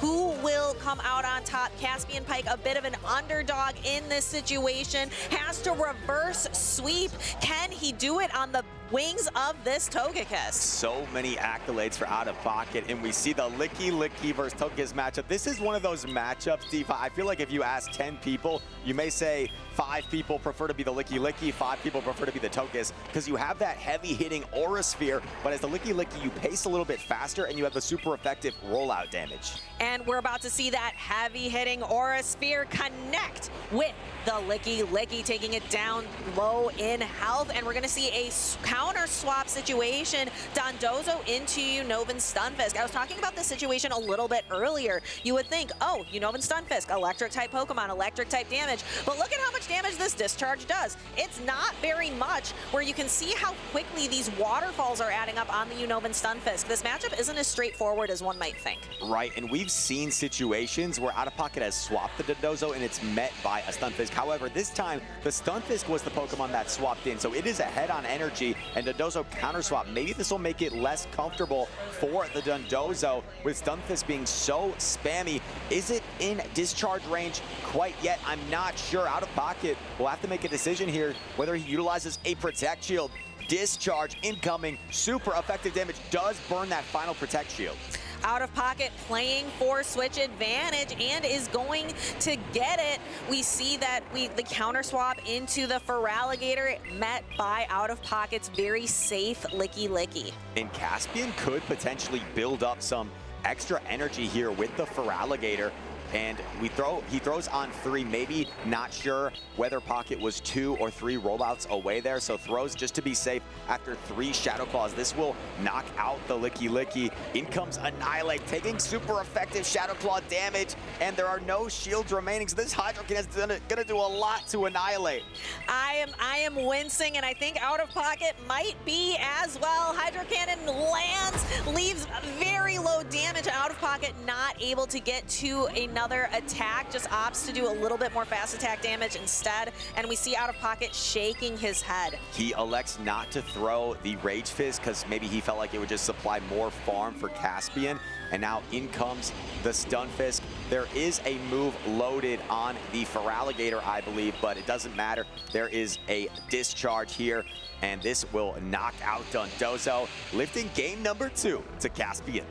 Caspian able to make a comeback. We see a sigh of relief from Caspian. That was a hard-fought win for him. Do you think there was a moment in that battle that really solidified it for Caspian, or allowed him to dictate that matchup? Because we've seen Pocket lure out Stunfisk with Dondozo, but that difference in energy, when you have a Pokemon that's so fast, can take advantage of those discharges. It showed where Stunfisk can be really solid, dishing out such quick, fast attack and charge attack pressure, I should say. Yeah, but I really appreciated here we have the Feraligatr. It's able to load up on a lot of energy to be able to knock out not just the Licky, but this heavy-hitting Hydro Cannon. It doesn't one-shot the Shadow Annihilate, but it comes pretty close. And right, it's not an exact science, but one telltale sign that may have been an awkward game for Pocket was his 2 bulkiest Pokemon, right? The Licky and the Dondozo. Those are the 2 Pokemon that ate the Protect Shields while he had a glassy Shadow Annihilate in back. And Shadow Annihilate can be so devastating behind Protect Shields, but it tends to struggle when there are none remaining. So that Hydro Cannon did so much where the Annihilate just proved to be that there wasn't much it could do in the back with no Protect Shields to hide behind. Yeah, it seemed for a moment that Out of Pocket was really trying to play for switch advantage, and he did succeed in getting it, but that wasn't the advantage he really needed. He needed shields in the end for the Annihilate. A decisive game 3 to get to the top 3. Here we go. Out of Pocket, Caspian, and it's a incredible lead for Caspian. Stunfisk into Steelix. Dondozo safe swap, no obvious answer once again, so he will stay in and at least for the time being try to inflict damage upon it with the Stunfisk. And just like this last match, even though Dondozo's the one who swapped in, Unova Stunfisk was in the lead, so it is a little bit ahead on energy. And here's the thing, if you look at Caspian's team, he ran an ABA ground line. He has both his ground types, so he can just fully commit to staying in. And if he can secure this matchup with his Stunfisk, the Quagsire is going to have a grand old time against that Steelix in the back. So Caspian may be inclined to just completely stay in with his Stunfisk. But the other two Pokemon on the side of Out of Pocket, they're not going to be as shield hungry as a Pokemon like the Shadow Annihilate. So Out of Pocket can kind of safely use his Protect Shields on the Dondozo here, but I agree with you that Quagsire looks like it's going to present a problem for Pocket in the endgame. A large overfront for Caspian. He takes some more waterfall damage, but now Out of Pocket can't really afford to use that Protect Shield because there would just be another discharge coming his way. Mud Bomb coming through against this Fortress. Now, Pocket does have the shield advantage, but I think this Fortress is going to have to put in a heavy shift if it's going to have any chance to win this game. If you're Caspian, you come in with the Togekiss, knowing that there's a Steelix in the back, and although Rock Tomb will do a lot of damage, I don't think it'll fully one-hit KO the Togekiss. No, and you're going to have to burn your final Protect Shield here on the Fortress, leaving Steelix with very few resources remaining. So Out of Pocket going to farm up a lot of extra energy, wait until just before the Togekiss gets to another Aura Sphere, and then go for the Rock Tomb. It will both debuff the Togekiss and fully knock it out. After the Bug Bites, it does do enough to one-hit KO. Now Pocket gets off the Sand Tomb, and this game may come down to whether a Steelix can beat a Quagsire that has been debuffed. Pocket also saves the Fortress, so keep in mind, this Quagsire is going to take some Bug Bite damage in the end. It needs to come out healthy enough where it's not going to faint to the Bug Bites. And Out of Pocket used his shields early, knowing that Steelix has the defenses. But there's two Mud Bombs. It goes for the crunch. Goes for the crunch. This is going to do a lot to Quagsire. If you're Caspian, you need to probably double up on attacks. You know the Thunderfangs will do less, and I think he might have the health to do so, actually. He has Mud Bomb plus Aqua Tail. As long as this knocks out, he should be able to deliver the Aqua Tail to knock out the Fortress. There it is, queued up, and Caspian, despite dropping game one, defeats Out of Pocket. He's going on to your top three. Congratulations, Caspian Pike, top three, moving ahead into the winners finals. What a showcase there in the end game. Caspian found a way to win. He did get a great lead there in game number 3. Was ABA strong to the Steelix, where he knew as long as he kept alignment, he was going to be in a favorable position. Some players may have panicked, though, however. We can't escape that credit from him. Some players, fall into the trap of the opponent swaps. I need to swap myself. But he said, as long as I can contain this alignment, I have the Quagsire for the Steelix, and then he managed his energy perfectly in the end to get the win. That was a very impressive gameplay from Caspian. But again, Pocket, this is an incredible run from him after a bit of a drought of top 8, top cut performances. We are seeing him go very far, and he is not out of it. He is down in the loser side of the bracket, and if anyone can make a comeback, if anyone can fix up their mental game and recover, it's Pocket. Pocket will still be one match away from joining that top 4 where he can earn himself another medal to his collection. But what a run from Caspian. Also the mental fortitude, right? After dropping game 1 to come back and reverse sweep the series on the back of Pokemon like his Togekiss, his Quagsire, and that Stunfisk. So incredible going. Caspian keeping those 2 ground type Pokemon, really making a good read to protect against both of Out of Pocket's steel types. So Out of Pocket going double steel, Caspian going double ground. It seems like it's pretty straightforward, but that game was really, really close. And it's where the mind games really take precedent, because on paper, the Steelix has 4 positive matchups against the Togekiss, the Fortress, the Feraligatr, the Licky Licky. Those Pokemon do have some counterplay, don't get me wrong, but on paper you have 4 positive matchups, but Caspian read that and said, I'm predicting you're bringing Steelix for this game 3. We saw Pocket love his Steelix from his interview. He said, I know you're bringing the Steelix. I'm ganging up on it with both of my ground types. And that ended up working very, very well for Caspian. I am looking forward to seeing him in the winners finals. But as we mentioned earlier, Out of Pocket is not out of it yet. We will continue to see him further on in the tournament. Not out of it yet, and I think we may be hearing from Caspian soon. So Let's see and confirm if we're doing that here, but looking forward to the winners finals coming up. And what we're actually going to do is we're going to take a little bit of a quick break. We are going to talk to Butters, who is having a conversation with Posh Queen and Athy. Take it away, Butters. We're here at the Indianapolis Regionals where we're spotlighting all sorts of trainers. We spend a lot of time on broadcasting, focusing on the top 10 or the regional champions, but we think it's important to spotlight all the trainers that we have in championship series as well. So we have two trainers here that have been competing with each other all season long. I'm joined by Athy and Posh Queen. So first off, I just want to ask you, Athy, how has your season gone so far?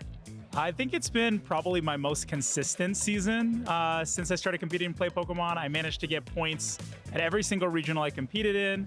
So that's 160 and then 120 4 times. And I think that hopefully qualifies me for the World Championships, but we'll have to see. Well, don't get ahead of yourself, man. Posh Queen, where are you at right now, or how was your season so far? So my season hasn't gone the best, but that doesn't mean that we give up or lose hope. I still believe that I have the opportunity to qualify because I am competing here at Indianapolis and also at NAIC. So I'm not giving up hope just yet. We're still gonna try our best to get that World's qualification. We love to hear that. So let's actually talk about where each of you are right now. So Athy, and this is not official, where would you think you are compared to your top 75 in the peers right now to be able to qualify for Worlds this year? So I think right now I'm 37 on the leaderboard, so almost halfway. Hopefully that's it out. There is 2 more big tournaments left in the season, so you know, I don't want to call my bets just yet, but I hope so. And you were saying you were feeling a bit nervous about it. I feel like 37, you're feeling safe. Are you feeling nervous about 37? Maybe a little bit to a degree, because you never know what could happen, right? Sometimes people auto-qualify, sometimes people don't. But that's why I'm here in Indianapolis, because I'm hoping to not only extend my points further, but also finally have some fun after getting the pressure off of myself a little bit. Yeah, and I know, Posh Queen, you talked about that you're still looking for your first championship points of the season. You're not out of it yet. Technically, if you do really well at the Indianapolis Regional and then you do really well at North American International Championship, anything could happen. How fun would it be for you to qualify for Worlds? It would be amazing. I've loved Pokemon since I was a little girl. I even literally have a Charmander tattoo. So I've loved it all my life. And to even get good at Pokemon Go, I'm like so proud of myself because when I first started, I didn't know moves, I didn't know counts. And I think that I've gone a long way. I've gone against like regional champions and I've put up good battles. So I'm proud of myself for getting this far. Awesome. And to you, Athy, I know you're mentioning this is your 30th birthday, so you have the same anniversary as Pokemon. How important would it be for you to compete at this year's Worlds? Honestly, with it being the 10th anniversary of Pokemon Go and the 30th anniversary of the franchise, it really means a lot to me to be able to compete. Like, my 4th birthday cake was Pikachu, so I've loved this series for like a really long time. And that's why it meant so much to me to try to qualify this year, and hopefully that's a lock. Awesome. Well, thank you so much. It's been awesome to spotlight Athy and Posh Queen. Best of luck to you at World's qualifications, and best of luck, Posh Queen, getting in those championship points. You still have that opportunity, but wish them both luck, and let's get back to the Pokemon action.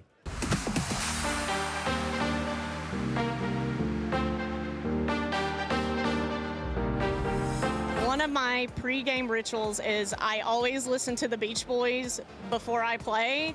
And we always stock up on those like little applesauce packets because we'll know we'll need them in between rounds. A pre-game ritual that I typically do to kind of calm down my nerves for round 1 is that typically I'll think about my family, friends that are supporting me back home and probably like cheering, like looking at the standings and results. And I try to just like find comfort in that there's people like waiting for me to get back, and then just lock in for that round 1.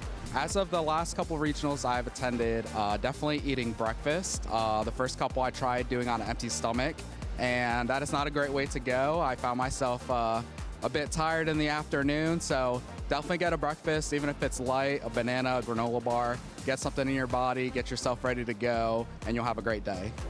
Pre-game rituals I swear by are probably just not even looking at my deck box. I test the night before, and I don't want to see my deck until I'm queued up against the first player, and I'm flipping over that first card. So for me, when I'm prepping for a game, I'm getting ready. The things I like to do are think about my team, think about the matchups I have, think about my prep, what I know, and just try not to sweat it, honestly. Like, there's so many different teams out there, there's so many different calcs and everything, and you can spend a long time bogging yourself down. Believe in your practice. Comfort is king. You prep for this, you rock it. So the pre-game rituals that I swear by is to take a deep breath and remember that it is impossible to win if you do not have fun. This is all about enjoying yourself, meeting new people, and just having fun with the game. The toughest opponent would probably have to be Patuman because he was my world opponent like for the finals, and he already knocked me out to the losers final, so probably him, yeah. My favorite Pokemon is Mew, and I don't know why. I just really like Mew. The most underrated Pokemon I think right now is Melmetal, which learns Thundershock, Double Iron Bash and Superpower. It's sort of like a cross between Scizor and Stunfisk. It does really well, yeah. So whenever I play Pokemon Go PvP battle, one of my goals is to just have fun. But another goal is to make perfect plays regardless of what the opponent plays. If I were to create a Pokemon, it would definitely have to be a Steel type. And I like Ghosts as well. I really like bulky Pokemon, so it would have to be bulky.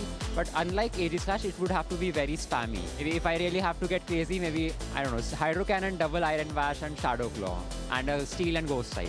I have a lot of hobbies, I guess. Like I enjoy reading books. I like to play basketball. The one event that I won would have to be my favorite one in Anaheim, California in 2025. Every Pokemon event is such a fun experience. You get to meet so many new friends and you get to try out the local food. It's all very fun.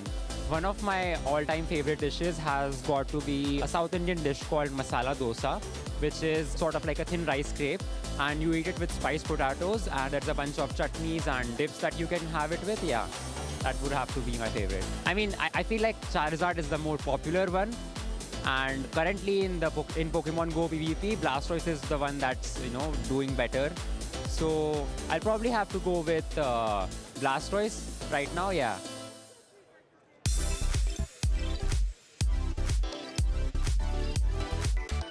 Welcome back to the 2026 Pokemon Regional Championship in Indianapolis, Indiana. I'm Alpha Phoebe, joined at the desk by 2 Butters, and what a wonderful match we just had between Caspian as well as his opponent in that last matchup, Out of Pocket. I think that was really incredibly played games from both of those trainers, but I was just really wowed backstage by Caspian's play.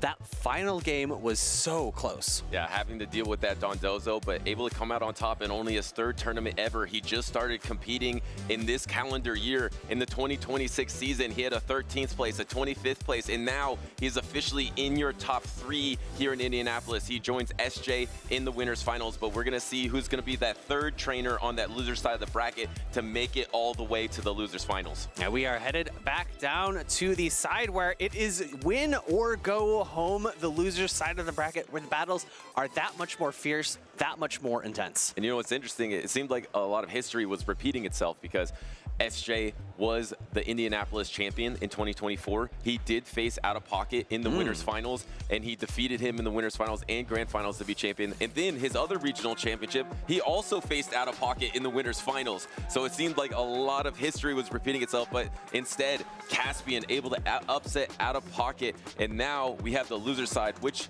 of these trainers are going to try to upset those 2 on the winner side of the bracket? We got Mushroom Queen versus Doombug 97. Of course, we saw Mushroom Queen first ever top 8. That's incredible. Yeah, coming off of a win against a Poliwrath mirror, Mushroom Queen has had a little bit of time to reset, to refocus. Dunebug as well had a very solid victory to push his way into losers round 3. Only a few more battles to decide who makes it into the losers side of the finals. of this day. Dunebug versus Mushroom Queen trainers are looking at their teams, deciding what they want to bring to game number 1. And we talk about wildcard picks, spike picks, and signature picks. I think the Poliwrath is the signature Pokemon for Mushroom Queen. That isn't in this battle, but all her best performances have been with that Poliwrath. Here comes the safe swap into the fortress, counter safe swap in your own fortress. So now you're behind energy. You kind of have on the back foot here if you're Mushroom Queen. And this is just goes to show how safe Shadow Bug Bite Fortress is into the meta. There are really not that many Pokemon on Mushroom Queen's side that deal very well with this. You have the Poliwrath, which resists the Bug Bite damage. However, after a Sand Tomb or two, the fast attack damage starts to add up, and I believe we've seen a number of times that it's unable to maintain switch advantage unless you invest all your shields. Oh no, we've seen this strategy before. There is a Wigglytuff in the back for Dunebug. It might have 2 Protect Shields advantage against Mushroom Queen, and it does. Now you get knocked out here. All you have to do is clean up this fortress with your Stun Fist. Yes, you have to take a super effective Sand Tomb, maybe even 2 super effective Sand Tombs. It doesn't matter. It's gonna be Wigglytuff versus the world. You already baited out the Steel type. However, Mushroom Queen does have access to that Icy Wind, or actually, I think she's got Ice Weather Ball on Abomasnow. So one negative thing for her is that she's no longer able to reduce the amount of damage of those charms from Wigglytuff, but she didn't bring her wildcard Pokemon, that Poliwrath. And the Pokemon with that Icy Wind is the Wigglytuff. Actually undercharging this, trying to get a little bit one charm down, get a little bit of extra energy while taking that resisted Bug Bite. And now you have a choice here. You are in a 2 shield deficit if you're Mushroom Queen. How do you get through this 2 shield Wigglytuff? I think Abomasnow will come in, try to pull a shield with these Weather Balls. Junebug is thinking, does he decide to shield here? No, opting to no shield. There's not a ton of fast attack pressure for Mushroom Queen's team.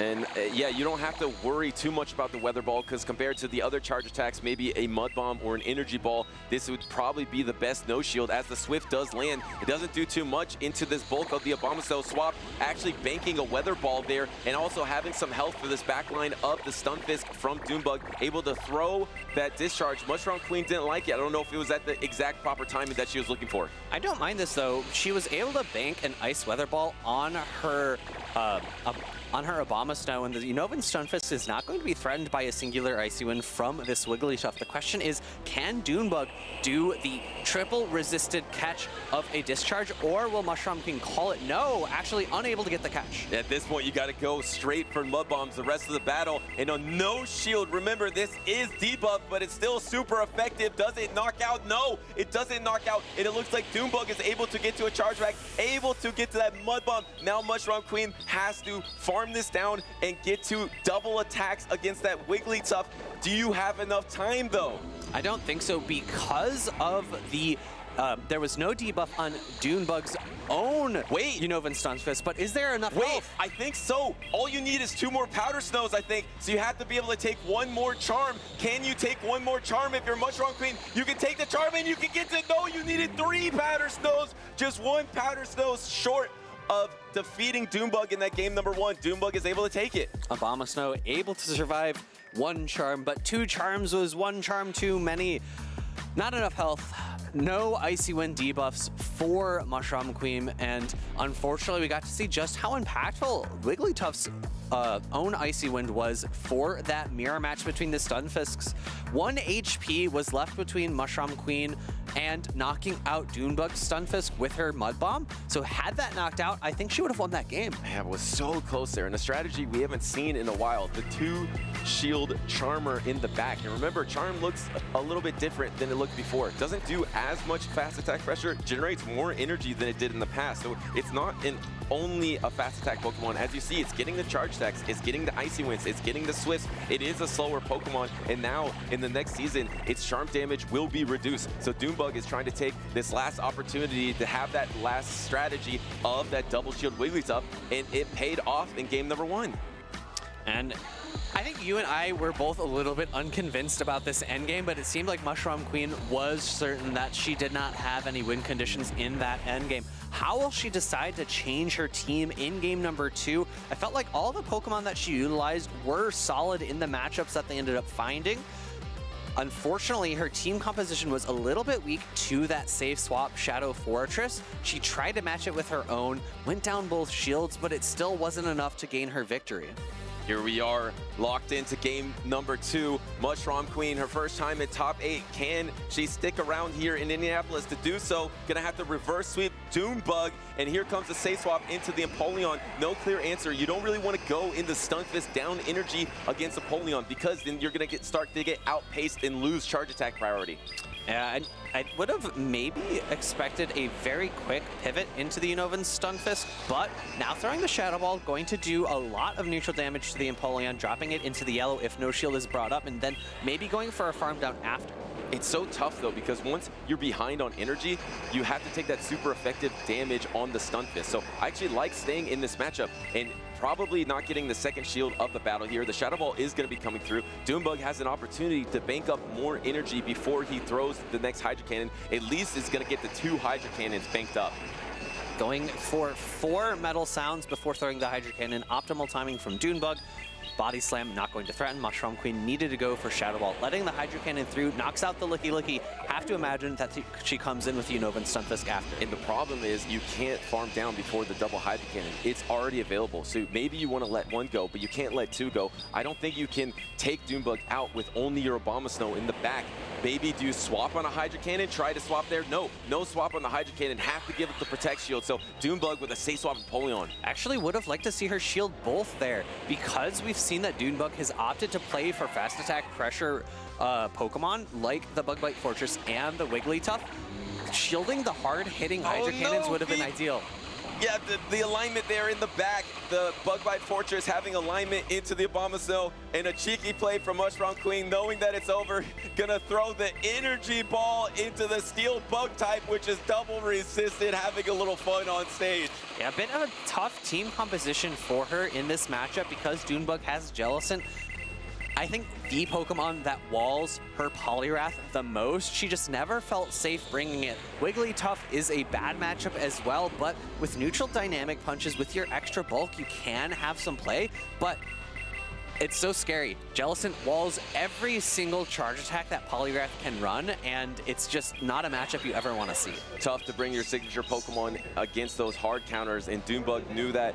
He has been on top of it so far in day number 2. Feels like he's out-predicting his opponents every single time. He said in his interview, he is heating up at the exact right moment as he is advancing to losers round number 4. Yeah, very calculated team compositions from Doonbug, recognizing the strength of fast attack pressure against some Pokemon that might not appreciate Bug Bites or Charms.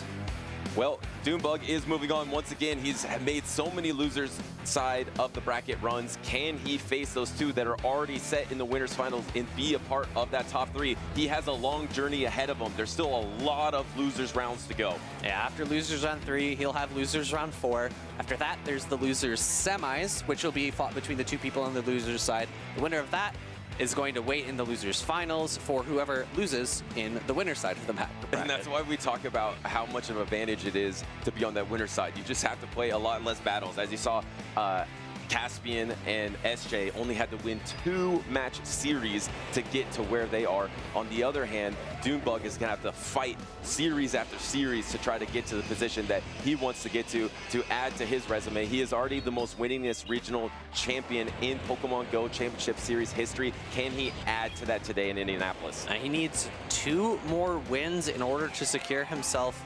Actually, no, I think it's just 1 more win in order to secure himself a medal, because I think losers semis is 3rd and 4th place. Yeah, and something that he's done multiple times this season. He's a regional champion. Also, I think he's had a runner-up. I think he's even had a 3rd place this season. So he is very familiar to getting that medal at the end of the day. You know, the one thing he hasn't gotten? A 4th place medal. He keeps winning those matches in the loser semis. Yeah, I'll actually check that. Let's do a deep dive on Dune if he actually has ever gotten 4th place to add to his medal collection. I mean, he's almost done it all in Championship Series. I believe he's also around 5th place on the North American leaderboards currently, and that's actually a big story going into Travel Awards, because the way that it works is if you're top 4 within your respective region, you will get a Travel Award to the next international championship. So if he's on the outside looking in at 5th place, if he can win and get another boost in his championship points, he might be able to vault himself up into that 4th place and secure a Travel Award, which means a lot, right? Yeah, and it's a lot of money between the 4th and the 5th and the 4th place, because that goes from the stipend to the award, which is a significant jump.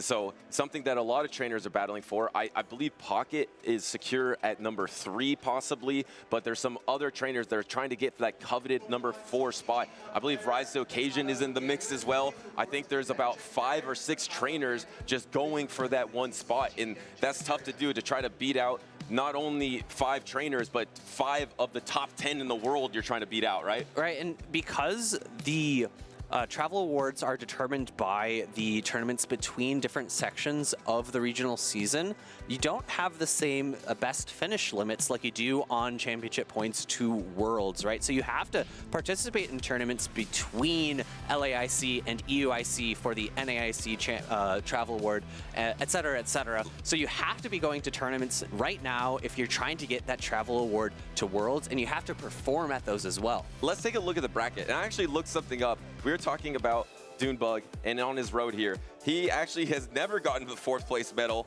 He has 1, 2, 3, 4, 5, 6 first place medals. 1, 2, 3 second place. 1, 2, 3, 4, 5 third place medals, but never a 4th place medal. So maybe today will be the day. And I was looking, he's gotten 5th place a couple of times too. But let's go ahead and look at the bracket. We just saw Dunebug take down Mushroom Queen. The next match we're going to be seeing is Mateus versus Nighttime Clasher. The winner of that will go to face Out of Pocket. So maybe a Out of Pocket versus Nighttime Clasher matchup, or if Mateus is able to win here, of course, that would be really great for him, as he is still continuing on his best regional performance he's ever done. Back to Dunebug for just 1 second. 14 medals by my count. Yeah. That is ridiculous. One of them is an international championship medal at EUIC, but another trainer that's very familiar with the medals, Nighttime Clasher, is on stage. One of the favorites going into the World Championships against a trainer that has broke through here in Indianapolis. He has participated in 7 regionals in total, but this is the one that has all come together. He said it could be the notebook. He said it could be the practice, could be his family supporting at home, could be the reduction in the nerves. But this trainer, I feel like, has been playing at such a high level the entire tournament. Honestly, one of the standout trainers of the entire tournament in my eyes. And he's facing up against Nighttime Clasher, who's another opponent who has Shadow Sableye, one of the premier counters to that Dusk Noir. Mateus was able to do it once. Can he do it twice? Can he place that Dusk Noir as far away from that Shadow Sableye as possible? And we saw he really relied on that Quagsire, Licky core plus Togekiss. Does he bring those 3 into the first game? No, it's completely different here. He does have the Togekiss, but it's led against that Shadow Celio, and you can stay in this matchup because you can throw back super effective fighting type damage with the Aura Sphere. And you only have, at the pacing of Aura Sphere, not same type attack bonus body slams, which just aren't going to threaten a one-hit knockout into the Togekiss.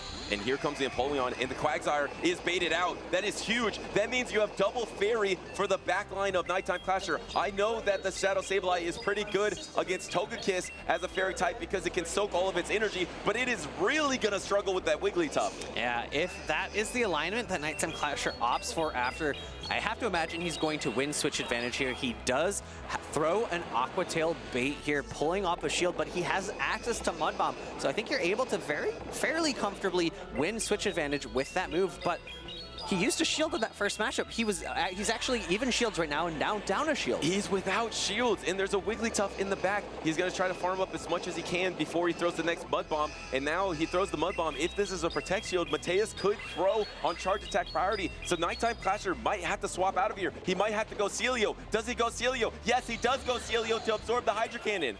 The nice thing Mateus has for him now is that he's not threatened by either charge attack from this Shadow Celio. He can farm up to another Hydra Cannon or Drill Peck, throw it, or bank it for later. I think either play is completely fine. This is resisted into the Empoleon, and the fast attacks are double resisted. You don't really have an avenue to farm this down, but instead, actually swapping out on this body slam, I actually think that's better for Nighttime Clasher here, and he can even bank up more energy or throw another charge attack. Yeah, Mateus does not know that there is a Shadow Sableye in the back. We see the Shadow Celio going for the Surf here, barely surviving the onslaught of charms, and this is the same type attack bonus Surf from a Shadow Celio. It's gonna hurt. It does a lot into the Wigglytuff, almost knocking out. Swap, combo attack, no shields remaining. Looks like Nighttime Clasher is going to be able to unleash a flood of attacks to be able to knock out this Wigglytuff. Wigglytuff goes down. There is still a lot of health on the Togekiss. Unfortunately, though, it's running Aura Sphere and Size Shock.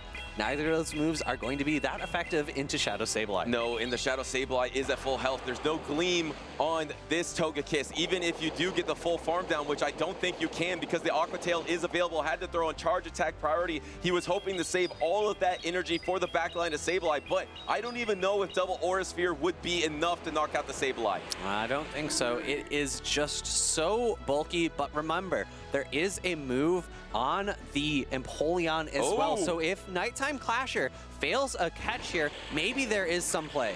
Oh, and he didn't go for the catch. Here comes the Aura Sphere. If there is a Hydra Cannon available, that will knock out. It's all going to come down to if Mateus can land a Hydra Cannon. Does he go for it? Does Nighttime Clasher swap?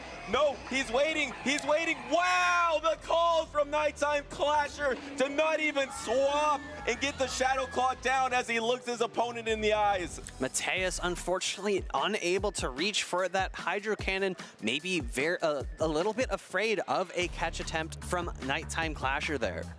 Wow, I mean, it looked like Nighttime, they're talking about something. I don't know if there was some sort of infraction towards the end of the game there, but Nighttime Clasher made the decision. He thinks that I'm gonna swap. He's waiting to throw. I'm just not gonna swap. I'm just gonna keep throwing Shadow Claws and win this battle. All right, well, we'll have to get any official ordered if there is a review going on, but as of right now, it does not look like it is so. Actually, I'll correct myself. Does look like there is a game under review for Mateus. Potential one-turn lag on the Togekiss when it came in, and if you recall, he had to throw that charge attack, right? Yes. So if it was a peck instead, right? Yeah. So if he lost a peck, maybe the Quagsire gets knocked out. So we're gonna let our judges take a look at the footage, review whether or not there was a one-turn lag on the Togekiss when it came in, and then they'll need to discuss whether or not that was impactful in the end game there. Yeah, it kind of all comes down to that because also you can't really predict who's gonna swap when. That last scenario in the end game is who's gonna blink first, who's gonna make the first move, and it just didn't happen. Nighttime Clasher was smart and he just stayed in. So it's a really complicated end game, but they are gonna be looking at it now, and as soon as we can see it, we'll let you know. Yeah, so here the matchup is, so Togekiss comes in against the Quagsire. Quagsire reaches the Aqua Tail and throws it immediately. The question is, does the Togekiss get a fast attack through during it? Looks like it is, but the question is, the second question is which one is that? Is that the correct number or is it not? I wasn't counting, unfortunately. That is my mistake. Yeah, so from my eyes, it looked like maybe they were not on synced up, so it might have been a small delay within entering the battlefield for the Togekiss. And of course, that matters because if they were on the same turn alignment, you get the full peck through, which would be more damage, correct? So then maybe he doesn't get to that last Aqua Tail. Instead of, if he throws in between your peck cycle, you're still throwing that previous peck and you're not getting a full new one. Right, right. I think I counted 4 pecks. I unfortunately did not see the Quagsire energy on the entry. If there was 4 mud shots, then you should get 5 pecks. Exactly. Because you throw 4 mud shots, you throw an attack, your 5th peck comes, okay, 1. It's 4 because you need 4 to get the Aqua Tail. That is 4, folks. All right, we did it. We counted to 4. We did. Nice job. Yeah, we did it. Exactly. So, you know, in this situation, obviously the judges are going to take care of it, but the only thing you have to look at from a bird's eye view is if that Quagsire would have got knocked out by one more peck. And if it gets knocked out by one more peck, that means that you bank 2 charge attacks. So you have double Aura Sphere, and you don't have to worry as much about that Shadow Celio swap because maybe you have 3 charge attacks instead of 2 in the end game. Yeah, I guess you could pivot a little bit earlier, save an Aura Sphere for the Celio, right? So that does shore up some of those win conditions there. But again, let's let the judges come to the decision, and as soon as we know what that is, we'll share it with you. I thought a big moment in the game was actually earlier when Mateus had his, I believe, the Empoleon versus the Celio. And that Celio threw a Surf, but it wasn't enough to knock out his Empoleon. And that Empoleon was not going to get farmed down by Powder Snow because Powder Snow is double resisted. It would have taken 3 or 4 Powder Snows for that Celio, and you would have been able to throw a charge attack. So instead of forcing that Celio to throw the charge attack into Empoleon, he actually pivoted into Wigglytuff, and then Wigglytuff had to soak all that energy instead of possibly his Empoleon. All right, well, we do have a ruling from the judges. While there was an issue, they decided that it would not have affected the outcome. All right, so no rematch here. That means that Nighttime Clasher, his game does stand, and that means he is 1 game away from advancing in this tournament. And, you know, I did the count for Dunebug. I'm doing the count for Nighttime Clasher as well, how many medals he has. Looks like he has He does over have some 10 4th places there, though. He has, well, yeah, you still count him, right? Oh, yeah, sure, of course, of course. Yeah. I was just saying that he has that over Dunebug. Yeah, you know, yeah, you do. He has a full page of them from what I could see. So he actually has 10 medals himself. So that's incredible from one of the best trainers on the planet. Obviously, he's #1 in North America. He wants to keep it that way coming up into the North American International Championships, where he's already won an international championship this season. What an amazing feat it would be to win 2 international championships within a single season. There's only 3 available, Phoebe. 2 out of 3? Ain't bad. Pretty good, pretty good. I think there's a song about that. Oh, I'll sing it. No, I will not be singing on the cast. Absolutely not. All these trainers are just now locking in their teams. They've thought about it. They know what changes they want to make in game number 2 of Losers Round 3. All right, we got the Fairy into a Dark type. You would think that would be bad for the Dark type Pokemon, but it's not terrible. You see Nighttime Clasher is kind of shaking his head. He doesn't have charge attacks that do anything, and also the Togekiss doesn't have any charge attacks that do anything. So actually gonna go for the double resisted Drain Punch to try to increase the defense on the Sableye. Well, that's nothing. The extra bonus for Mateus is that he's now able to make sure that this Dusknoir avoids the Sableye at all costs, right? This isn't the best matchup for Togekiss. You're taking a lot more fast attack damage than you are giving, but Foul Play, same timing as this Aura Sphere, but I don't think this Aura Sphere knocks out. I know, and that's exactly why he went for Drain Punch. It might seem silly to throw that Drain Punch, but that ensures that he can take the double Aura Sphere and land this Foul Play, which is also resisted, but maybe then, plus some Shadow Claws, it might be a simultaneous. Which one of these Pokemon will take it? They both swap out, so we won't get to find out. And that is a very quick switch. Mateus, I think, shaking his head a little bit, would have preferred to place his Ghost type on the Bug Bite Fortress. However, this is still not that bad of a matchup. You can take 1 Sand Tomb, you can land heavy-hitting Hydro Cannons, and you can reach 2 before a second Sand Tomb is reached. The problem, since he's switch locked, he can't get back to his switch timer now. Yes, he gets the back-to-back Hydro Cannon. He gets the first Protect Shield from Nighttime Clasher, but he's stuck in here. He's throwing this next Hydro Cannon. I don't think he'll get 2 Protect Shields, but this Fortress is incredibly healthy still. You'll be able to resist this. Oh, he actually gets both of the Protect Shield, so he has a 2-shield advantage with his Shadow Dusknoir. That is a great place for Shadow Dusknoir, and very importantly, the Togekiss is still alive in the back. So even though the Sand Tomb is landing, and I really like this bait from Nighttime Clasher, he's able to release the debuff from the Dusknoir at any point by switching into that Togekiss. Whenever you switch in Pokemon Go PvP, you remove all buffs and debuffs, as this Shadow Punch is going to be able to remove the Fortress from the battlefield.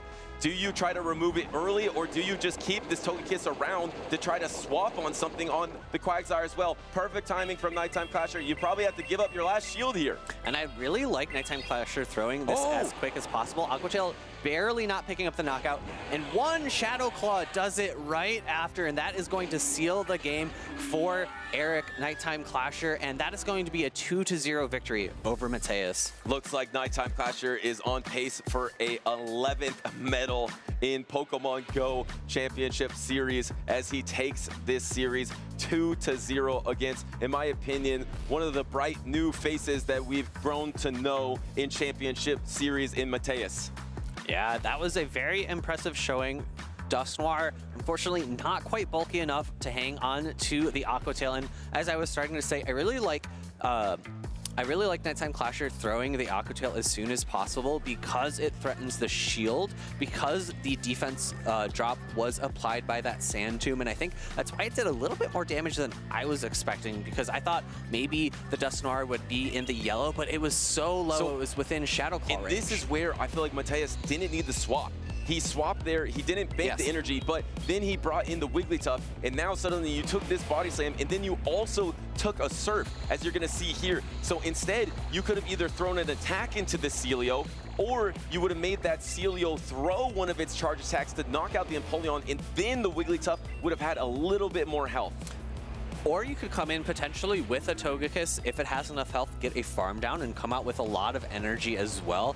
So it just goes to show that look, he doesn't swap. Yeah. And it just goes to show in Pokemon Go, you have a lot of different win conditions that you can pursue. You know, you could throw the Hydro Cannon into the Shadow Sableye. You could go for a number of different charge attacks, and picking out the correct path forward is key if you want to be one of the best trainers in the circuit. And it's so complicated to do so that Shadow Claw coming in because it registers before the 3-turn Astonish and able to simultaneous with that Togekiss as well. And actually, we probably would have gotten a simultaneous earlier on in that battle. So it's really cool to see that Dark-type Pokemon be able to play the Zero Protect shields against a Fairy-type Pokemon like the Togekiss. And another thing I want to go into, you called it out right before it happened, the simultaneous switch from both of the trainers. It's very key in that moment to try to prevent your opponent from getting an energy advantage moving forward, because both of your first Pokemon aren't really all that useful. You could opt to let your first Pokemon go down and try to get switch advantage that way, but in a meta where a lot of Pokemon aren't really hard countering each other and energy advantage is more important, I really like the heads-up play from both trainers to immediately pivot into a different Pokemon. And also, we have the Fortress, I believe, was number 2 in usage here in day number 2. Is that about 50%? That's a Pokemon that is either going to debuff your attack or your defense. So having that third Pokemon at the end of the game brings more flexibility to your in-game to be able to remove those debuffs of a popular Pokemon. Because look, here it is again. It's going to be mirrored on the stage. It's Uzuku versus Doombug. We're in losers round number 4. Doombug just came off a victory. Uzuku actually dropped down from that loser side of the bracket, falling to SJ. Yeah, it was a really tough fought winners semis for Uzuku, and he's going to have to face another really tough opponent in Doombug. And this is a tough team to prepare against because Doombug has those picks like the Jellicent. He has the Shadow Altaria that he said has been his MVP so far for him. And then he also has the Wigglytuff. So it's some Pokemon that you haven't been seeing as much in the condensed meta, but this meta is very diverse. And Uzuku actually doesn't have, he has the typical, I would say, meta team that actually Uzuku has done the best with. He's tried out Spice himself, but the times that he's been able to get his hands on these meta teams that work well at the moment, he's had some great performances. So can he keep that up here with this meta team as well? And it's really interesting. We've talked a lot about fairy types, right? Wigglytuff, Togekiss, Togetic, but we've got Tinkaton here, and I feel like it's got to be one of the few Tinkatons remaining in Top Cut right now. Yeah, Tinkaton obviously did win the Los Angeles Regional Championships, but it completely fell off in usage, but it made it all the way to the top. Can it make it all the way up to the top again? And look at that regional champion. Well, maybe it's only 5 times because it's within a 2-year span. I'm just giggling that the text is a little bit squeezed there to fit in the 2023 to 2025 ×5 regional champion. Yeah, that was an epic run. This trainer is known for his streaks in the way that he's able to put win after win after win. I believe he won 3 regional championships within 4 that he attended. That is absolute dominance. He's trying to warm up at the end of the season here. We are in our final lap here in Indianapolis for the North American region, but of course, we have the biggest events left in the year by one of our biggest trainers. So he is trying to put his best foot forward here and get on a roll. All right, our trainers made eye contact, said good luck, and we're getting into this first game of Losers Round 4, Altaria versus Shadow Altaria. And you can breakpoint this, say that one is taking significantly more Dragon Breath damage than the other. Yeah, this is a matchup that is going to be very important for the rest of the match, because if we look in the back, we've got Feraligatr against two other water types for Dunebug. We've got Empoleon and Jellicent, and honestly, I'm not even sure which Pokemon Dunebug would prefer the Feraligatr to land on. And look how important that bulk point was. Because of that bulk point, you had to swap out and then to the Feraligatr, banking up a bunch of energy onto that Altaria, bringing in the Empoleon. You have that double water backline to be able to resist literally everything that the Feraligatr does. And I guess he answered the question for me. It's going to be Empoleon that he prefers, building up extra energy, reaching the Drill Peck. Uzuku has more than one Hydro Cannon loaded. Unfortunately for him, though, Tinkaton does not have anywhere to land its Gigaton Hammers in a neutral fashion. It's going to be resisted by both the Empoleon as well as the Jellicent. The double water in the back and the Jellicent is a great counter for the Tinkaton, because some water types take a lot of pressure, even with that steel type resistance to the Gigaton Hammer. Not Jellicent is bulky enough to withstand a double Gigaton Hammer. Swap Altaria, combo attack into the Sky Attack with no Protect Shields remaining from a Shadow Altaria. This should be enough to knock out Izuku's Feraligatr. If it doesn't, it's the not Shadow. Oh, it barely does. I was going to say he does have the ability to pivot out, save that Hydro Cannon for later. Big farm down for the Tinkaton, but as you said, Jellicent is very bulky. Its typing's very good into the Steel and Fairy typing of Tinkaton. And we're going to see how much damage this Gigaton Hammer does. It's resisted into the water type of Jellicent, and Jellicent is a bulky Pokemon. It doesn't do half. So even with the Fairy Wind damage, it's not going to be enough to double Gigaton. So here comes the swap into Altaria, catching on a Shadow Ball. That's a big way to get back in this game for Izuku. That's a big catch. Is there energy? We're seeing a big undercharge from Dunebug, but there is no way for Izuku to reach another charge attack at that point. And at this point, you probably have to bulldoze bait or something. Here comes the Shadow Ball into the Tinkaton. There's still a Protect Shield remaining for Dunebug, and still an Empoleon that is in the yellow there in the back. So here comes the next Gigaton Hammer. I don't think it's enough. Instant no shield from Dunebug. Yeah, this Gigaton Hammer is resisted. It's not a ton of damage, and I believe the Empoleon in the back has plenty of health. No double bulldoze can be reached. Hydro Cannon, no shields remaining for Izuku, is going to secure game number 1. Great team strategy once again from Dunebug. It feels like he's been doing this all tournament long in Indianapolis. He has all the answers to whatever the opponent is doing. He's just morphing his team of 6 to hard counter whatever you have in mind. And it's really tough for Izuku. The team composition that Dunebug has, I feel like is pretty difficult for Izuku to craft a team of 3. The double water doesn't have that many amazing answers from Izuku's side. Altaria is going to be necessary because it's going to resist the water type damage. But beyond that, you've got Fortress dealing resisted bug bites to the Jellicent, dealing resisted bug bites to the Empoleon. You've got these Psywaves from Grumpig resisted by the steel typing, taking super effective damage from the hexes of Jellicent, and you get outpaced in that matchup too. And even though you need to bring the Altaria, you also lose the bulk point against the Mirror Altaria of Dunebug. So even in the neutral situation where you feel is neutral, you're taking one more Dragon Breath damage than the opposing Altaria. And over time, that just really adds up, and it can completely flip matchups that are supposed to be mirror matchups, but just a little bit of change in diversity into your defense stat or your attack stat can give you a huge advantage. As we get into game number 2, Izuku's tournament is on the line here. He needs to be able to reverse sweep. It's water on water for Feraligatr into Jellicent. And this is a much better lead for Izuku because it means that his Altaria in the back is not locked into a mirror match, which also means that his Tinkaton could potentially get lined up against that Altaria. I like this shield from Izuku here, going ahead and shielding up the first Shadow Ball of the game. Even though all your charge attacks are resisted, you are doing super effective Shadow Claw damage, and over time, you can whittle down this Jellicent while staying pretty healthy. One more Hydro Cannon won't do it though. Does he throw it? right now, almost on charge attack ready. Yes, on charge attack would have been, but Doom didn't throw it, and he got an extra hex for it. Yeah, it's smart play from Doom, recognizing that Uzuku wants to try to cut off that Shadow Ball as soon as possible. However, it does not allow him to reach an additional Shadow Ball before the next Hydro Cannon. Even though he got a free hex, he's still going to be outpaced. Double shield, and Doombug didn't want to just get farmed down, so he's going to bank a little bit of energy onto that Jealousy and bring out the Empoleon here to soak all of this Hydro Cannon damage, and he still has his own Altaria in the back to face off in the mirror with that bulk point advantage.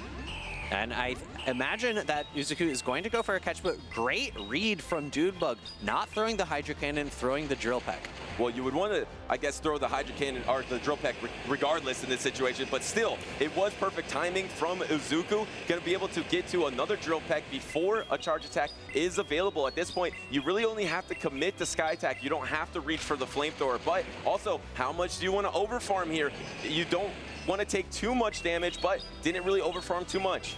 Yeah, it'll be curious to see how this plays out. I think Dunebug's likely going to go into his own Altaria to get an energy head start.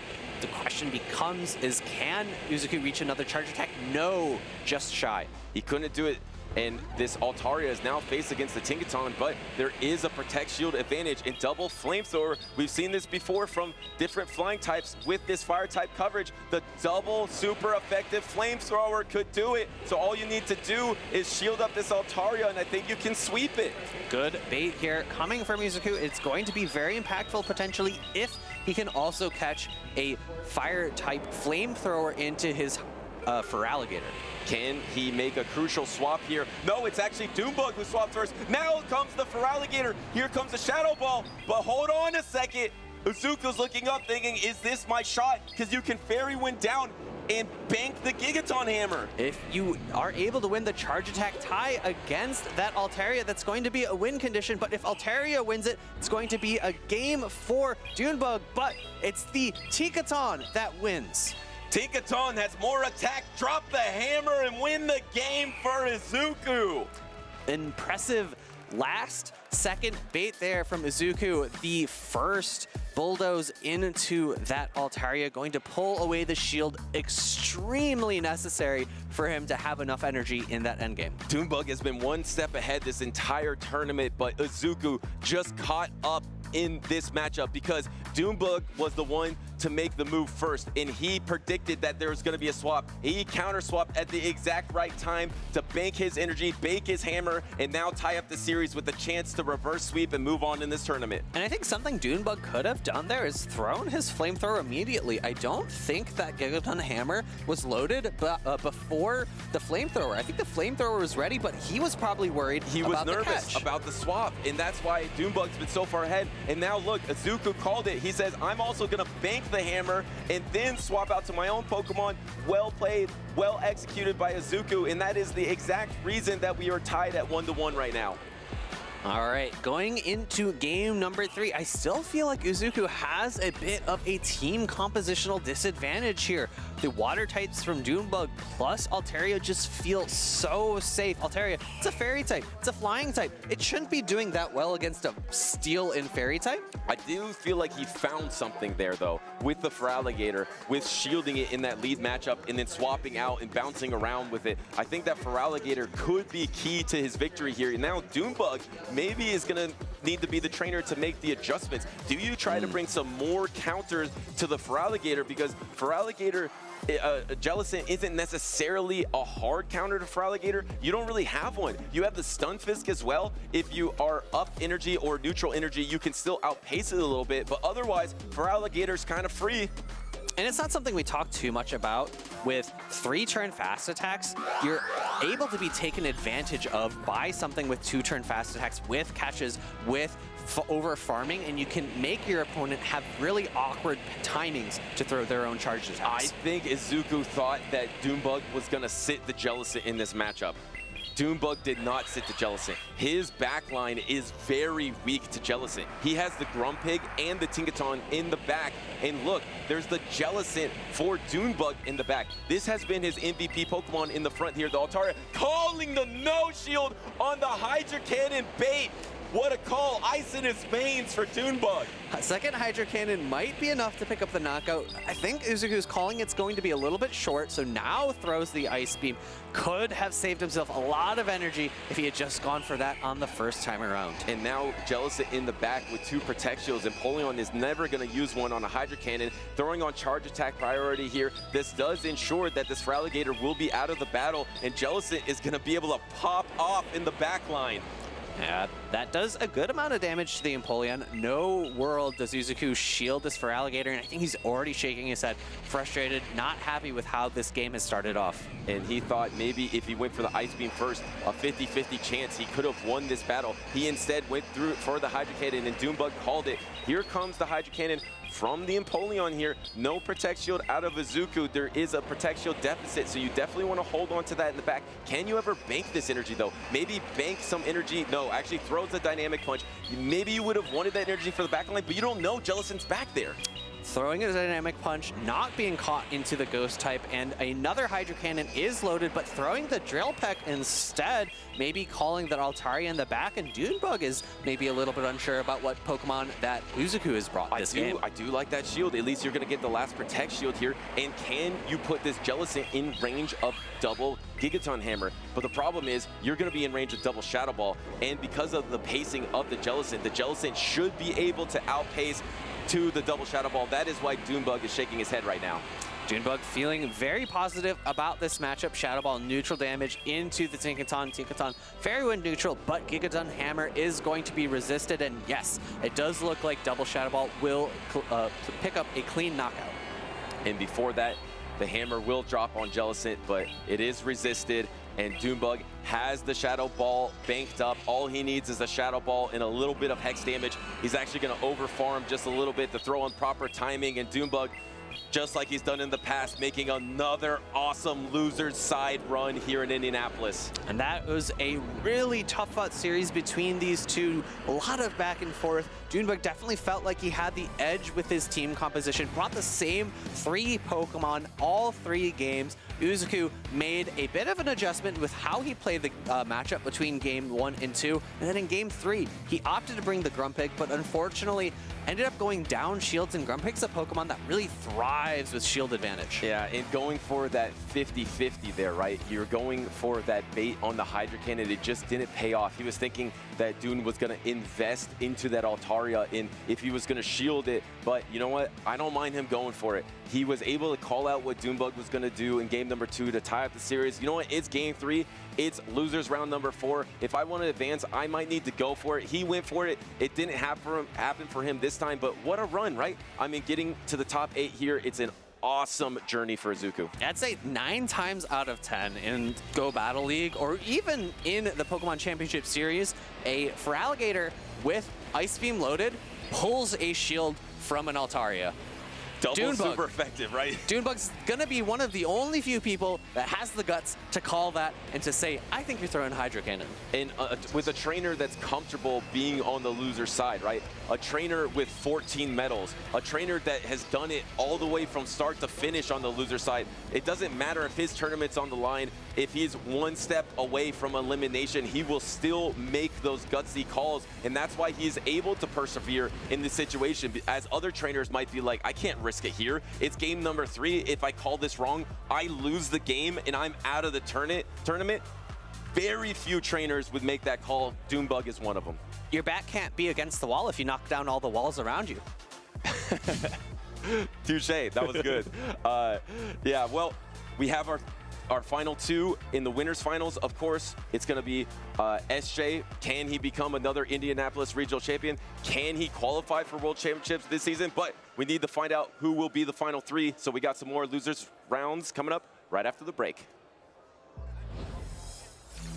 Hello, trainers. We're here at the Indianapolis Regionals. Indianapolis is actually famous worldwide for racing. So we're going to take a race with these 2 trainers today. But the road to Worlds is not always about speed. It's about precision. It is about timing. So these trainers are going to go stage to stage to qualify at the end of the road for a special prize. I'm joined by Saver Avocado and Mish, and I'm going to ask them trivia questions. The first step, you're going to need to answer 1 trivia question correct.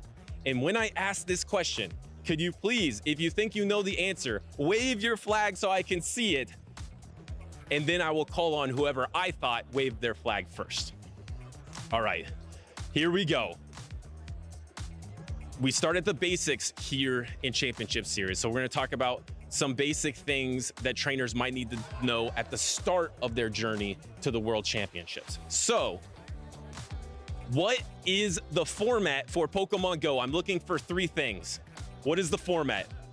What is the format for Pokemon? You know this, Mish. Show 6. Is it show 6 pick 3? Yes. Great League? Yes. CP 1500 and below, and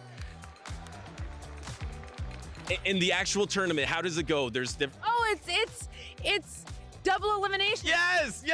Okay. So Mish moves on to the next stage, and we're gonna give Saber Avocado a chance to catch up. But Mish now always has charge attack priority. She will now get to go first for the remainder of the journey. All right. So this next question for Saber Avocado is, how many trainers at a typical North American regional will get championship points?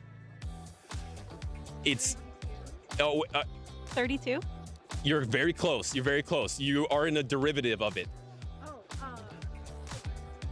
16. I don't want to say it, but you're so close. 8. No. Think about it. When you're competing, how many trainers will get championship points at a tournament that you're going to? 64. Yes. All right. Move on to the next station. You nailed it. All right. This means Mish has charge attack priority in the road to Worlds. So this next part is going to be the speed round. They're in the middle of the journey. They're going to get fast. We're in Indianapolis after all. So in this speed round, you actually need to get 3 questions in a row correct. They're going to be easy ones, but you need to get 3 correct in a row. If it's not 3 correct in a row, Saber Avocado gets the steal. All right, here we go. We're starting with Mish. First question, they're so easy. How many shields do you have in Pokemon Go PvP? 2. Okay, yes. How long is the timer?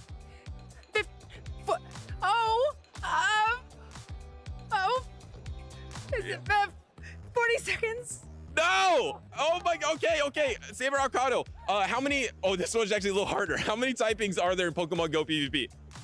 There are 18. Wow, nailed it. Okay, tell me, what is something exclusive about Shadow Pokemon? They do more damage, but they are squishier, less. How much damage?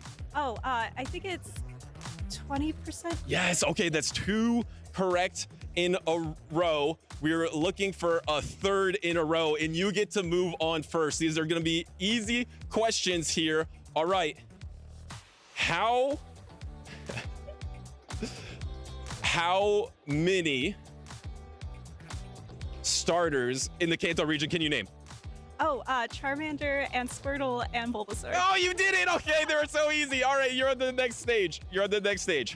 All right, so that means that Saber Avocado is now ahead in the race. But Mish actually caught up, so actually come up here too. But you lost charge attack priority.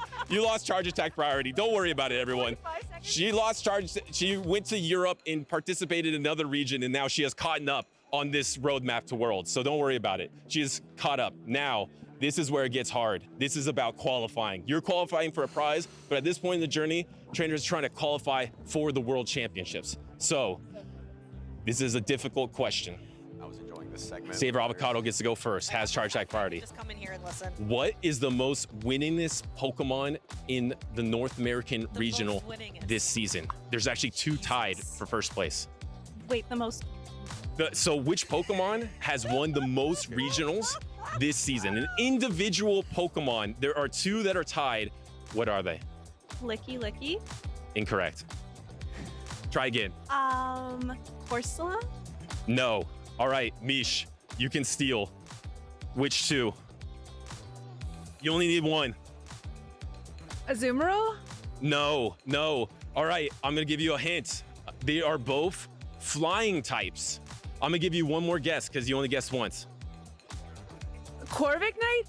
Yes, Corviknight! Wow, okay. That means officially, Mish, in your journey to Worlds, you have qualified. But before she gets her qualifying stage, I actually have one more tough question because we like all our trainers to be able to qualify. Remember, the top 75 in North America get to qualify, so Saber Avocado still has a chance. Another tough question.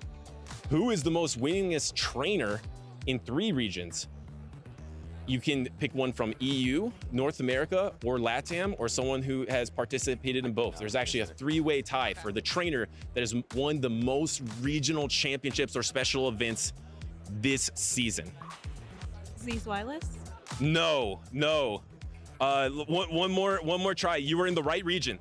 Inadequate? Yes, Inadequates. All right. And that means Saber Avocado has qualified. Bring in the prize. Mango, please, to present to Mish first, and then Saber Avocado later, your prize of your qualification of that t-shirt. All right. Well, thank you so much to Mish and Saber Avocado. This has been our road to Worlds fast style, like Indianapolis. Let's get back to the Pokemon action.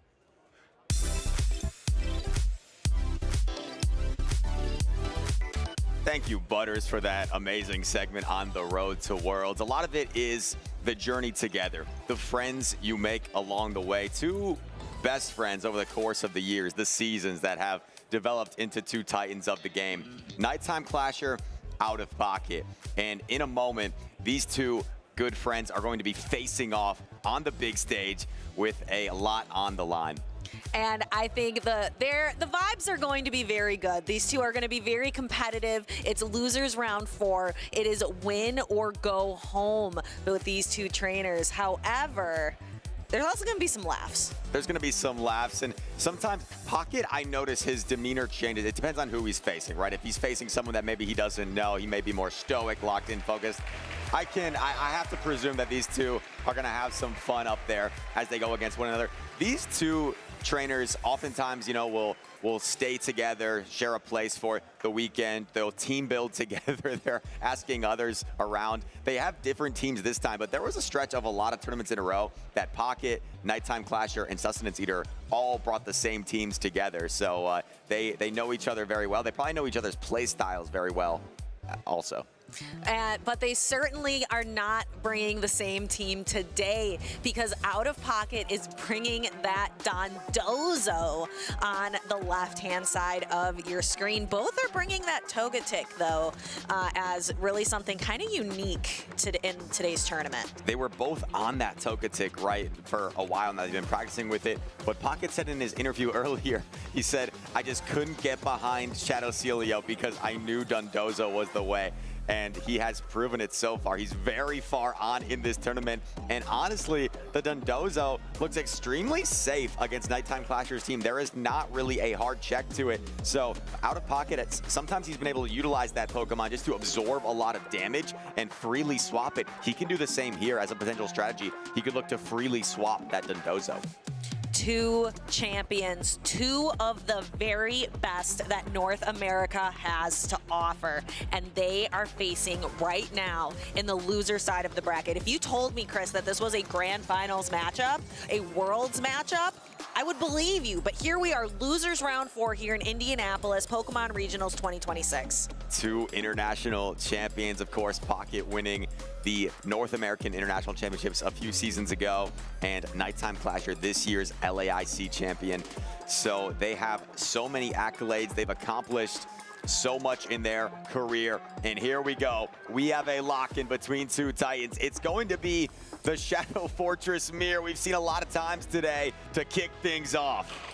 And it looks like these trainers content to play out this lead matchup. And we might see a swap. We might see a throw of a Rock Tomb. Ooh, it looks like these trainers might be going for 2 separate strategies in the mirror.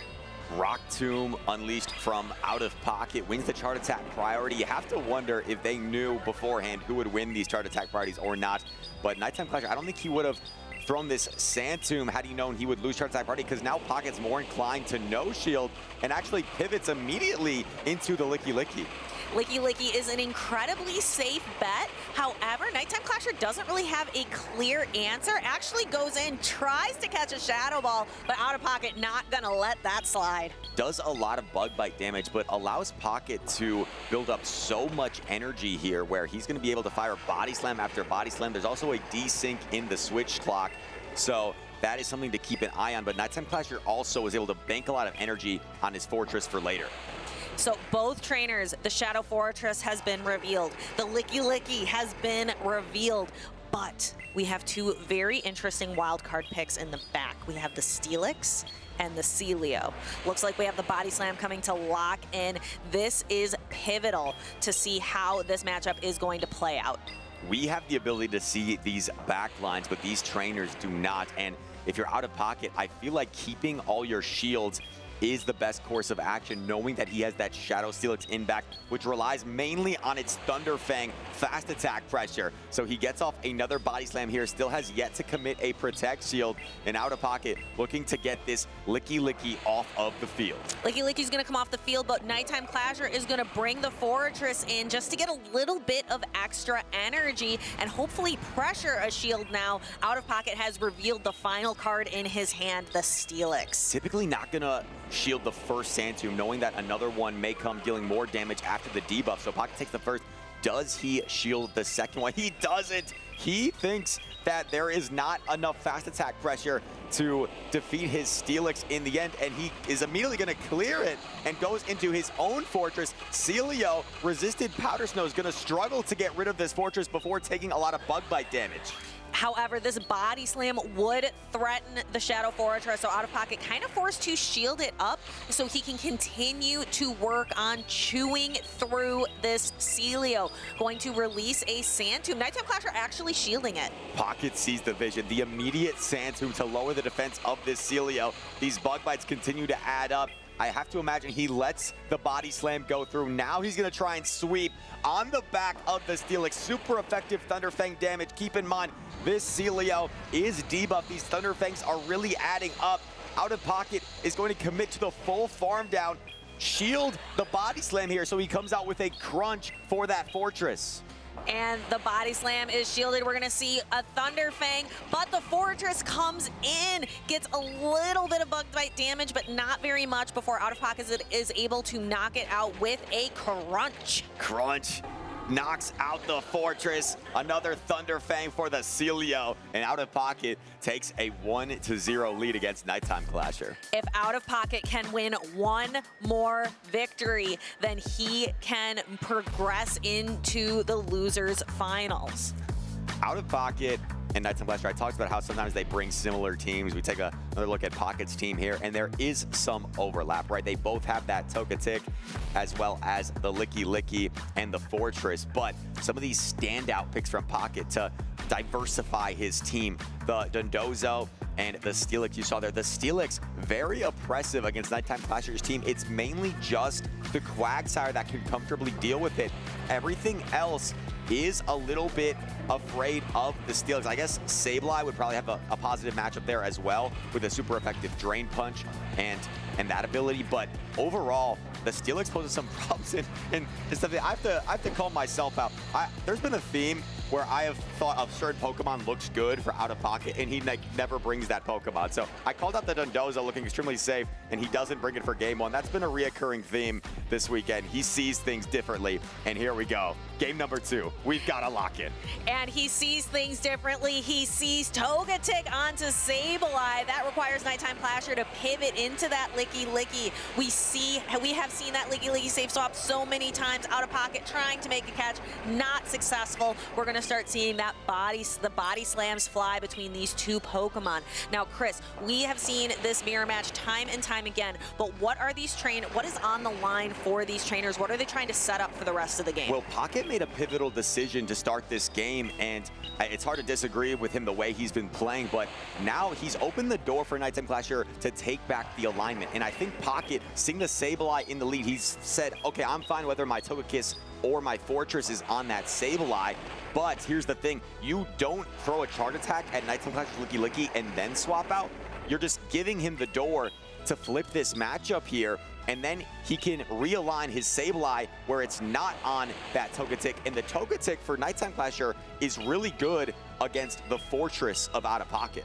Yeah, it has that heat wave, and the bug bites are resisted. The Rock Tombs do threaten super effective damage, but Togetic is just so thick as a Pokemon. It's so defensive, so much HP that it's okay handling a Rock Tomb.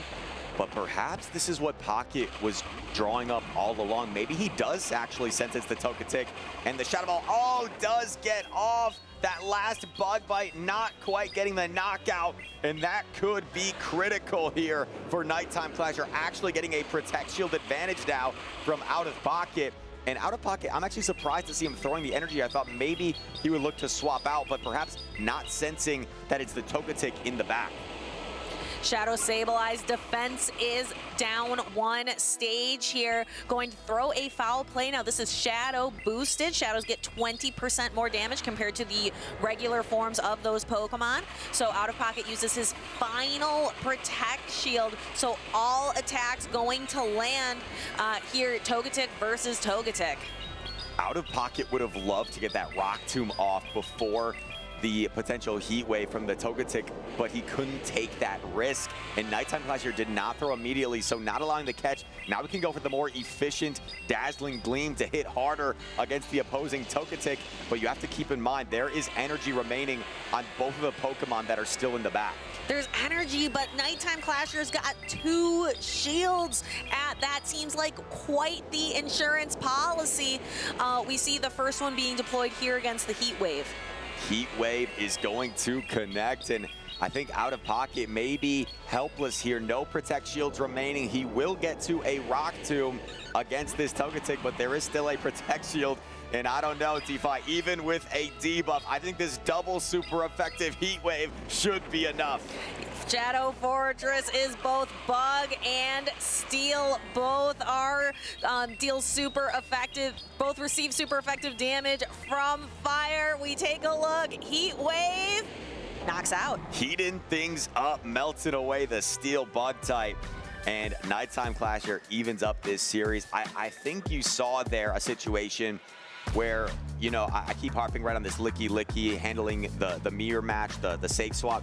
And if you build up a lot of energy like Pocket and then go into your own without inflicting much damage to that licky, you're just giving your opponent the window to then overcome that matchup. And also getting the Shadow Ball 2 off just barely onto the Fortress, that was huge for Nighttime Clasher as well. These two trainers have a lot on the line right now. This is losers round 4. The loser of this match goes home. Their tournament run is over. But if you win, you're going to go on to face Dunebug in the losers semifinals. Yes, in the 4th place match essentially there they are looking to get to, and you see the replay here, that Heat Wave. Imagine had Out of Pocket not taken not had to use a Protect Shield right on that Shadow Ball. Maybe there was still some play. Maybe he gets outpaced anyway. The double Heat Wave, not sure. But Nighttime Clasher finds a way, finds a how to even up the series. And Out of Pocket will go back to the drawing board. We'll see if he sticks to what he's been doing with Pokemon like the Togetic, the Licky, or if he goes back to something like the Steelix. We see these trainers, I've seen them laugh and I've seen them lock in, and we have a lock in now. Decisive game number 3, Shadow Fortress into Shadow Sableye. This is an interesting match where the Bug Bites really start to threaten, and a Drain Punch will then limit the damage these Bug Bites do with that buff to the defense. But Nighttime Clasher goes for the foul play. It's a big decision for Pocket. Correctly shielding the foul play, which does a lot more damage, is a nice call for him to start off this game. Now he is going for a Sand Tomb against this Sableye. And Nighttime Clasher makes a decision to use an early Protect Shield in this opening matchup. These trainers content to play this all the way out. I'd have to imagine Nighttime Clasher, after it gets the shield from the foul play, will look to pivot out, doesn't want to surrender a farm down, goes into the Togetic, and it is met by the Dondozo making an appearance. And this bulky Dondozo will be able to withstand a Dazzling Gleam pretty well, but 2, we'll see if it is enough to knock out. I'm sure this is a matchup that these two trainers have practiced. Dazzling Gleam takes it just to have health with the Fairy Wind damage as well. But because the Heat Wave is resisted, it forces Nighttime Clasher to have to go for a little bit more pricey Dazzling Gleam. A little bit more pricey, but a little bit more efficient. Nighttime Clasher was thinking about whether he wanted to Protect Shield or not, going for the Dazzling Gleam Pocket. If he is able to withstand this on his Dondozo, has the Surf, but it just knocks out No surf for Dundozo. Now the Licky Licky comes in immediately to try and get as much farm as possible, and an extra rollout sneaking through for Out of Pocket. And Dazzling Gleam, Nighttime Clasher going for it to try to get as much damage as possible onto this Licky Licky before bringing in his own. And there is the Shadow Fortress. We're going to start seeing it chew apart this Licky Licky. Out of Pocket on the desync switch there, through on suboptimal timing, allowing a free rollout, but he does at least get the Rock Tomb off to debuff his Licky Licky. This will force a Shadow Ball from Nighttime Clasher, but there are still 3 Pokemon in this game for Nighttime Clasher, and only 1 Licky Licky with a handful of energy for Out of Pocket. And Nighttime Clashers has this final Protect Shield. Does he deploy it here, or is he going to hold on to it for a little bit later? He has 3 Pokemon, but we are finally at even shields. Like we can see Out of Pocket kind of grimacing, looking around, seeing if an answer will come to him. Pocket starting to sense he may not have enough left in the tank. And Nighttime Clasher, he is content. He feels like even if this was a Shadow Ball, he still might have the tools to get the job done. So he calls the Body Slam Bay. That's going to force more energy Out of Pocket. And I think Nighttime Clasher's in a prime position here to sweep.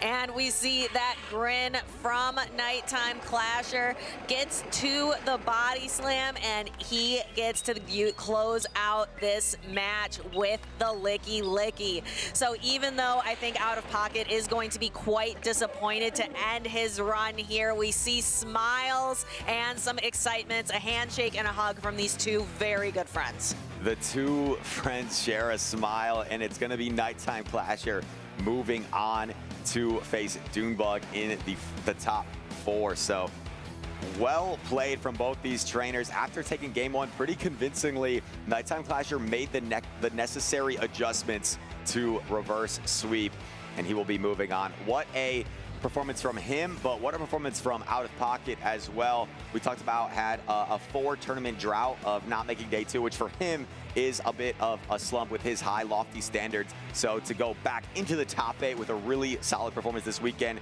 he's got to be happy, looking forward to NAIC in a few short weeks. And if he wants to maintain his streak of getting a title every season, he's going to have to take NAIC. So I imagine we're going to start to see Out of Pocket maybe starting to pester his friends, maybe pinging his friends on some social servers, trying to get some practice pretty quick here. Pocket likes to tease about some of the stats that we employ on the stream sometimes, and he told me today, hey Rise, you know, I'm the only player in the world that could potentially win NAIC every other year. and Out of Pocket, we have seen so much from him, and I'm sure we're gonna see more coming soon in the near future, but for now it's Nighttime Clasher's time. We will see him shortly taking the stage against Dunebug. That is certainly going to be a match to keep an eye on. Nighttime Clasher versus Dunebug. Something I am very excited to see. And we can see a little bit extra behind the scenes. And since Nighttime Clasher and Out of Pocket are best friends in the game, I just saw like a lucky friend notification pop up on Nighttime like what I believe to be Nighttime Clasher's phone. That's what you were pointing to. I missed it.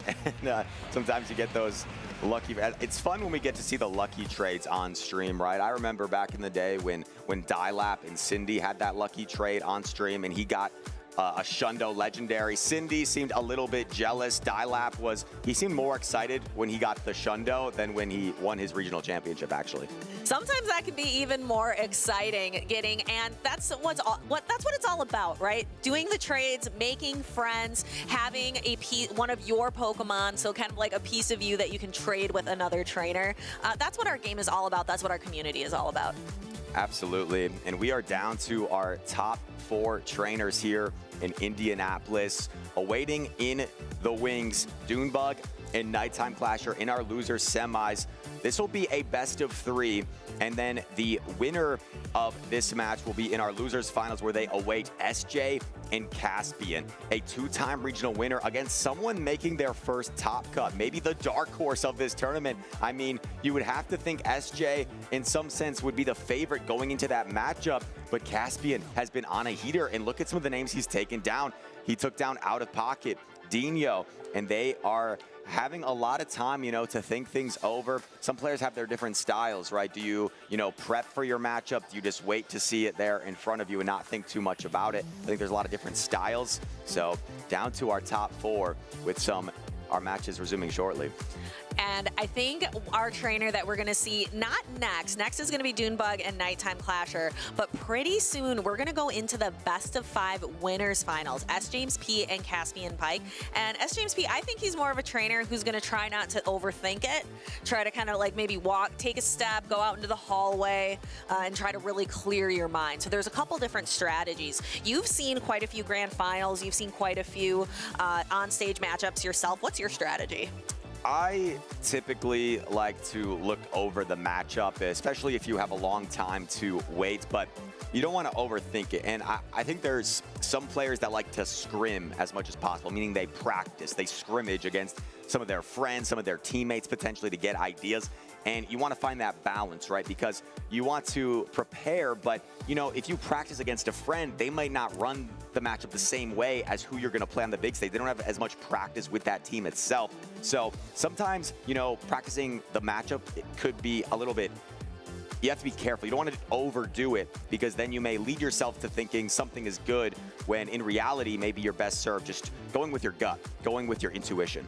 So maybe instead of over practicing too much in between matchups, you could just watch something on Twitch. I believe we have our Twitch matchups for June. Just to kind of clear your mind and reset, you can see, Chris, why don't you take us through a couple things that trainers can watch here in the first week of June on Twitch? Well, we have a lot of great stuff here. We've got League Victors coming up on Tuesday, a rerun of all the finals from the North American International Championships last year, 2025, Pokemon the series, and we've made sure that you catch the preview show for NAIC coming up on Friday of next week, and also next weekend, the Turin Special Championships.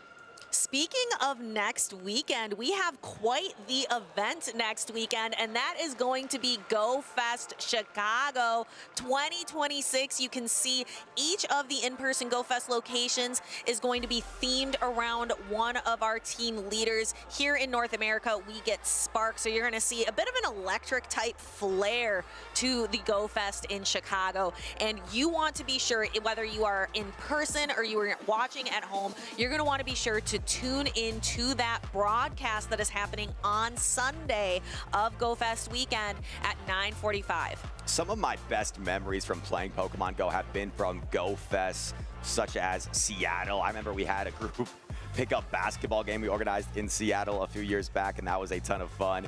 And what else is fun is finding local Pokemon events near you. Scan that code, find some in your local area, make some friends, maybe drive a couple hours, you know, if you need those extra championship points to get that last push to qualify for Worlds, because it is coming up and it is the last legs here in Indianapolis. And maybe you want to just get a head start on the 2027 season and start scoping out some local game shops that are hosting challenges and cups, start to make new friends, and really start to put in some of the reps and the preparation for the upcoming season.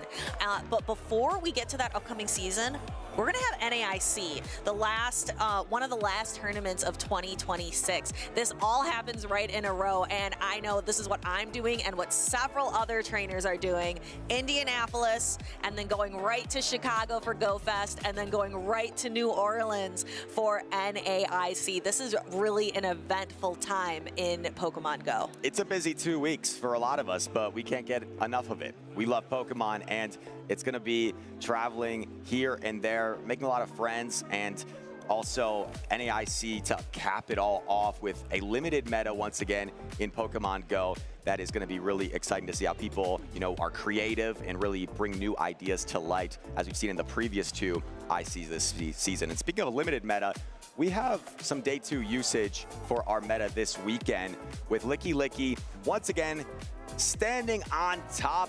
A lot of water types. You see 4 water types all within the top 12.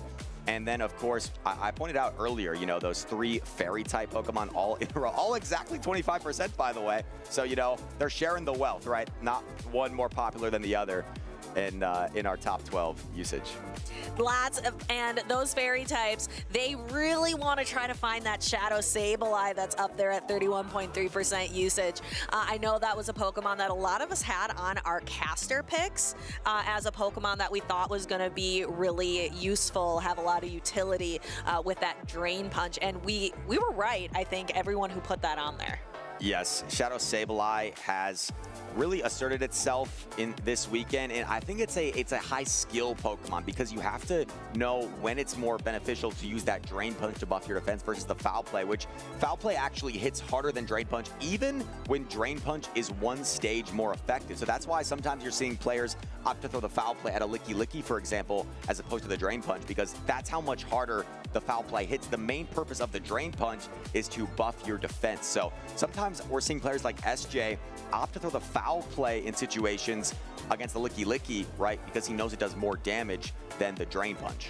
And the way that you're going to get that knowledge to know to do those things is through a lot of practice. So being sure you're putting in that time is so critical. And I know that the trainers that we have coming up in loser semis commit to the practice. They put in a lot of time, like you said, and they are ready to showcase their skills, showcase the practice, the preparation that has led them to this moment here in the loser semis. Two trainers, lots of top fours to their name, but they are not satisfied with top four. They are looking to get even more. It's going to be Dunebug taking on Nighttime Clasher. I don't know, maybe Dunebug would be satisfied with top four, because didn't we determine earlier that's the only medal he hasn't gotten? That is true. That is a good point, but I think it's more of a comedic bit.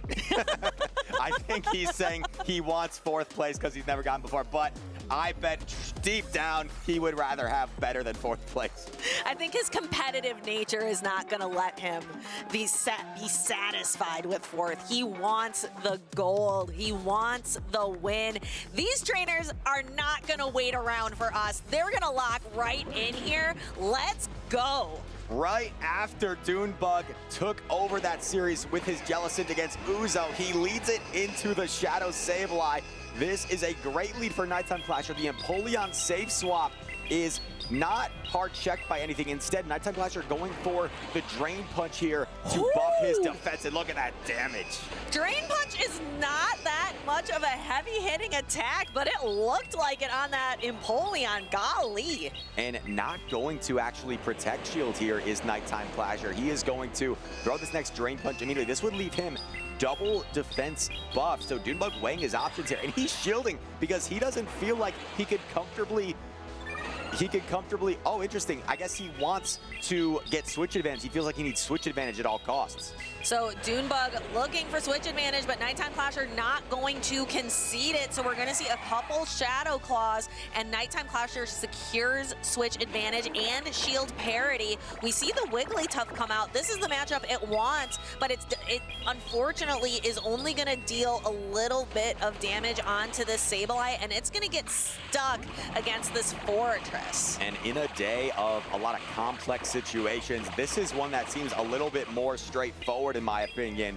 Nighttime Clasher has aligned his Fortress with the Wigglytuff. He knows there's a Jellicent in back, and he has the Licky Licky waiting for it, so has the ideal alignment. I'm actually surprised to see Dunebug staying in here so long.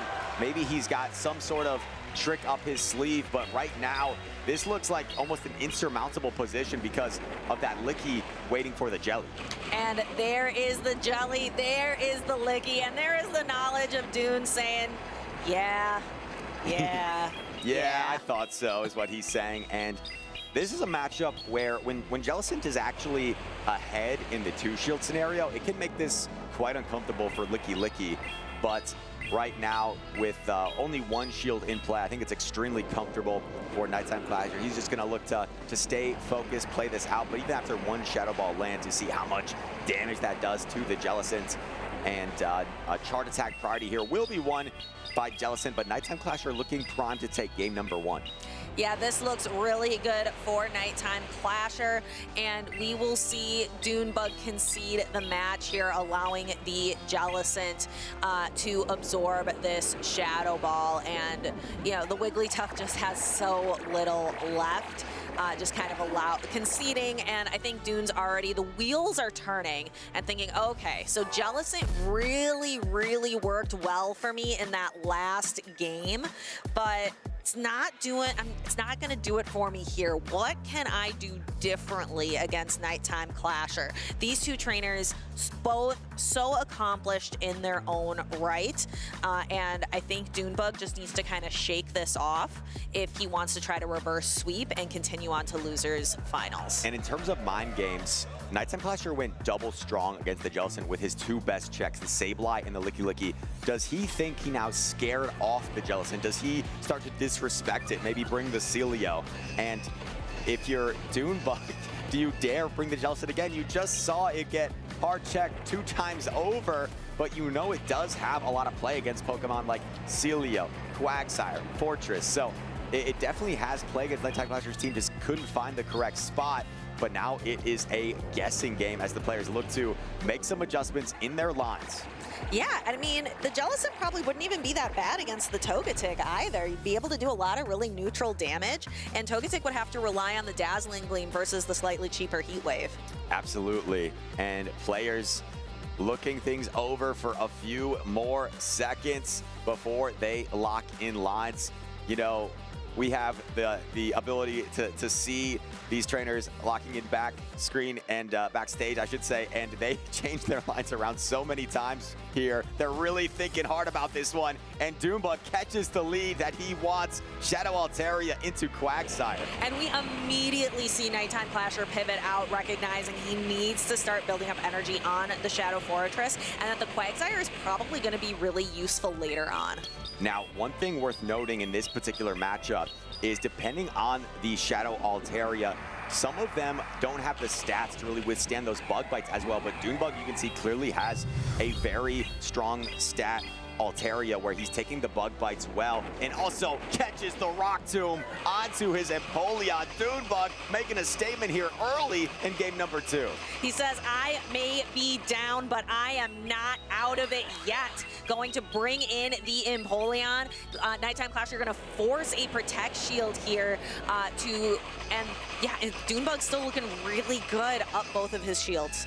Dunebug maximizing his energy, throwing at the last possible second the Sand Tomb. This will threaten the knockout of the Empoleon. So Nighttime Clasher invests a Protect Shield, or excuse me, Dunebug invests a Protect Shield and gets off another Hydro Cannon. And fires that Hydro Cannon. Nighttime Clasher uses his second Protect Shield. This is so early in the game to be down both shields. Now Dunebug has to decide. And the Fortress just bug bit down the entire Empoleon after landing one Sand Tomb. Now flips the alignment, and Nighttime Clasher may be back in this, has the Rock Tomb for the Wigglytuff. He may be back in this, I agree, but he has lost both of his Protect Shields. This is great alignment for Nighttime Clasher, getting the Togetic on the Altaria. Is there any way the added damage from the Shadow Altaria can 2-hit KO the Togetic here? Not quite. The Dragon Breath's just doing so little damage. You can barely see the damage being applied from these Dragon Breaths, doing 1 damage per Dragon Breath. Nighttime Clasher going for the Heat Wave bait. It's a huge call. Oh, and Dunebug calls the bait. Oh, this is going to allow Dunebug to get to his Sky Attack potentially. He's going to have to shield in order to do it, but this is going to leave the Togetic very, very dry on energy. Going for a Sky Attack eventually, but trying to maximize his energy. Based on what we saw the first Sky Attack too, I think Togetic barely hangs on here. There's a Wigglytuff and a Quagsire in the back, a neutral matchup. And actually gets the farm down, but he's so low, I don't think he gets to the Sky Attack. That's so tough. Mudshot being so resisted, but here is the Wigglytuff. Unfortunately, Quagsire, I think, is just a little bit too healthy for Dunebug's Wigglytuff to overcome, as well as the Quagsire is coming into this with quite the energy advantage. That is so tough, as you said, but unfortunately, Wigglytuff not going to be enough here in the end game. Quagsire will withstand the Icy Wind and the Chart Attack priority as the Aqua Tail will connect. This will end Dunebug's run. He will get and achieve his first ever 4th place for the 6-time regional champion, but it's going to be Nighttime Clasher moving on into the top 3. That 4th place medal is quite the consolation prize for Dunebug, and we love to see the sportsmanship between these two incredibly accomplished trainers. Nighttime Clasher is going to move on to the losers finals. He will await the loser of our next match. Absolutely. He'll be awaiting the loser of SJ and Caspian, who have both been playing nearly flawlessly through this entire tournament. I think SJ, one of the more stoic players you will see, and Caspian was elated just to make the top 8, right? And he just keeps on going, keeps on winning. So can he keep it up against one of the best trainers in North America in SJ? We will have to see. It is crazy that we can claim SJ as one of the greatest players in North America, and he has so few championship series appearances to be able to make that claim. He has, he got 2nd place right in his first career tournament, 1st place in his next tournament. It was a very short span of time before he was able to really make his name known. He was already known in grassroots formats, right, in the Go Battle League, but SJ just so consistent. Anytime you see his name on the roster, right, on the player roster, you think he has a chance to win it. And I don't know if that quite applies to anyone more than him, just considering the sheer number of tournaments that he competes at, as opposed to players like Nighttime Clasher and Pocket that are seemingly always there in day 2, but have competed in 40+ tournaments, when SJ is at around maybe 8 career tournaments. And we can see the path that these two trainers have walked to get here to the winners finals. Caspian Pike defeating BTW Dino, defeating Out of Pocket, and then S. James P needing to go through Mateus and Uzuku. So very accomplished trainers to get here into the winners finals. And we can see the road that Nighttime Clasher has had to walk, quite a bit of a longer road, and he still has more to go. Keep in mind, Nighttime Clasher lost his first match of the day on stream. He was the very first match we showed with Uzuku, and he has been on a winning streak ever since, taking down King O, Mateus, Out of Pocket, and now Dunebug. A long list of Titans on his way to the losers finals now, where he will await either Caspian or SJ. And our two trainers are going to be taking the stage shortly. But we're going to have to really reset here. We are on the winners final, so we're no longer in a loser go home like situation. We're in a go home situation. So this is going to be a best of 5. This is really a marathon, not a sprint. There's going to be some information gathering. There's going to be a lot of patience and a lot of grit that is going to be required to make it through the winners finals. And when you look at the teams of SJ and Caspian, of how they got here, how they're playing, I would say they have 2 of the more standard meta teams in this tournament, and they've just been outplaying everybody. They've been maneuvering so well. Nighttime Clasher said this is a meta where you need to bring some X-Factor picks, so it'll be a true test here in the top 3. Is it going to be the top meta staples and the play that prevails, or will it be Nighttime Clasher and some of his more unexpected picks? But before we get to Nighttime Clasher, this match must be decided. S. James, who we've mentioned, an incredibly talented trainer, but has so few championship series appearances and really relies on the few that he goes to be able to secure his world's qualification. And then Caspian Pike, a little bit newer to the scene, a little bit, and this is his best performance to date here, making it to the winners finals. It's certainly a large sum of points coming his way already that SJ has secured. Of course, would love for that auto bid, that auto worlds qualifier, but right now he's just focused one game at a time, taking on Caspian, who has played so well. Took down Out of Pocket earlier, and an interesting stat that I was pointed out to earlier was every winners finals up until this point that SJ had been a part of was against Out of Pocket. So this is the first time SJ's playing someone else on the other chair in the winners finals, not named Pocket. But he will try to do, his best here against Caspian, obviously. And we can already see him kind of locking in, looking up. He has that very stoic expression, as you mentioned, that he is well known for. But he's experienced in this, right? S. James has the experience sitting in this chair. This is very new to Caspian Pike. Could that experience play a role? I think so. I think this is a new situation to be in, right? If you're Caspian, where, like you said, SJ's been here before. It seems like he's usually here whenever he does decide to compete at regional championships. And I would say, the Shadow Sableye is going to be a good potential option here for SJ. Looks quite safe in this matchup. Sableye, with that Drain Punch, since that got added, it does help it in situations against the Licky Licky where you can take a Shadow Ball better. So against this particular team, there is not really a hard check from Caspian. However, SJ has also relied a lot on the Empoleon, the Quagsire, the Licky Licky. It's one of the more flexible teams where usually he has something safe to work with. We'll see if that's how this plays out in this winners finals. I am really looking forward to these two trainers battling it out. That you can see that they're looking at their notes, they're looking at their opponent's team sheets and trying to craft the perfect line of 3 to start this off. I cannot emphasize enough, this is a best of 5. It is a marathon to be able to get through to the grand finals from here. So these trainers are really taking their time to think it through.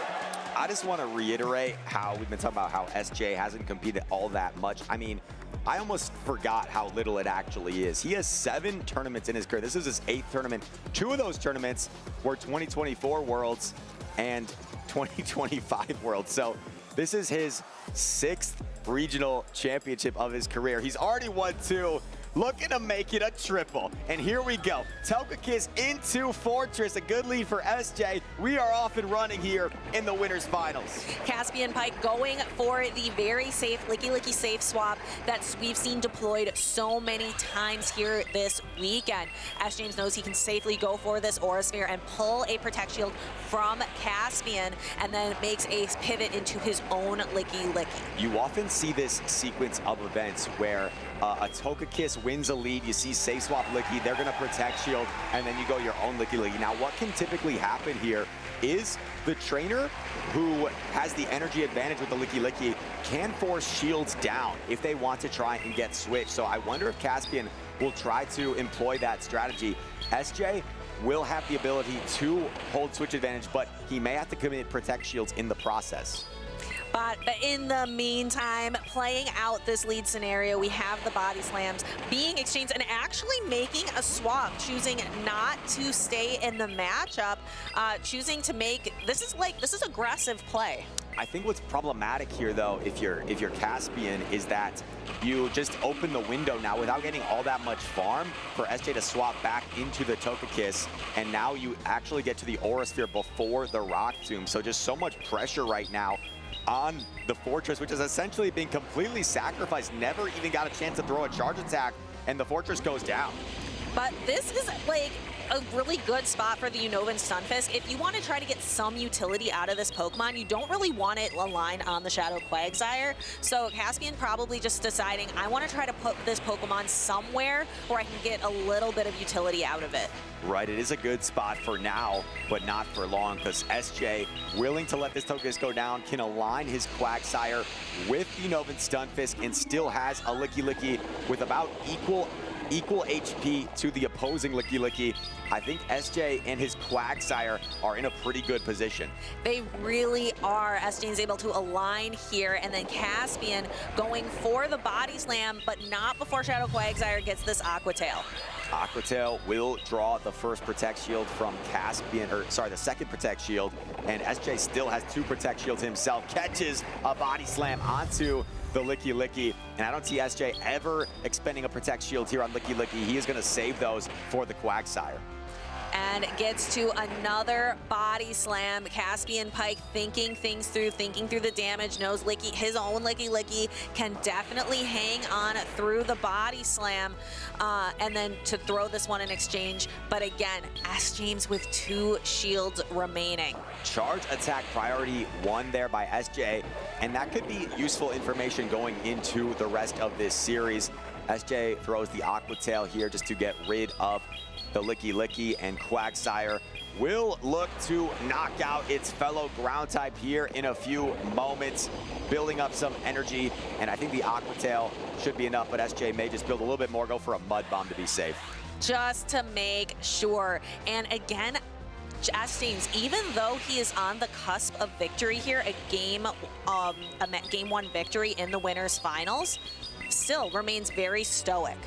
Still, yeah, well, I think SJ, you know, comes from an athletic background. I was actually talking to him, we were watching some games last night, right? And he was saying, he comes from a soccer background and has that competitive drive in him and kind of has that, job is not finished mentality. For him, so early in his career, right, he's already getting to the grand finals in his first 2 career tournaments. So for him, it's kind of a job's not finished type mentality. Of course, I'm sure he's already happy with the points he's acquired, but to him, he hasn't done it yet. He's still trying to go towards that inevitable goal of winning another championship. And Caspian looking to make his first championship here if he can turn this around. Again, best of 5. So S. James P has 1 win, but needs 2 more in order to secure a spot in grand finals. Needs 2 more, 1 down, and was able to just maintain advantage there. It was definitely spearheaded by the fact that he was able to take a positive lead that took us into the fortress. But what SJ excels at is really maximizing those advantageous situations. He's so efficient in the way he maximizes energy and never really gives his opponents room to build those favorable positions. So he seemed really locked in. And speaking of lock-ins, we have one on both sides for game number 2. It is going to be a mere lead, but a role reversal. This time, Fortress for SJ into Togekiss of Caspian. And we see SJ immediately make a pivot, and this is very interesting. Putting a Shadow Sableye into a Fairy-type Pokemon, but what makes this interesting is that Togekiss can only throw resisted charge attacks into Sableye. And it looks like Caspian is content just staying in, at least for now. Foul play being fired off. If Caspian elects to take this foul play, which he does, it could open the window for SJ to take switch advantage. Ooh, but then swaps into the Feraligatr. Now this is going to be critical. Can SJ's Sableye hang on to get to another chart attack after these Shadow Claws? Let's see, it's 3 away, and it is going to hang on and get to the foul play. Caspian can't believe it. I couldn't believe it either. So we see the foul play. This is going to pull a shield from Caspian. S. James, again, 2 shields up early on in the match. SJ able to pull an advantage. We saw a role reversal right of the same lead. This time SJ had the unfavorable situation, but he had a different safe swap in that Sableye and is able to pull an advantage here. Hydro Cannons will add up on this Licky, but SJ feels like saving his Protect Shields until he absolutely needs to use them for his Fortress is the better course of action. Going to chip a little bit of damage using his Licky. There's no Protect Shields remaining for Caspian, so all of these charge attacks are going to land. So S. James can very comfortably bring in his Shadow Fortress, and he can shield all Shadow Balls all day. 2 Protect Shields on the side of SJ. Does he ever try to call a bait here? Oh, he tried to call the bait, and Caspian goes directly for the Shadow Ball. Now going for a Body Slam. SJ knows it's a Body Slam, but at what point does your health become too low or fast attacks become an issue? He is still no Protect Shielding. His health's getting extremely low.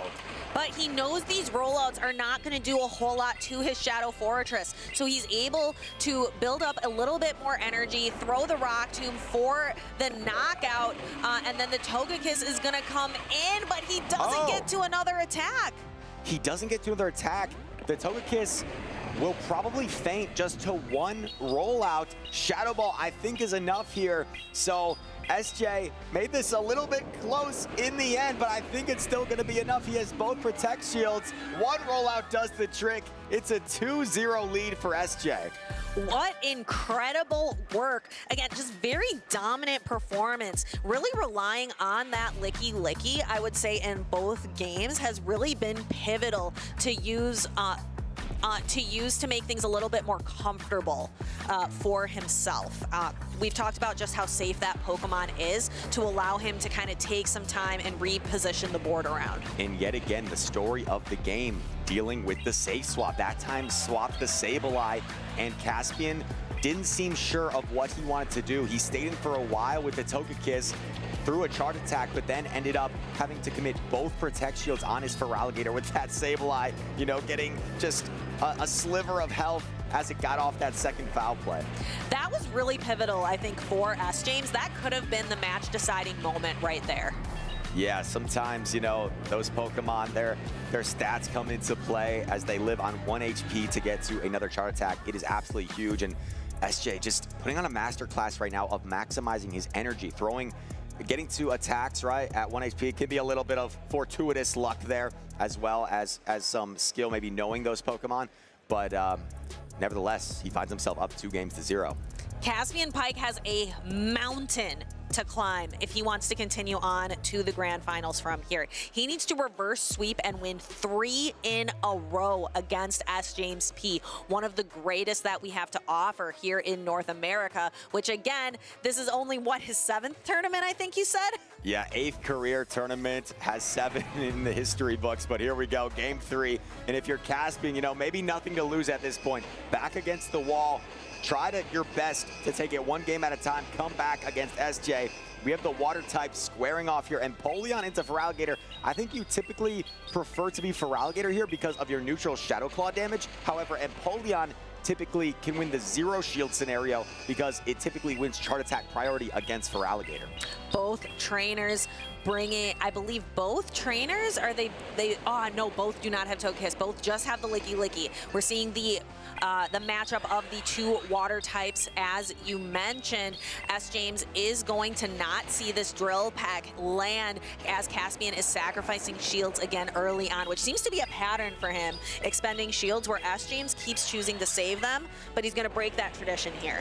SJ always so quick to pivot, not giving any room for his opponent to steal an advantage, and Caspian throwing on good timing. That was a little bit of a mind game there of whether one trainer would throw immediately or not, forgoing the good timing, but they both stuck to it. Hydro Cannon connects, doing some considerable damage to Licky. It seemed like SJ tried to wait there for the swap and ends up being a Licky, so he'd be throwing Body Slam anyway, even if they decided to catch. I wonder how many Licky mirrors we've seen today, because it's such a safe pivot for these trainers, but the one on the side of S. James is very low on health in comparison to the one on the side of Caspian Pike. It's just such a staple of a meta. There's very few things that hard check it, and it gives a clear-cut strategy, a clear-cut response sometimes to opposing Licky.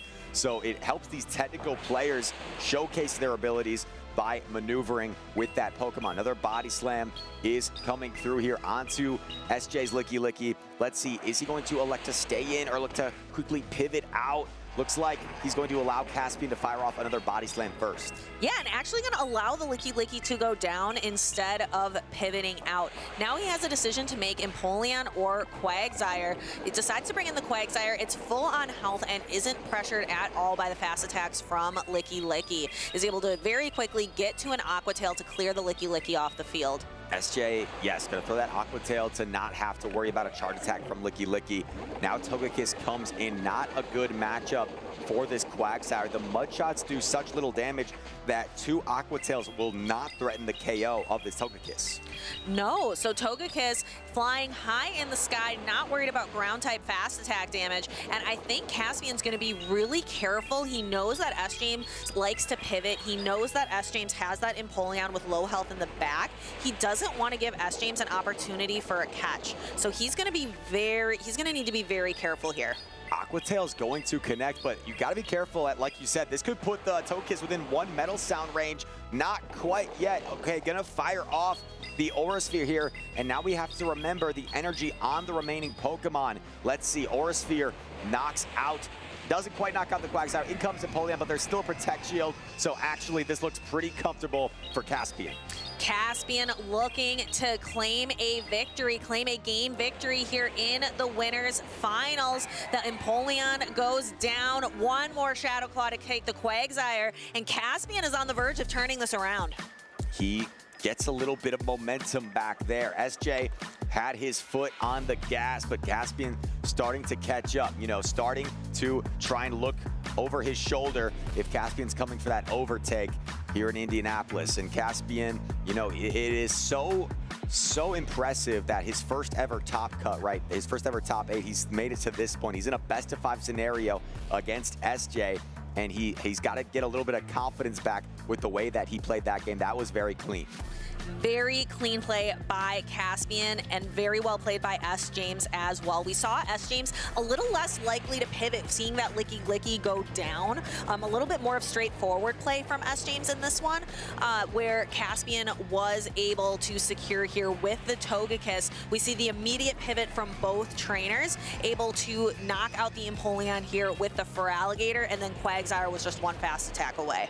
And overall, it just seemed like a game where Caspian was able to take an advantage out of the lead in a way that he wasn't in that game 1. Because that game 1 was where he won the lead, but he didn't really respond well to the safe swap. So that time he was able to play out the lead and maintain an advantage, making things a little bit more straightforward. And here we go. We've got to lock in game number 4 in this series. Shadow Fortress into Stunfisk. Now, this is a matchup where specifically, if Fortress throws the Sand Tomb immediately, you give yourself the ability to farm down before 3 charge attacks. But SJ actually building up a little bit extra right now as we see a Mud Bomb unveiled from Stunfisk. And the Stunfisk only making its second appearance. It showed up in game 1, back again now, and a catch on S. James. We see him taking notes, noting the amount of energy, noting the catch onto this Licky Licky. I think SJ may be trying to lure out the Licky Licky of his opponent right now to try and help clear the runway for his Sableye. Not that that's a bad matchup, but that's exactly what happens here. He lures out the opposing Licky Licky, keeps a lot of energy on his Fortress as well, and now we'll see this mirror play out yet again.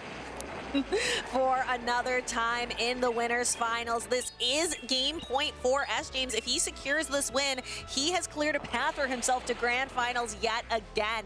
Licky Lickies are both in about that half health range, and it looks like Caspian Pike's Licky Licky is going to get to fire body slams first. Winning that charge attack priority, as we saw earlier. Now the Licky Licky will fire a body slam in return, and when these slower matchups play out, it kind of gives these high-level trainers a chance to think about the rest of the game, the end game, but you also have to keep track of the energy on these Licky Licky that are so fast to these charge attacks. Yep, and that's why we see the trainers furiously scribbling notes in between. As James Licky Licky is able to hang on through that body slam. I can hardly see the HP on that Pokemon, and then knocks out the Licky Licky. I think, was he trying to go for a little bit of an undercharge? Yeah, he went for an undercharge. He didn't want to actually knock out the Licky Licky. He wanted to get a head start with something instead.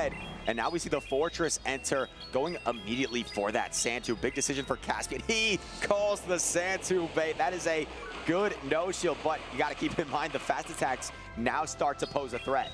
And S. James actually going to let the Shadow Fortress go, determines that it has done its job. It debuffed the Feraligatr and took a good amount of health from it, putting it all really on the Shadow Sableye.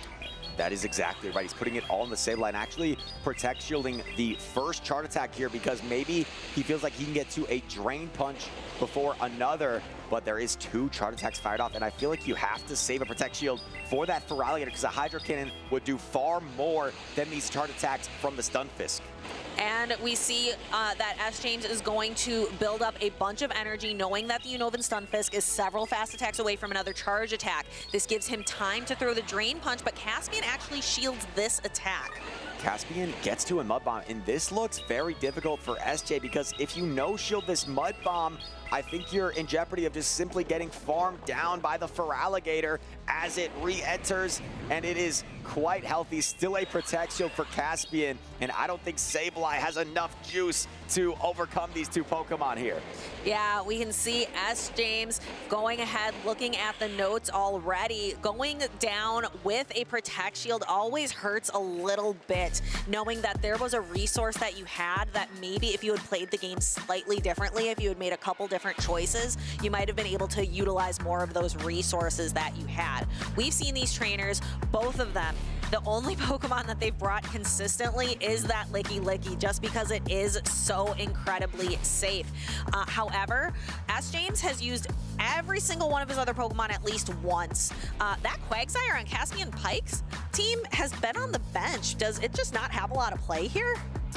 I don't know. Yeah, the Quagsire you said, it has positive matchups right against the Empoleon, but you know, I think it looks quite neutral. I think it's just in terms of these players' strategies, what they've been relying on, maybe what they're most comfortable with. And a Pokemon like regular Quagsire, maybe a newer Pokemon for a lot of people, as the Shadow is more common, don't have the same amount of reps or comfortability with it. So that could be a factor. I think SJ, the reason he is the way he is, right? The reason he has been so successful is he has his play style of maneuvering around a lot. He complicates the game and he outplays you.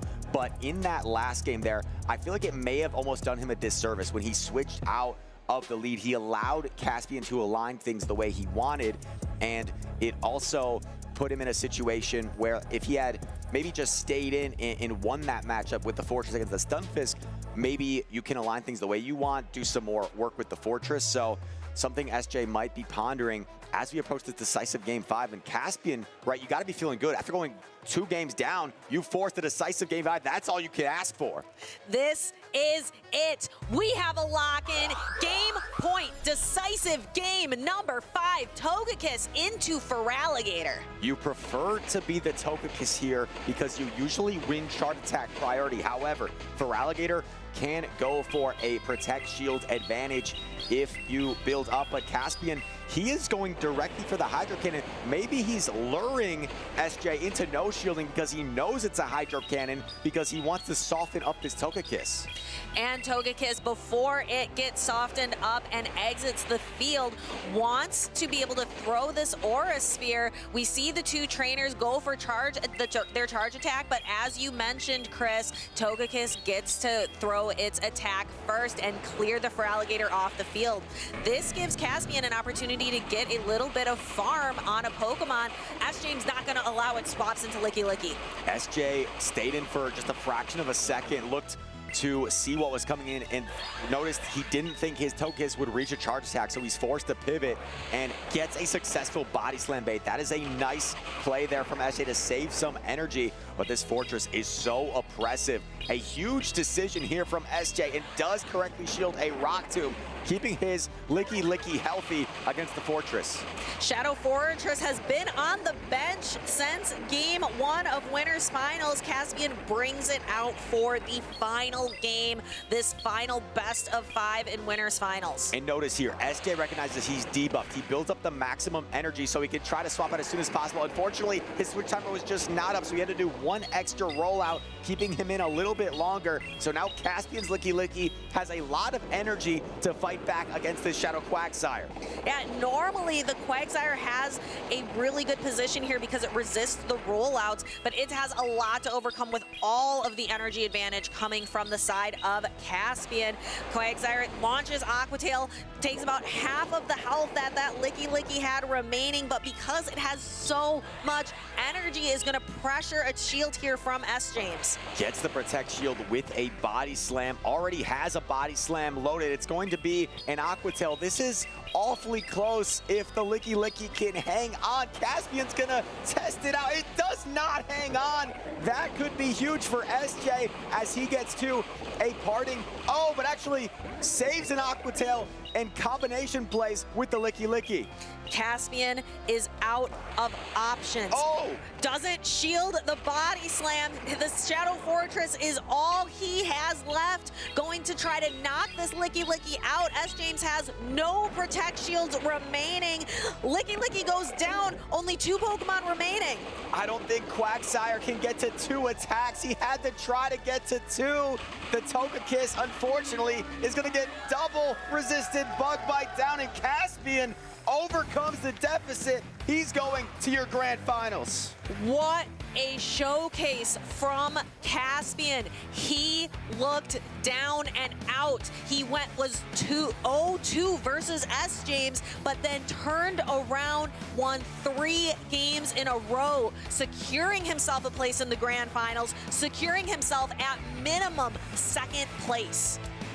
Wow, what a series in the winners finals. We talked about SJ having been there before, right, in the winners finals. Caspian new to this situation, but it didn't seem to phase him. We saw earlier he dropped game 1 to out of pocket, and it looked like he turned things up a notch in the next 2 games, taking them really convincingly. And similarly here, Caspian maybe took those first 2 games to learn a few things, change up the strategy, and found a way to come back. What resilience, what fortuitous nature from this trainer. And fortune favors the bold, and he has made some bold choices here today in his gameplay, masterfully showing energy advantage, showing shield advantage, all of these different things. Not necessarily bold choices in terms of team composition, very meta picks, but showing a lot of really interesting gameplay. I think I meant to say fortitude, and I said fortuitous. I was mixing up my vocabulary words, but Caspian, like, with what an incredible display here from this trainer. And we get a look at some of the replays here, and we could fact check this, but I think when we're talking about situations you've been in before, I believe SJ in all of his grand finals has come from the winner's side. He had a 2nd place in Pure. I believe he came from the winner's side and then lost twice to King O. And then in his other 2, he was also in the winner's side where he swept the whole tournament. This may be his first time getting knocked down to the loser's finals, so it'll be a new situation for him to see if he can come back and come out on top. And this is definitely a brand new situation on all sides for Caspian Pike. This is his best tournament to date, first time ever in the grand finals. So he will sit and await to see who his opponent will be. Will he face a rematch against S. James P? And that was a tough best of 5. So I would be more than happy to watch that again. Or are we going to see Nighttime Clasher come back? We saw Nighttime Clasher make an incredible run through losers, losing early today, dropping from the winner side down to the loser side, and had to walk a very long road. Please do not go anywhere. We are going to take a quick break, and then we will be back with the losers finals. And welcome back, everyone, to your favorite segment. It's Draw Your Phase with Skarzig. I'm joined here by Nick, and we're drawing his favorite Pokemon, Piplup. I know this is a popular Pokemon, and I know I'm going to knock this one right out of the park. So let's get started.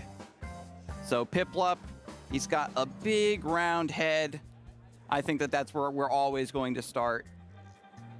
And just a cute little round beak.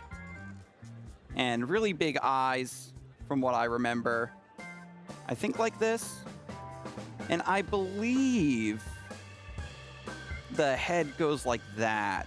He's got a cute little body with wings. And I think he's got a little tail. Let me know if I'm remembering the tail correctly. It's always small details like that that will really trip you up. And he has a little bib or something, right? I think like this. I think I might be missing 1 or 2 other details, maybe on the underbelly, but I think that might be Piplup. Not too bad. I know that there's a lot of big Piplup fans in the audience, so hopefully I didn't do too poorly. But as someone who is the favorite Piplup enjoyer over here, Nick, I wonder if you were able to follow along. You can show the folks how you did. Amazing. That definitely looks like Piplup to me. I like it. So let us know how we did, and I hope you enjoyed following along at home. But don't go anywhere because we've got more Pokemon action coming up. Hello, everyone, and welcome back. This is Draw Your Faves with Skarzig. I'm here with Isai. We're drawing his favorite Pokemon, Zamazenta. I think this is the hardest one I've done yet, and I'll see if I can make it work. So, Zamazenta enjoyers, give me your energy. I'll try to at least make it look somewhat accurate. So, Zamazenta, for those of you who don't remember, is the legendary Pokemon from Sword and Shield. It's basically covered in a giant shield. I think the face looks kind of like this. It's got like some markings on its mouth like that. And I think it has kind of like it's like a helmet. It has a tuft of hair on the top, right? And then just a big shield that covers its front. And it's made of a bunch of different shapes, but I think it ends up looking something like this, right? I mean, if it's a shield. And Isai, you're gonna have to just follow along with me as best you can. I hope I'm accurate. Maybe you'll remember it a little bit more, but Zamazenta is a very cool Pokemon. It's so ornate. It's supposed to be big, imposing, have this big, beautiful shield and armor, and you can barely see the front. He is a very big, bulky Pokemon. And from what I understand, it did see some play in the Pokemon TCG, of course, in Dialga V-Star, one of my favorite decks. But I think, if I'm remembering correctly, was an anti-meta Pokemon in the last VG format. But correct me if I'm wrong. But it's got a long tail, maybe a bit like Arcanine. And then a foot that comes down like this. And what I remember about Zamazenta and maybe Zacian is that the legs have markings on them, so it's almost like it's wearing boots. So it has a bit of a military feel. It looks like a really big warrior. And I don't know if it has like extra, like, shoulder pads or something for the shield to connect even further onto its back. But I think if I told you that there was a Pokemon that was a big dog, canine-looking Pokemon with a shield on the front, I think that would be Zamazenta. There's a lot of lines to draw, a lot of little details. I know I didn't get everything just right, but that's the fun of drawing Pokemon. You get to see how well you remember them, but don't be afraid, to look up your favorite Zamazenta trading card or your favorite scene of Zamazenta from the anime or even inside of Sword and Shield, just to make sure you're getting it just right. But now that I'm done with mine, we'll see if Isai was able to follow along. Let's see how he did, folks. Zamazenta, viewed directly from the front. I think that this is actually very accurate. Thank you. That is amazing. Well done. A lot of work went into these beautiful Pokemon artworks, and I hope that you enjoyed following along at home. But don't go anywhere because we have more Pokemon action coming up.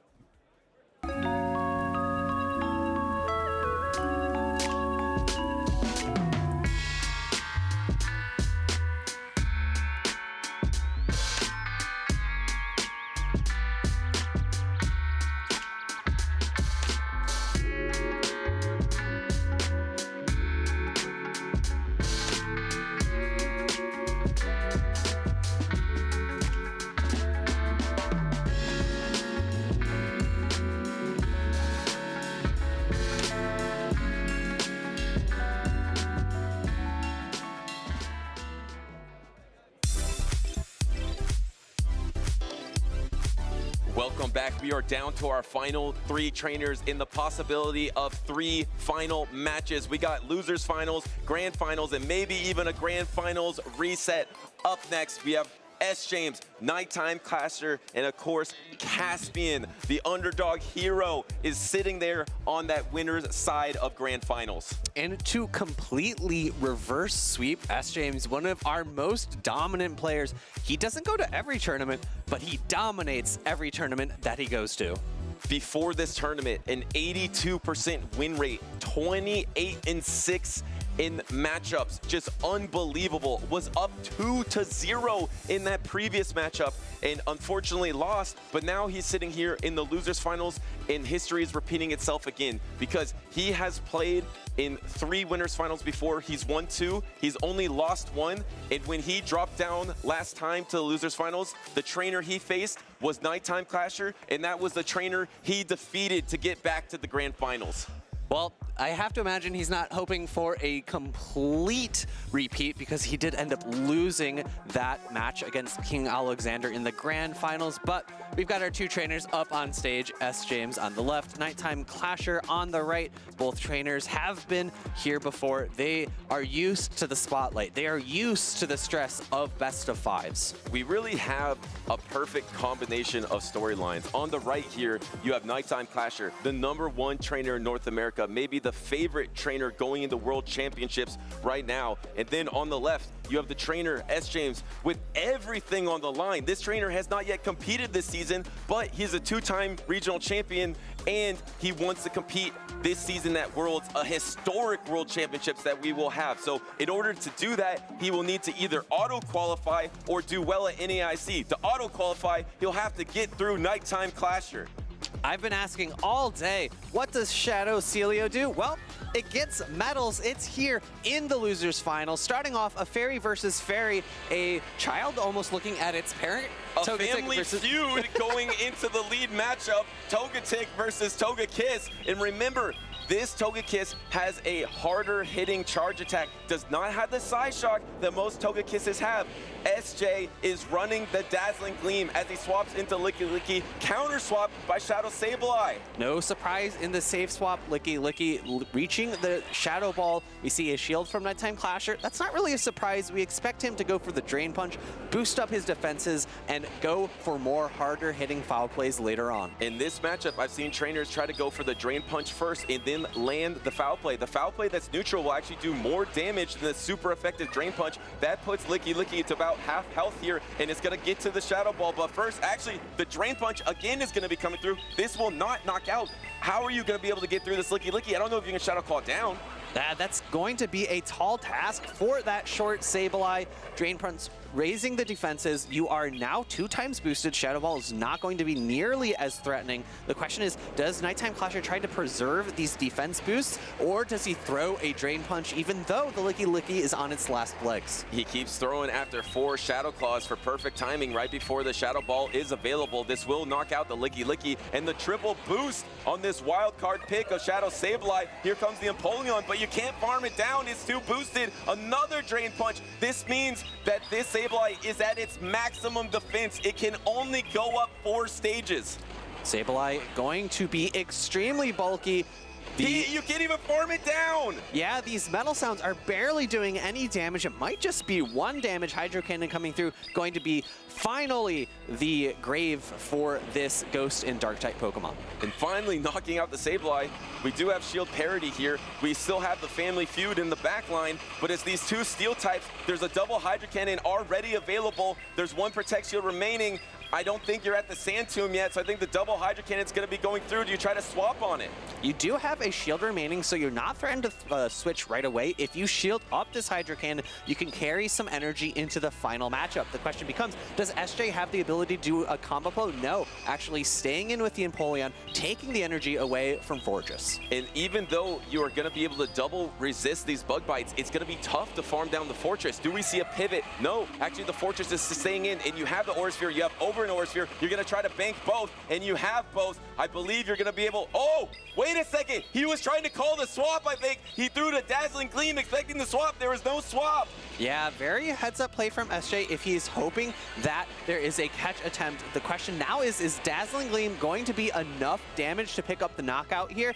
Charge Attack 1 by Togekiss. It's got a higher attack stack than Togetic, but I'm not sure this picks up the knockout. Can it knock out? No! The middle evolution is going to be able to hold on, and I believe double heat wave is available for Nighttime Clasher. He's gonna be able to back-to-back here and take this first game. And although S. James throws up the shield, you can see his head shake in disappointment, recognizing that Nighttime Clasher is at the back-to-back heat wave, and that secures him game number 1 in Losers Finals. What an in-game there. I mean, to be able to knock out that Togekiss while enduring the Dazzling Gleam. I don't hate that decision from SJ to throw the Dazzling Gleam because he thought he could win the game with 2 Dazzling Gleams, right? He had the time, he had the Protect Shield, but it just didn't have the reach. Maybe if he threw the Aura Sphere, he could have got to a Dazzling Gleam and Aura Sphere to be able to knock out that Togetic in the back. And in that game scenario, right, you need an Aura Sphere and the Dazzling Gleam, so if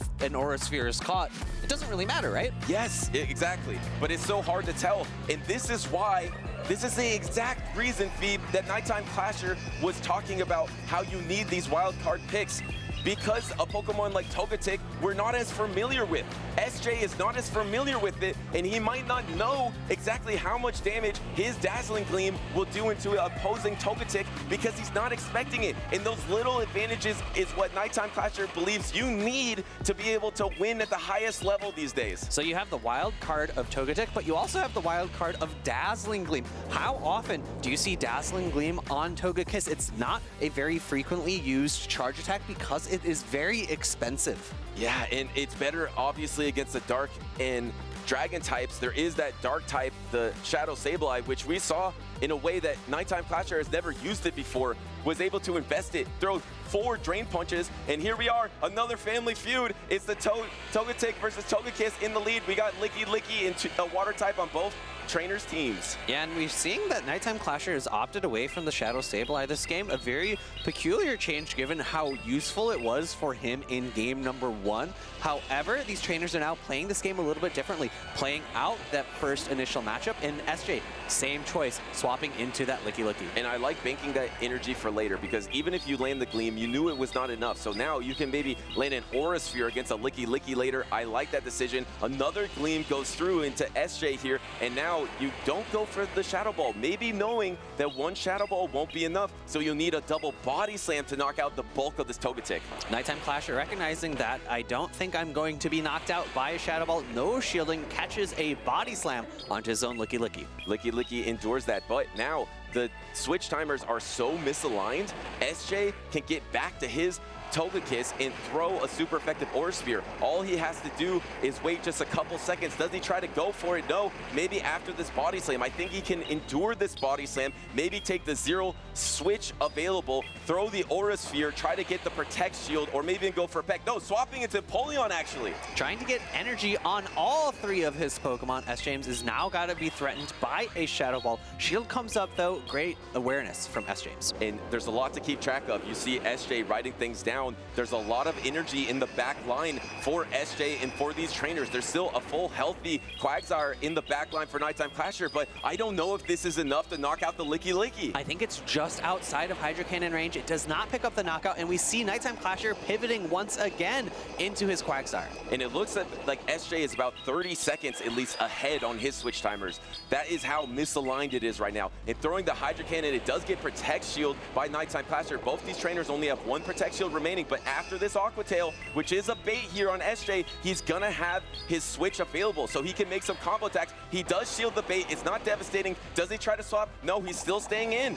I think that makes a lot of sense. Hydro Cannon needs to come out first to threaten a lot of neutral damage into this Quagsire. There's a ton of energy, though, for SJ on Licky Licky, on Togekiss. Does he try to combo play now? Oh, I thought he was going to maybe go for the Gleam, but knowing the Gleam is probably not enough to knock out, he's going to go for the back-to-back Aura Sphere. 1 Aura Sphere is going to be able to land here. Do we see a swap? Nighttime Clasher does have his swap available. Instead, we do see the Aqua Tail, which should be enough, and SJ doesn't like that. No, I think he was trying to catch a Mud Bomb at the same time as throwing his Aura Sphere. Unfortunately, Nighttime Clasher, very patient, goes for more mud shots and recognizes the Pokemon that was swapped in, and then throws the Aqua Tail afterwards. And he's going to get outpaced, but you have all this energy on the Licky Licky. The problem is, once again, you don't have the reach. How many times that the normal Quagsire has been better than the Shadow Quagsire in this tournament just because of its bulk? Charge attack priority. No, actually, Nighttime Clasher didn't throw, and now he's going to ensure the knockout, and suddenly he has a lot of health on Empoleon. There's not a lot of health remaining for Nighttime Clasher. But there is a lot of energy on the Togetic. It reaches the Heat Wave, and Heat Wave, even though it is resisted by the water typing of Empoleon, it's super effective against the steel typing. I think this is going to be very close to knocking out. It doesn't knock out. No, it doesn't knock out. It's not enough. Empoleon hangs on, but Licky Licky also had energy. This Body Slam will definitely knock out, but SJ still has his Licky Licky. I don't think you can roll out down. You need to be able to get to a Body Slam. You're behind energy, and Nighttime Clasher has a hold on this series. He is up 2-0. Nighttime Clasher says, anything you can do, I can also do. You're gaining energy and putting it on all your Pokemon in the back. I'm going to do that with Licky Licky, Shadow Ball, Body Slam, and now SJ is in a position where he put Caspian Pike down 0-2. Can he reverse sweep to keep his tournament run alive? He's gonna need to. Not only his tournament dreams alive, his dreams of being at the World Championship this season relies on him to be able to come back in this series, because if he doesn't have a chance to auto-qualify, and then if he doesn't do well at NAIC, he will not qualify. So his back is against the wall, but this is a trainer with an 82% win rate in regional championships. He is one of the best in North America. He's a 2-time regional champion. He's gonna try to reverse sweep Nighttime Clasher to get back to the grand finals. And it looks like the family feud is over. This is a lead that once was completely dominated by Empoleon, but now with the addition of Drain Punch to Shadow Sableye, maybe it has the ability to turn the tides with the defense raises. Yes, and it's gonna be charge attack priority here. This isn't gonna be enough to knock out. We've seen this before, but now because of that raise in defense. Oh, actually, instant pivot in swapping into the Togekiss here. Now that they're on the same energy, do we see a swap as well? No, actually just going to go reach for the foul play here, trying to get some chip damage in. I think SJ is going to no-shield this foul. Oh, never mind. He is going to shield the foul play, and I imagine that Nighttime Clasher is going to pivot at some point into his Licky Licky. Oh, but he pivots into Licky Licky, and now there's almost a triple Aura Sphere. I don't know how great, and Nighttime Clasher is shaking his head here. This might be the moment that SJ was looking for to get his opportunity to come back in this series. 1 Aura Sphere, 2 Aura Sphere, and now suddenly you completely sacrifice your Licky Licky unless you use a Protect Shield. Protect Shield comes up, and SJ is only a few more pecks away from a 3rd Aura Sphere. 1, 2, it comes out before the Shadow Ball is ready, but Body Slam's being thrown as a bait. It's going to be so close, and actually does use his last Protect Shield here to make sure he has the energy. The timer isn't back available for Nighttime Clasher, so SJ is going to bank up a little bit more, actually bank that energy. Risky there from SJ as a Body Slam's going to be coming through. I believe Nighttime Clasher is almost at the double Body Slam, but he is at his switch timer, so he can get out of there. SJ is in a very commanding position here. He has so much energy, but loaded onto that Togekiss, and recognizing that the Licky Licky is very low on health, trying to optimize the efficiency of his charge attacks by landing it on a Pokemon that has significantly more. Togekiss in the back for SJ does have energy. I think Empoleon is energy dry after that first Protect Shield of the game from Nighttime Clasher. There is almost double Mud Bomb available from Nighttime Clasher. Throwing this first Mud Bomb into the Licky Licky. I don't know if he already has the Aqua Tail banked. How much energy does the Licky Licky have? Already at the Shadow Ball, but doesn't throw it. This is going to be so close. This is all of SJ's dreams on the line for World Qualification. He needs to hang on with Licky Licky, and he goes down. There is a ton of energy on Togekiss, and now the Quagsire is energy dry. A simultaneously swap from both of our trainers, and now Sableye is able to build up some energy and gets the Drain Punch into the Empoleon, and SJ upset, sets down his phone. SJ says GG. He still has all that energy on his Togekiss, but he knows that it's probably going to be over here. He's going to throw the Aura Sphere because he can't get to the triple Aura Sphere. It does Nighttime Clasher have that energy on the Quagsire and on the Licky Licky? Because if he does, he's going to win. He doesn't have it both. He doesn't have both, but I think he does have it on the Quagsire. If he has the Aqua Tail, Nighttime Clasher is going to win. Right. Nighttime Clasher's only lose condition in this scenario was to bring in the Quagsire first and do a charge attack tie with the first Aura Sphere. That would allow S. James to get energy onto the Togekiss by the Licky Licky, but Nighttime Clasher recognizing this, saying, you need to throw a move into my Licky Licky. means that Quagsire is free to throw that Aqua Tail when energy is drained. And Nighttime Clasher with the clean 3-0 to make it to the grand finals on the loser's side of the bracket to face Caspian, who is sitting there on the winner's side. And unfortunately for SJ, that means that one of his few routes to Worlds is now closed off. No more auto qualification from Indianapolis. He still has a auto qualification from NAIC, or potentially getting a large number of championship points there as well, because he earned quite a number this weekend. This Mud Bomb needed to be able to survive if you're the Licky there. If you survive, you would have been able to get to charge attacks, and maybe you could have won that game. It was just so close in the end. It was so close for SJ in this tournament. His first tournament of the season, he came out in a blazing fire. He was dominant. He made his way through the winner's side to all the way to get to the winner's finals, keeping that pace of an 82% win rate trainer. But unfortunately, he hit a bump of the road here in Indianapolis and lost 6 straight battles, and now he is eliminated, but his world's hopes are not over yet, because he said he is competing at NAIC, and he said he likes limited metas. That's his style. So if anyone could do awesome in 2 straight tournaments to qualify, it would be SJ. Nighttime Clasher is going to be trying to reset his mental as he goes into the grand finals. He did just win a best of 5, but he's going to need to win 2 more in order to make it all the way to getting first place. And he's going to face a trainer that has been a breakout star here today at Indianapolis, a trainer that has only participated in 3 regional championships, all in this calendar year alone. He is a rookie in championship series. This is his debut season, but he went from 25th place in Los Angeles all the way to being on the winner's side here in grand finals, but he faces the ultimate test, the #1 trainer in North America in terms of championship points. And it's kind of funny, you know, for us old heads, you might think, Nighttime Clasher, he hasn't been in the scene that long, but to a player like Caspian, it's a kind of a bit of a role reversal, right? You know, a few years ago, Nighttime Clasher was first bursting onto the scene, bringing his Togedemaru, maybe not having the performances that he is having nowadays, but now he is that final boss. He is the person that Caspian needs to get through in order to claim that first place victory. Well, there's a lot of parallels in their stories, right? He was Caspian. He was the trainer that took the scene by storm, right? Because he came in with that Togedemaru, and I used to call him Mr. Top Cut. He would always get top cut in his first tournaments, even with the spice picks, with those wild cards, and now seems like he's back to his roots too. The place that he started, bringing those Togedemaros with great consistency, now he believes you need that wild card pick, you need that spice pick. For him, it is that Togetic or the Shadow Sableye. He has those wild card Pokemon. He thinks it could be the difference. It was the difference so far all the way on that loser side of the bracket. Will it be the difference in the grand finals? Yeah, I'm really glad, Butters, that you didn't mention Shadow Celio there, because, you know, 1, it didn't come to losers finals whatsoever, but 2, I've been such a doubter this whole time. It's a card. I don't know if it's a wild card. It is a card. It is like a bench card that protects your team composition from Altaria. So it has its uses. It maybe hasn't been used that much so far, but we actually didn't see Shadow Sableye be used in the way that Nighttime Clasher used it in this series so far, where he invested in it and he got it all the way up to maximum defense. I think that's actually the first time in the entire tournament that I've seen a Shadow Sableye go to maximum defense. So if there's any time to bring out that Pokemon, change up the strategies, it will be in the grand finals. Well, it'll be very interesting to hear from both of these trainers as we have Stephanie in the lounge with an interview. Thank you so much, Nick and Steven. I am here with our grand finalists for Indianapolis 2026. I am joined by Caspian Pike and Nighttime Clasher.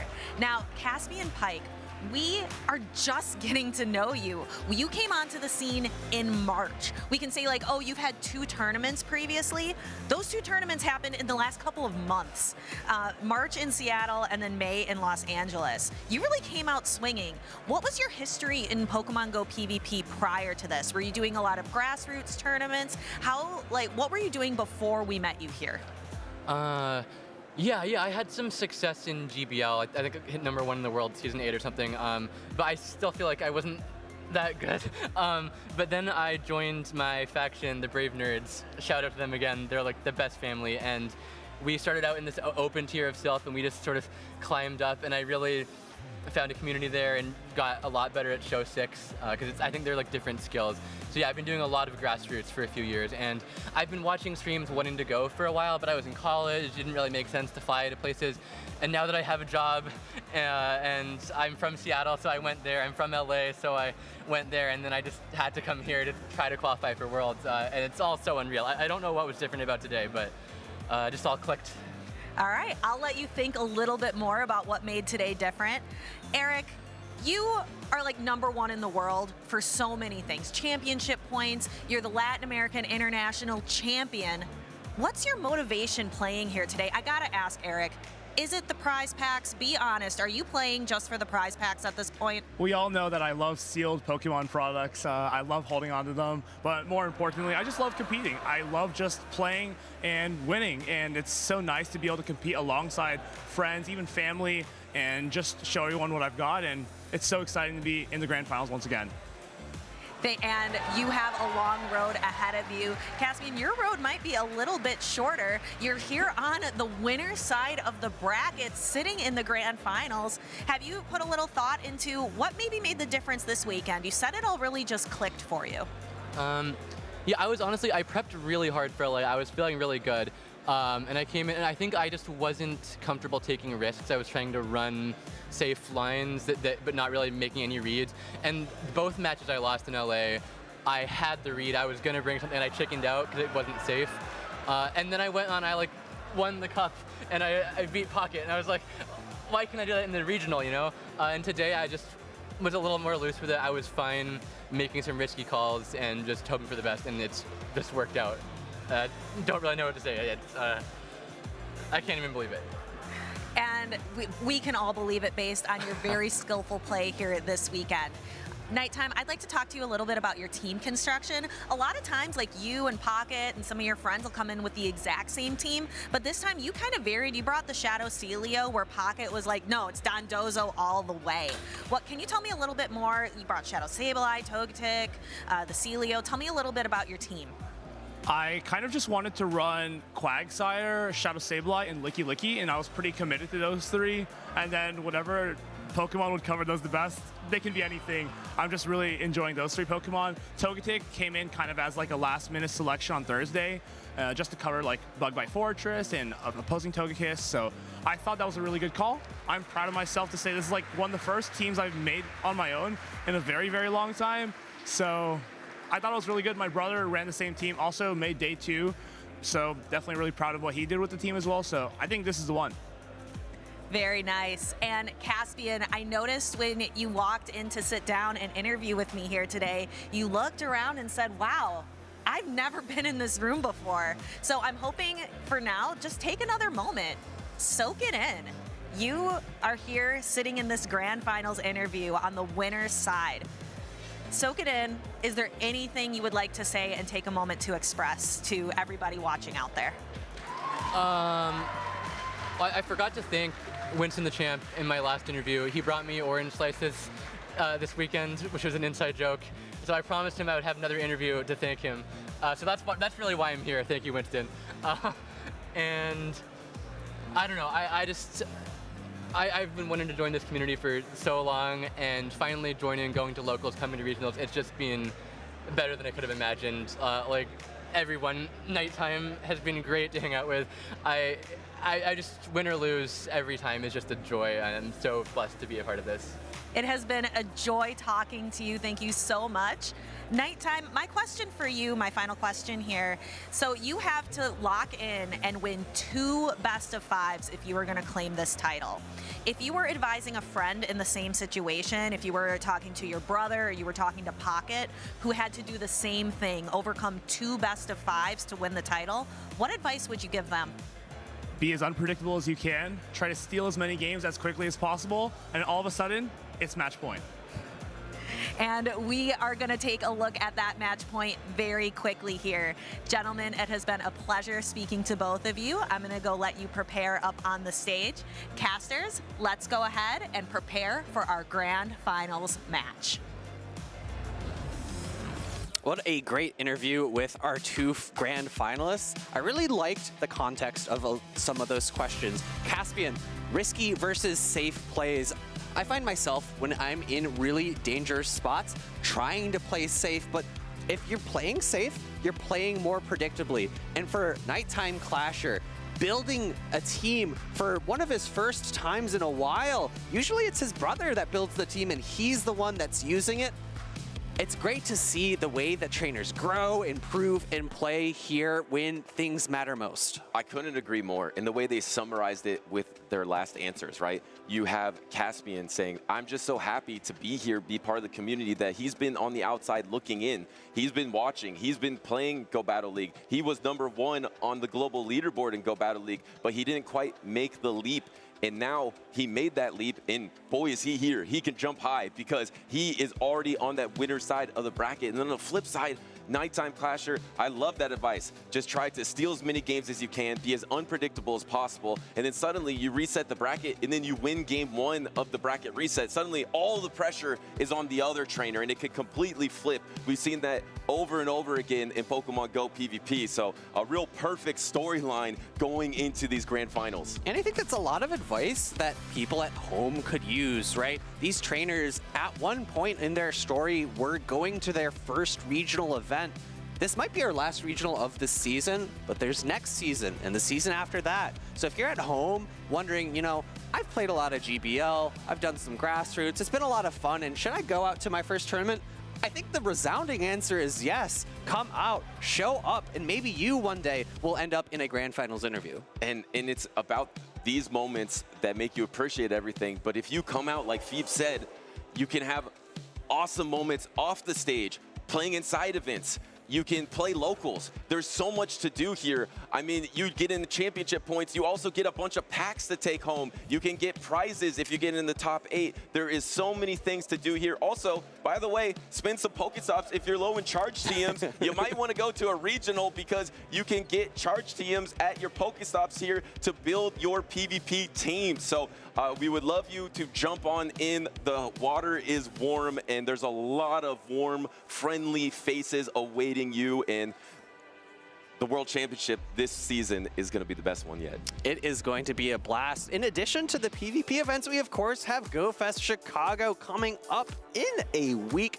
And make sure you tune into the broadcast Sunday, June 7th, very early in the morning, 9:45 a.m. Central Time at twitch.tv/Pokemon Go. You should know where that is. That's where you are now. Yeah, and there's a lot of parallels actually to this stream because when they're going to do this broadcast, I think they're going to show a lot of tips and tricks in how people play these big events. Even if you're not going to be in Chicago, or if you didn't get to play GoFest this year at Tokyo or any of the in-person events, you want to check out this stream. You can get some drops. You can also get some awesome tips and advice to be able to play the global GoFest at the best way possible, because I think Big Tom said it yesterday, you can have one event that's one weekend and it can make up for like half a year of playing if you play it right. You can get loaded in Stardust. You can get all the Pokemon that you are searching for. You can get a ton of items, a ton of raid items. So there's a lot to do in GoFest, and make sure to check out that stream.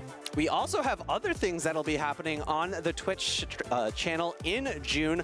Up on the stream, might not be this one, it might be the main channel, twitch.tv/Pokemon. On Tuesday the 2nd, you might be able to see some Citadel League victors. Yeah, and of course, we still have a special event in Turin. That will be the last one for the European region. This is our last one for North America, but make sure to look out on that to see who completes the European champions and who will get that auto qualification for the World Championships this season. And if you can't wait for NAIC this year any longer, on the 3rd, Wednesday, 2 to 5 p.m., you can get a recap of the finals of the 2025 season NAIC. I was there. It was a blast. I would suggest paying attention, because if you want to see some of the top plays in all 3 games, or sorry, excuse me, all 4 games. Yes.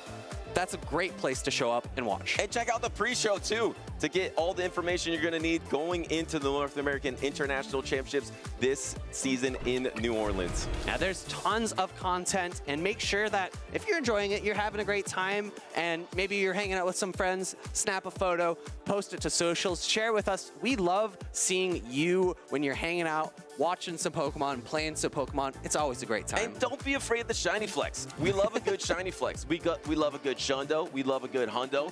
Maybe you get a bulk point, a break point, PvP Pokemon that's really useful. We saw Doombug with that Shadow Altaria. It's kind of rare to get those bulk points or break points on the Shadow Pokemon. We'd love to see what you got out there. You know, even though this is the Pokemon Go cast, if you get a shiny pull in Pokemon Champions, I would also love to see that. I have the currency in that game is VP. I have 100,000 VP. I've probably spent over 100,000 VP, and I do not have a single shiny in that game that was gotten from that game. Wow, you're rich, Phoebe. But now, did you spend it all? Are you broke now? No, I still have it. I'm very conservative. I like to do like 1 or 2 pulls a day. Oh, fair. It's like you don't want to blow all your Stardust on one Pokemon, you know? Exactly. Yeah, I've done that a lot of times, though. Ultra League Shadows, they are expensive. Man, Ultra League is expensive. Especially, also Master League as well, to be fair. But yeah. I guess typically you're not that frequently building Master League Pokemon that are also Shadow. No, but you also expect to pay a lot more for the Master League because it's a legendary Pokemon. But, you know, when you're building an XL Fortress that's Shadow in Ultra League and it costs 600,000 Stardust, you're like, ooh, that costs a pretty there. I'm going to need to play another Go Fest. All right. You might not know this top number off the top of your head, but we'll play a very mini competition as we're waiting for our players to get set up on stage. Who has more Stardust right now, you or me? Who do you think? You. Okay. No shot. I'll go with me. Sure. Okay. What's the number? Do you know? Around 1 million. Oh, okay. So you were right. I've got about 3 million right now. Okay. I'm not the most rich. I have a little bit of a tendency to spend on Pokemon. I've built, I think, 5 or 6 different Great League Swamperts. I got like 9 Great League Krudras, so I feel you on that one. And it's always fun to have different stats on different Pokemon. Build what you can build, use what you can use. And that's the fun part about the game too. Sometimes some of my favorite moments are literally catching a new Pokemon and be like, oh my God, I can't wait to build this and use all my dust on it. That's actually genuinely some of my favorite parts of the game. But I know for these trainers, what would be their favorite part of today would be becoming the grand champion here at the Indianapolis Regionals. We got Caspian Pike versus Nighttime Clasher. A reminder, if you're just joining, Caspian Pike is coming on that winner's side of the bracket, Nighttime Clasher on the loser side. So in order for Nighttime Clasher to be the grand champion, he would have to defeat Caspian Pike 2 separate times. And not just best of 3. This isn't the normal part of the tournament. This is the grand finals. It is a best of 5, so each time it needs to be 3 different victories for either trainer. So Nighttime Clasher kind of showed his hand a little bit. He said the 3 Pokemon on his team that he really wanted to use. He said it was the Shadow Sableye, it was the Licky Licky, and the Quagsire. Can you do anything on Caspian's side to stop that trio? I don't think you have the answer to stop that trio. I think you're also going to have to play pretty neutrally into that trio. And I think that's exactly why Nighttime Clash was perfectly okay with saying that in the interview, right? There's such safe Pokemon into this meta, and I think that's why he was like, I have to bring these Pokemon. They're just so safe. There's not really that many hard answers. Wigglytuff's not that present, so Sableye looks really good.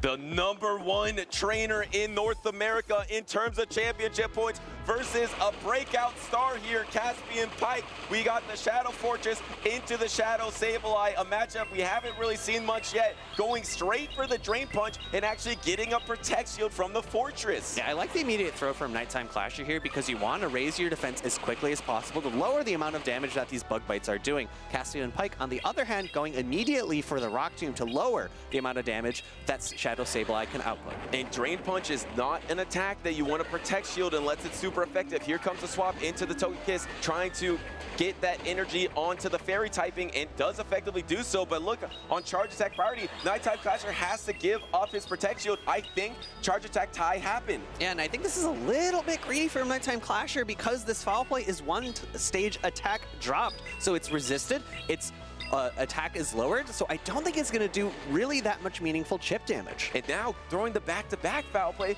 not even swapping out here, and it's going to be not very effective. Yes, your defense is higher on your Sableye, so you can do those Shadow Claws, but swapping into the Licky Licky here, Nighttime Clasher doesn't have any Protect Shields. He's vulnerable to the Aura Sphere. And I think this is really great timing for Caspian, because although Licky Licky was able to get some energy, he's now going to be able to pivot out immediately back into the Fortress, and Fortress is going to be able to resist the Body Slam, so Nighttime Clasher has to go for the more expensive Shadow Ball. Would have been really close to if that knocked out. It does about half of a Shadow Fortress here, but can you get the Bug Bite down before the next Shadow Ball? Body Slam is available right now. He didn't want to take the Body Slam, I guess. The Body Slam would not be that impactful, so maybe he would rather have that energy for the back line. Into the back, we see that Nighttime Clasher has his own Shadow Fortress, and there is a Feraligatr in the back for Caspian. Oh, he tries to make a key swap. It was way early. Yeah, that was a little bit of a miscount from Nighttime Clasher. Now Rock Tomb is going to be available for Caspian Pike, and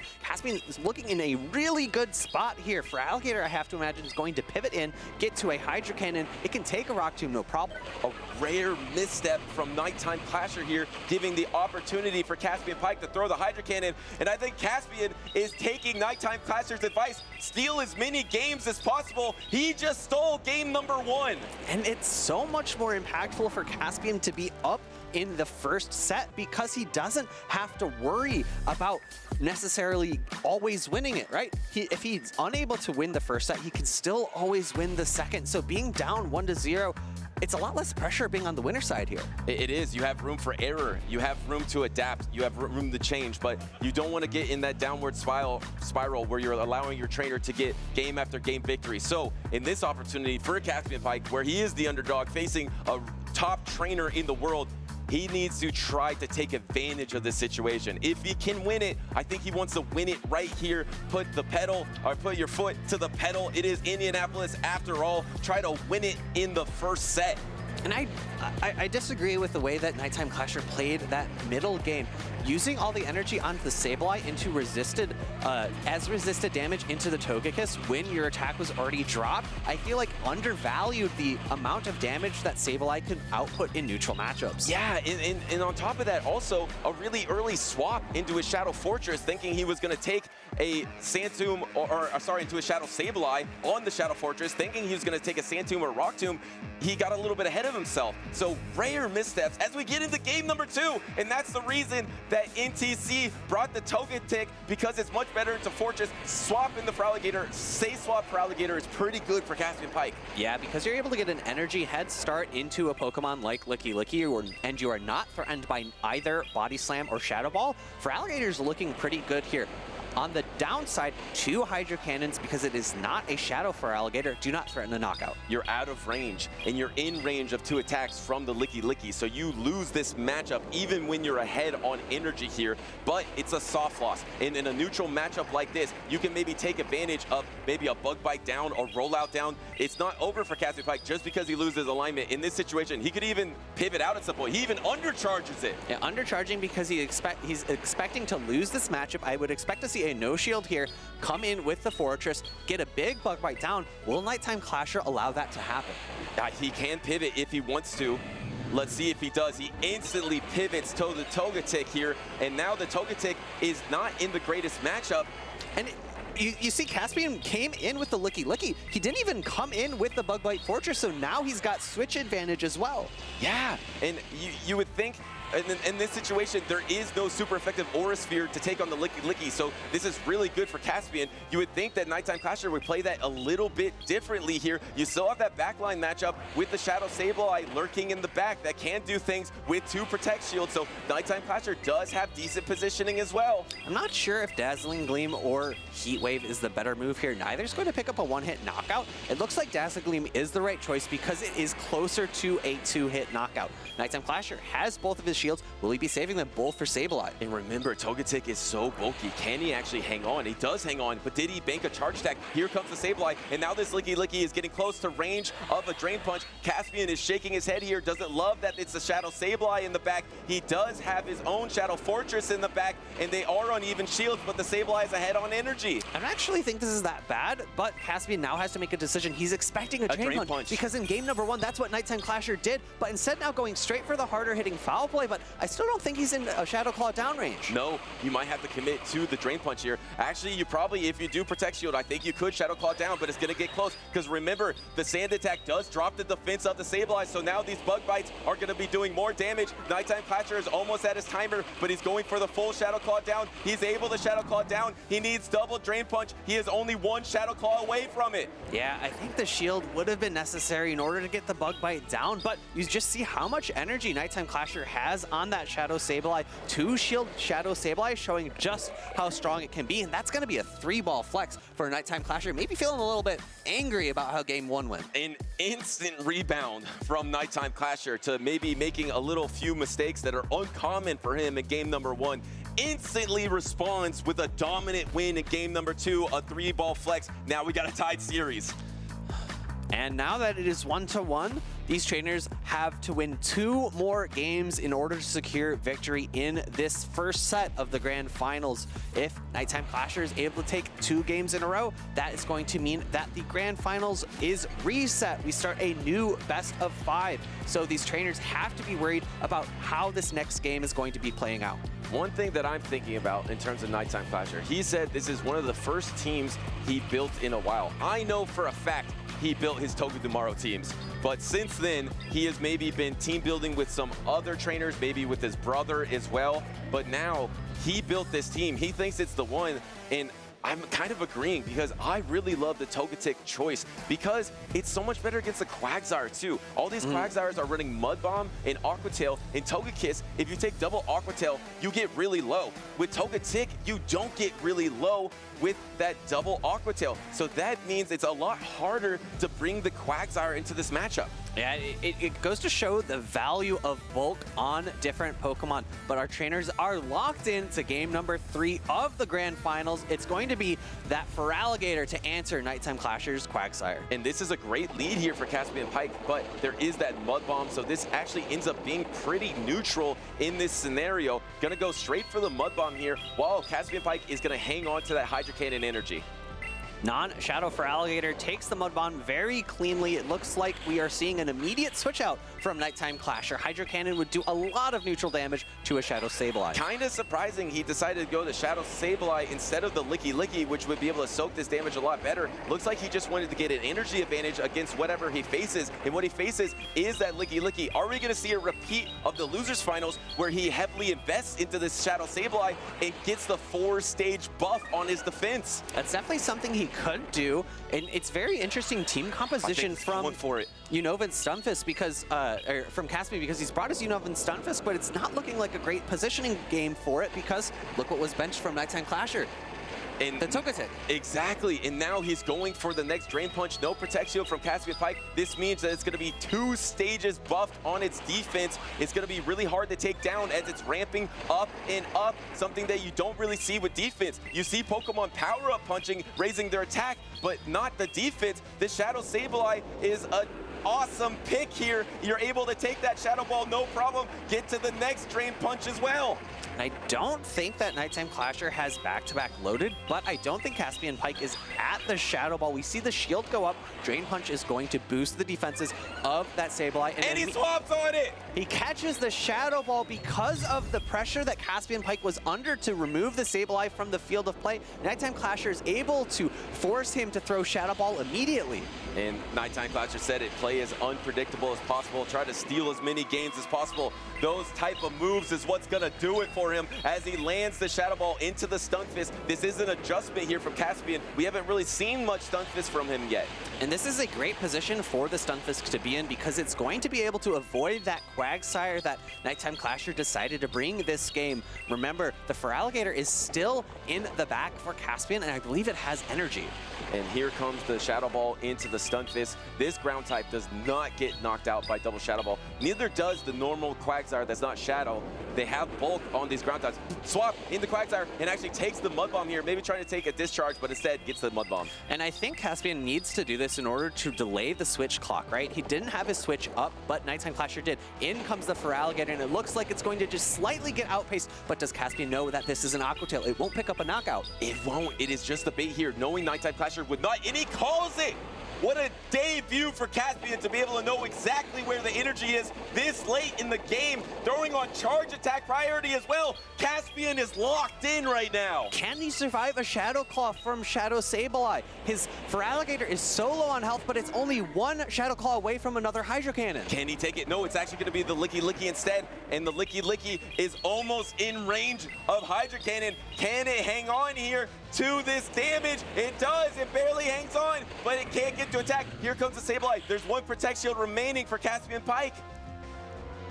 Both Pokemon are very low on health, but there are not two charge attacks ready for this Shadow Sableye. I believe Nighttime Clasher just pivoted into the Sableye, so his switch clock is locked, and Caspian is one fast attack away from the discharge. It is ready now. It's going to pick up the knockout, and I think he's got game two. And even if there is a body slam on the Licky Licky and Nighttime Clashers, there's still that Licky Licky in the back for Caspian Pike. There's not even a body slam, and suddenly Caspian Pike is just one game victory away from being our champion. A huge sigh of relief from Caspian. That middle game was so tense. Back and forth, switches coming from both trainers, but really crucially, he was able to delay the switch clock from that Stunfisk, pivot into his Feraligatr, and get to a Hydro Cannon.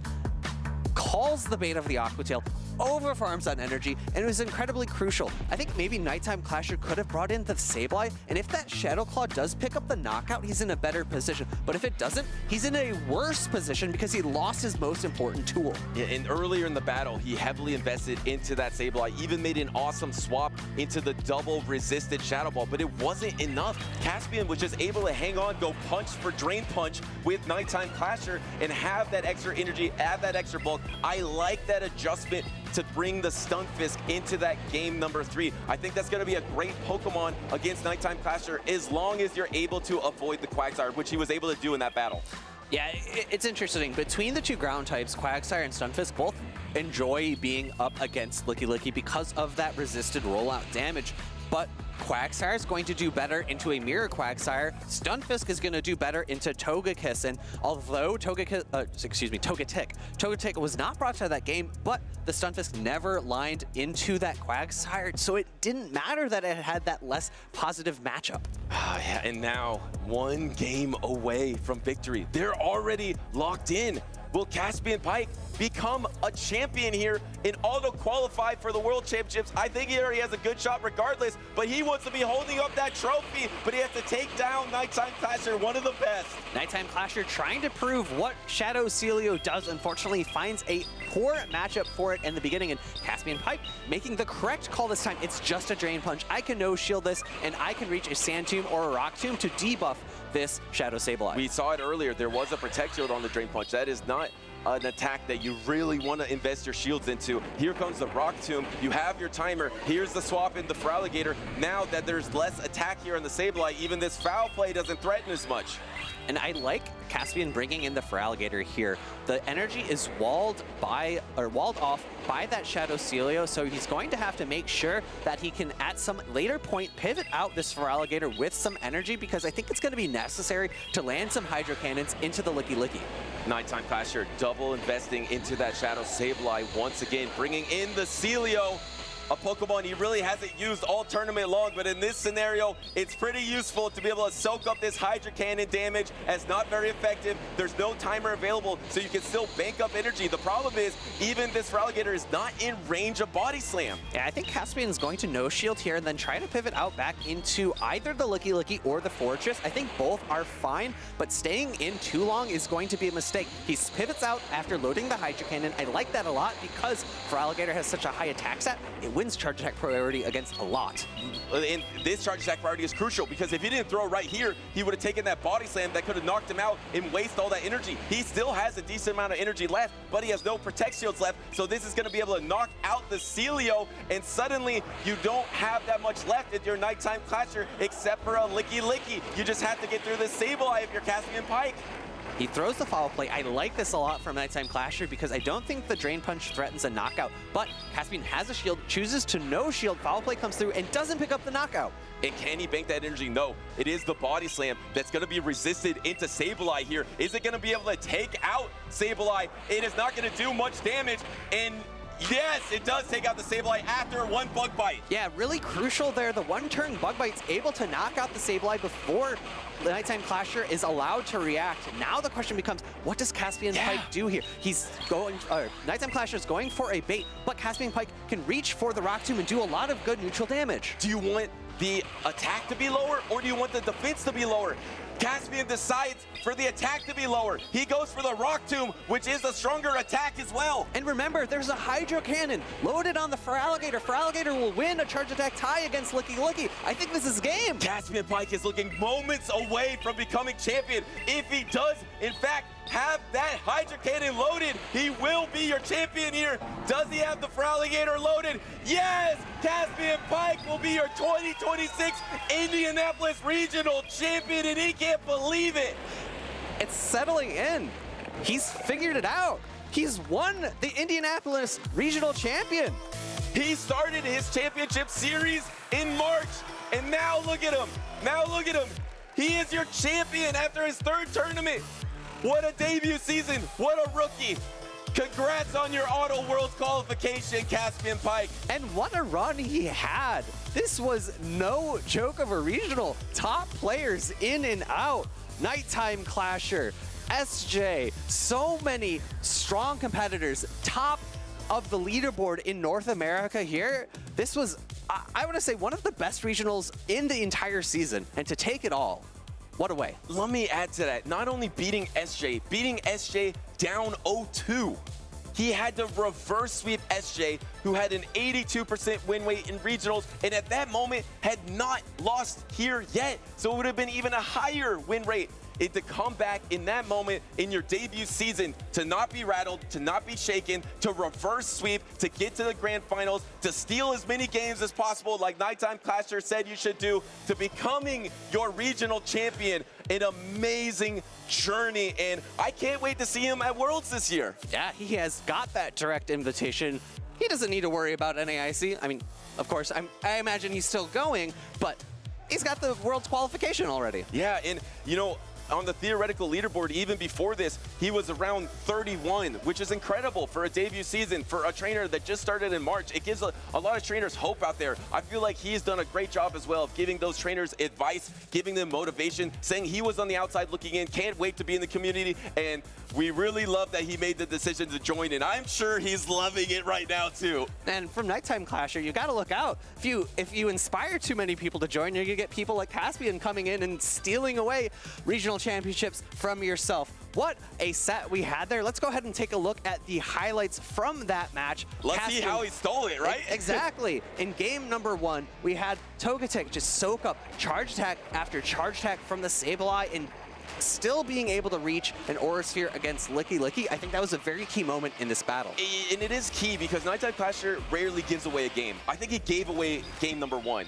which really helped Caspian Pike get some momentum, get some confidence, right? Just instantly get a point on the board, and suddenly he was 2 games away from being champion. A rare mistake from Nighttime Clasher. Of course, game number 2, he cleaned that up. It was dominant. It was a 3-ball flex, but wow, Caspian Pike just is absolutely incredible. And it was a bit of an interesting dance back and forth between these two trainers. The Togetic coming in game number 2 was really key for Nighttime Clasher to secure victory here. It was just so strong in this matchup in general, but afterwards Caspian Pike leans a little bit more into the Unovan Stunfisk in game number 3, and we can see that positioned in the right places, it and that Feraligatr just are really, really strong as a paired core. And when you have the Licky Licky, it's a little less free when you have Stunfisk waiting in the back. You can't just swap into it as easily. Then you get the opportunity to Stunfisk to get some energy, get a little bit ahead. Same with the Feraligatr. He got a little bit ahead in some of the battles with Feraligatrs, made some big calls on baits, and of course, remember that last game, he was able to bank that Hydra Cannon to win it all with that Gator. And then in game number 4, Nighttime Clasher recognizing that the Feraligatr and Unovan Stunfisk were coming together. What Pokemon did he lean into other than Shadow Celio? And unfortunately for him, in that game, he didn't get it into that right position. It got led into the Fortress, and then it later got knocked out by the Licky Licky, and those are not the matchups that it wants to see. And you see some of those bulky water types be able to soak energy, like from a Feraligatr, say an Azumarill or a Jellicent, but then there wasn't the impact from that Shadow Celio after it did bank up that energy. And Shadow Sableye for Nighttime Clasher made it so close. And look at that swap right there. Really importantly, that one Bug Bite prevented that charge attack from being launched, and I think that's what sealed the deal for Caspian in this game number 4, being able to knock out that key piece, that wild card from Nighttime Clasher. And he said earlier on when I asked him how he's feeling, he said he was buzzing. And buzzing he was in Indianapolis. He won our final race of the season. Congratulations to Caspian Pike. Of course, congratulations to Nighttime Clasher as well, picking up another medal, getting 2nd place. And SJ as well, 3rd place. That is nothing to scoff at. This has to be one of the top regionals of the season. And more importantly, Doombug got his first ever 4th place medal. So congratulations to Doombug for adding that to the coveted collection as well. I believe 14 medals, now make it 15 for Doombug. And although we like to joke about it a little bit, the 4th place medal is for some a little bit strange reason coveted in the Go scene. I know players like Crimson K19 love to show off that 4th place medal. And look at these teams. Nighttime Clasher said you need the spice, you need the signature pick to be able to win it all. You want to try to be like Arrow, but I would say Caspian Pike brought the meta, and he brought it home for that strong team that he's been using since the last regional championships that he competed in Los Angeles. And look at this top 8. It has the standout names like Out of Pocket, Doombug, and SJ and Nighttime Clasher, but the other half of it, we got Mushroom Queen, Mateus, Uzuku, and Caspian Pike, who don't participate in quite as many regionals, but it's a 50-50 split between, you know, the top competitors who go to everything, but also people who've made really strong breakout performances. Well, those bottom 3 had never been in a top 8. Neither had the champion, Caspian Pike. You see it here. He had never made it this far. It's his debut season, and now he is your champion, joined by Nighttime Clasher and SJ. SJ, still one of the most fascinating stories in Championship Series. He was awesome in Indianapolis, and I know we're going to see him in New Orleans. Yeah, I know his 2026 journey just started this weekend. Will it be able to continue all the way to Worlds this year? I know that's something that he is hoping for as well, so good luck to him at NAIC. He's going to need either top 4 or a lot of championship points. Technically, SJ's 2026 season started even later than Caspian Pike. He started in March. SJ basically waited till pretty much June to start his journey to Worlds, but we would love to see him at the World Championships because he is a 2-time regional champion. He is one of the best, and when you're going to have the best World Championships yet, you want all your top trainers, and Caspian Pike is now joining them. And looking at these top 3 teams, there's a few things to point out.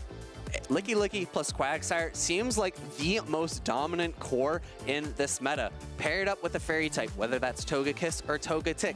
Add in a Shadow Fortress. That Pokemon is also extremely dominant, but then you have a few other niche Pokemon, maybe another water type such as Feraligatr or Shadow Celio or Empoleon, and that seems like the ingredients to make a solid team of 6 right now, and depending on what meta we have at Worlds, whether it's Open Great League or perhaps a limited meta, and if the meta doesn't change that much between now and then, I think that's a nice place to start for a lot of trainers going into Worlds. It seems like it has settled, right? It has the Steel type in the Fortress, the Shadow Fortress with the Bug Bite, has a Quagsire, and it has that Licky Licky. That was the 3 Pokemon on all those trainers' teams, but we do have an update coming this Tuesday in Pokemon Go. So that could change some things. It could change some matchups, so you don't know what's gonna happen. We don't know what the meta is gonna be for the World Championships. I know I can't wait to find out because it's gonna be one of the best ones yet, but if you want to have all the possible great Pokemon that you need to perform at the highest level,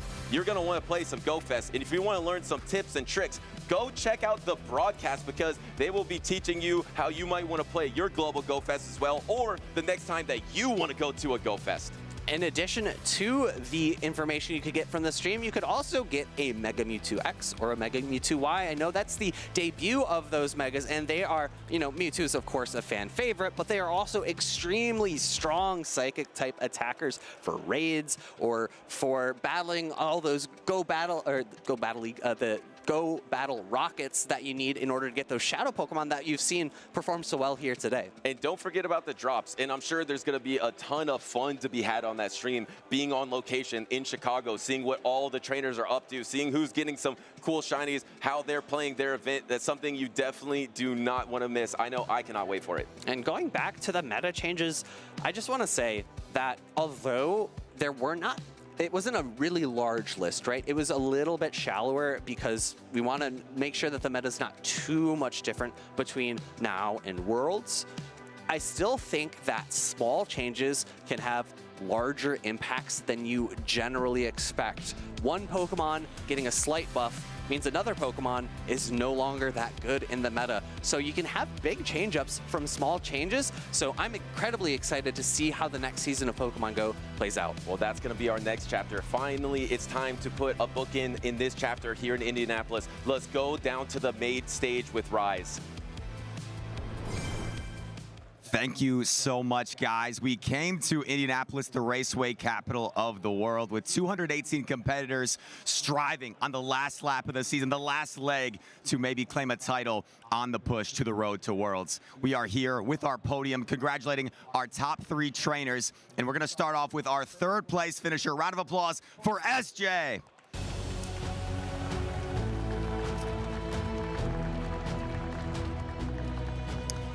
Get over here, SJ. You are someone that competes not very frequently. I had to double check. It's your 6th career regional tournament. You've competed at Worlds 2 times. I have to ask you, do you feel like the lack thereof major tournaments makes you feel more of the pressure, or do you think it helps you in some sense, like concentrate more because you know it really matters for you in terms of qualifying championship? That's a good question. I don't know if I think maybe I was a little more nervous just because there was a lot on the line. Like, I needed points. I mean, I did fairly well, but I don't know. I think, if anything, every tournament I do, I don't really know what team I'm running till the day before, and that was kind of like a repeat. So, no, I don't know if it helps me focus at all, but it kind of is what it is. It is what it is. You said fairly well. You have a 50% medal rate in your tournament appearances. I'd say that's more than fairly good. But just take me through your overall mindset. Heading into NAIC, we featured you as someone that hadn't competed yet this season, needed a good placing here, followed by a good placing at NAIC. How are you feeling going into that to hopefully get that Worlds invite? I mean, I feel all right. I mean, I did better than I thought I would do here, so I'm hoping to carry that over to NAIC. I like some of the move updates. I think there's going to be a little bit more flyers in the NAIC meta now. I think it's, I don't know if it's more balanced or not. I guess we'll have to see in scrims and stuff like that, but I feel okay. Well, we can't wait to see you back. One more round of applause for SJ, our 3rd place finisher.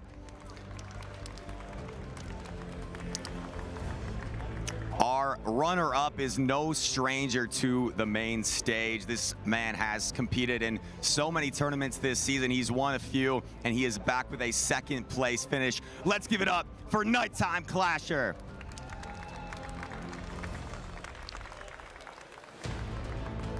Eric, another incredible performance for you. You know, a stat, you've competed in more tournaments in the last 6 months than SJ has ever in terms of the regional circuit, but you've still had the same consistency, and you have been so incredible this season. First place in North American Championship points. What is your secret? How do you keep up this consistency, and what keeps you going like this? Honestly, I had a pretty rough start to the season. I got 17th, 17th, and 49th.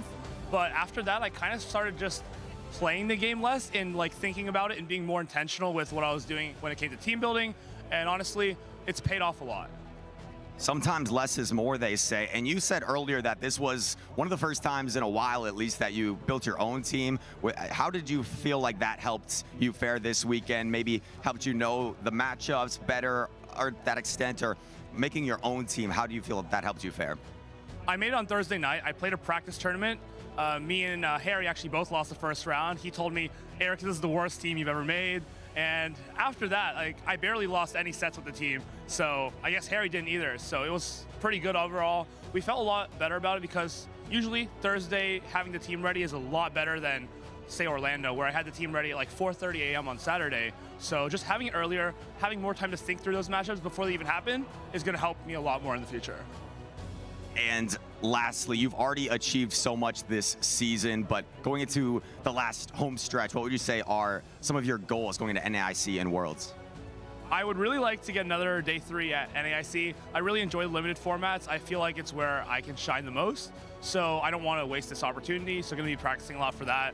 Worlds, I think it's too far to say anything. We don't even know what the meta is yet, but hopefully I don't play the world champion in the winter side. Well, another congratulations for our second place finisher, Nighttime Clasher.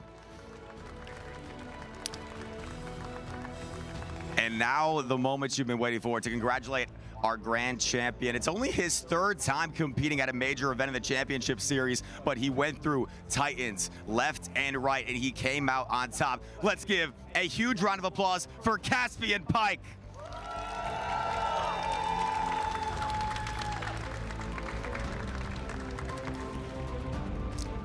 Caspian, you are a newer name to the scene. You've been around in terms of maybe grassroots formats in the Go Battle League, but how does a trainer go up against Out of Pocket, against SJ, against Nighttime Clasher, the mainstays in our game, and find a way to come out on top? Yeah, I try to treat every opponent the same. I've done a lot of grassroots, so I've played a lot of them, you know, in GBL, in Self, and everything. So I just try to look at every person the same, like play my game, don't let it get in my head, and just see what happens.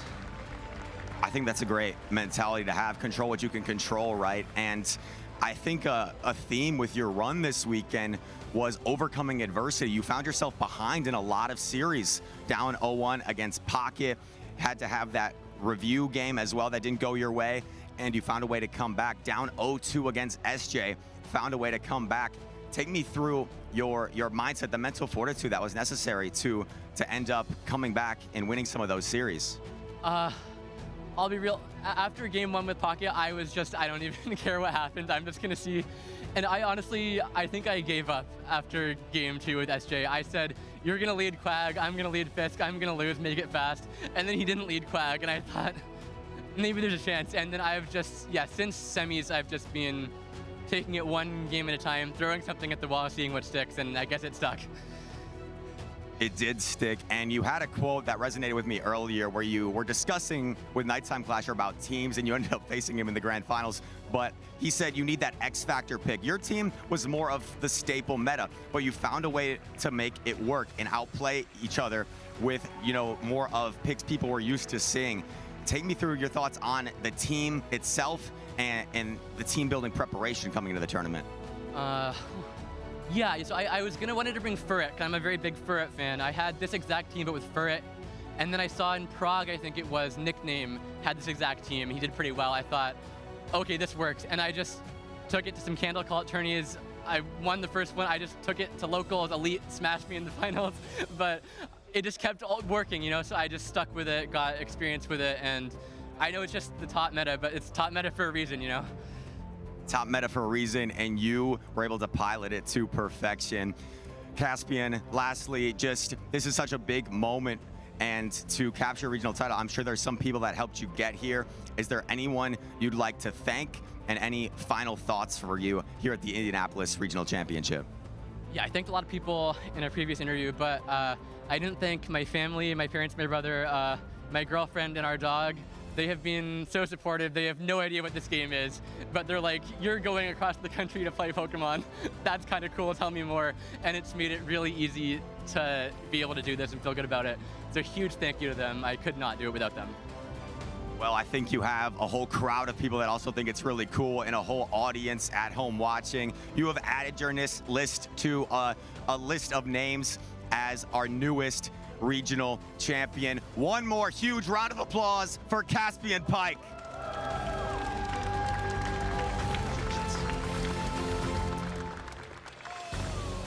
That is going to wrap it up from the stage. What a way to close out our North American regionals here in the 2026 season in Indianapolis. Casters, let's close things out in the lounge. Thank you so much, Chris. As he mentioned, this is the final regional of the North American season. And gentlemen, I think we saved the best for last. Nick, what was your favorite moment of the weekend? What made this tournament so special? I think the storylines of players, especially our grand finalists, leading into the grand finals interview done by yourself. And I think that was my top moment of the day, listening to the players' stories, seeing where they've come from. I think like Nighttime Clasher's growth from his introduction to the scene, to his dominant performances to now, and then Caspian, his first season, his third regional, taking it all. It's just a great story. We've really seen Nighttime Clasher grow up in this circuit, haven't we? Steven, what about you? What made this weekend so special? If you don't mind, since it is the last regional of the season, I want to go down memory lane a little bit, because we started it all off with Bastion, right? Steinar came here from LATAM, stole a regional. We had Stone Collection steal a regional. We had big names like Doombug, Elam take a regional. But my favorite moments have definitely been the breakout stars like Caspian, and joining stars like DHC United, who also came out of nowhere to win it all. I think those have been my favorite moments. Yeah, taking a look back at the entire season as a whole, this has been a wonderful 2026 season. Let's go ahead and take a look at the journey that our trainers have gone through here in Indianapolis this weekend. We have Caspian Pike taking it all in the grand finals. Nick, tell us a little bit about our winners bracket. Yeah, unfortunately, he knocked down BTW Dino, who was my favorite Pokemon pick. I was really rooting for that low kick Chestnut, but got knocked down. He had to defeat Out of Pocket, of course, and S. James, one of our two of our top two competitors. Well, being down 0-2 to SJ, coming back and then winning it all is an incredible feat from any trainer. But that trio of Out of Pocket, SJ, Nighttime Clasher, from a debut trainer that just started this season, incredible. Speaking of Nighttime Clasher, look at his run through the losers bracket. There are very few people who could pull this off. Taking down King O, Mateus, his good friend Out of Pocket, knocking out Dunebug 2-0, and 3-0ing S. James P, a favorite for many people to take the whole tournament. Shout out to all the trainers here that made their first top cut, made their first top 8. There were so many of them. Shout out to Mateus. He had played 7 tournaments before this and then looked like one of the best trainers on stage all day long. So it's awesome to see these fresh faces really make an impact in the championship series right before we're gonna get to the biggest world championships ever. And shout out to Mushroom Queen getting her first top 8 and securing that mat. I know that's like a piece of the prizing that a lot of people really covet. And let's take a look at what tools these trainers all used here in day 2 in Indianapolis. Steven, what stands out to you? Well, it's the Licky Licky, Fortress, Quagsire trio that was in your top 3 of all those trainers, right? You see Licky Licky and Fortress at 50%. Quagsire, not necessarily as high, but I think that trio is the trio that's the meta. It's the foundation, but everything's changing soon. We got a new update on Tuesday, so you never know. And for me, I was just gonna say the 2 fairies, or 3 fairies, excuse me, at 25%. And, you know, Shadow Celio, what's it even do? What does Shadow Celio even do? Was that even on any of our caster predictions? I think that kind of came out of nowhere. I regret nothing about choosing Dondozo. That was so much fun to watch from Pocket. Pocket played that Dondozo well. I got Shadow Sableye as my #1. Nighttime Clasher was using that. That actually became 5th in usage, and that's kind of crazy. A Pokemon that you really haven't seen would think it's a wild card pick, but would make top 5 usage is kind of insane. I will say, I think a number of us failed our caster predictions there because I had less than 50% right. Aegislash, nowhere to be found. Shadow Hydreigon, nowhere to be found. But in the end, unfortunately, none of us got our MVP picks correct either. We did get close because SJ got very close. Pocket did very well. And how about Firestar with the Shadow Kanto Ninetales and the low kick Chestnut that is awesome against that trio, right? We saw how many answers did we see to that trio of the Licky Licky, the Shadow Fortress, and the Quagsire Chestnut, one of my favorites. And we don't know which Pokemon is going to be top of the meta coming into Worlds. A really good place to catch a lot of Pokemon, a whole bulk of Pokemon, is going to be GoFest in Chicago. Nick, tell me a little bit about GoFest. I'm just so excited to be there next weekend in the community.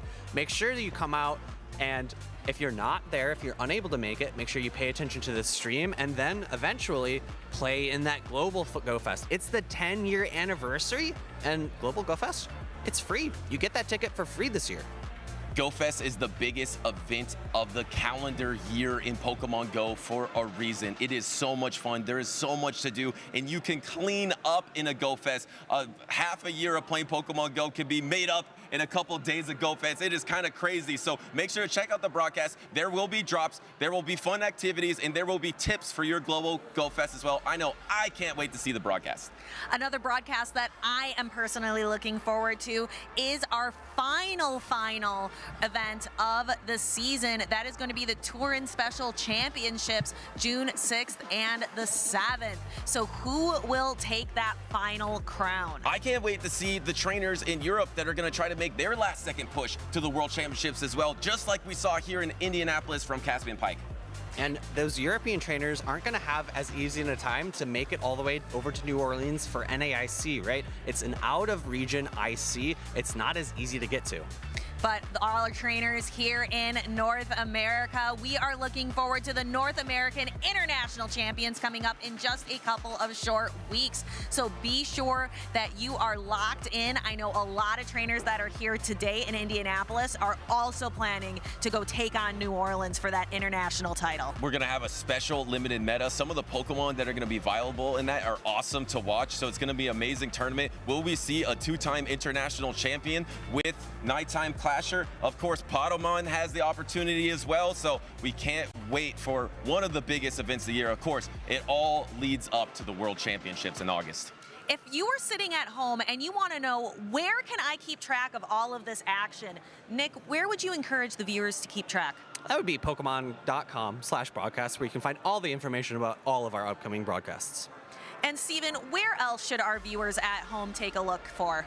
Oh, I mean, make sure to follow us everywhere, first off, and hashtag #PlayPokemon if you want to get featured on stream. We would love to hear from you, especially going into Chicago GoFest as well. If you get some cool shinies, if you get some cool stuff, maybe you'll make it to the GoFest broadcast. And that is going to be it from us. We have reached the checkered flag here in the racing capital of the world. That is signing off, and we will see you at the GoFest broadcast coming up just next weekend. See you soon.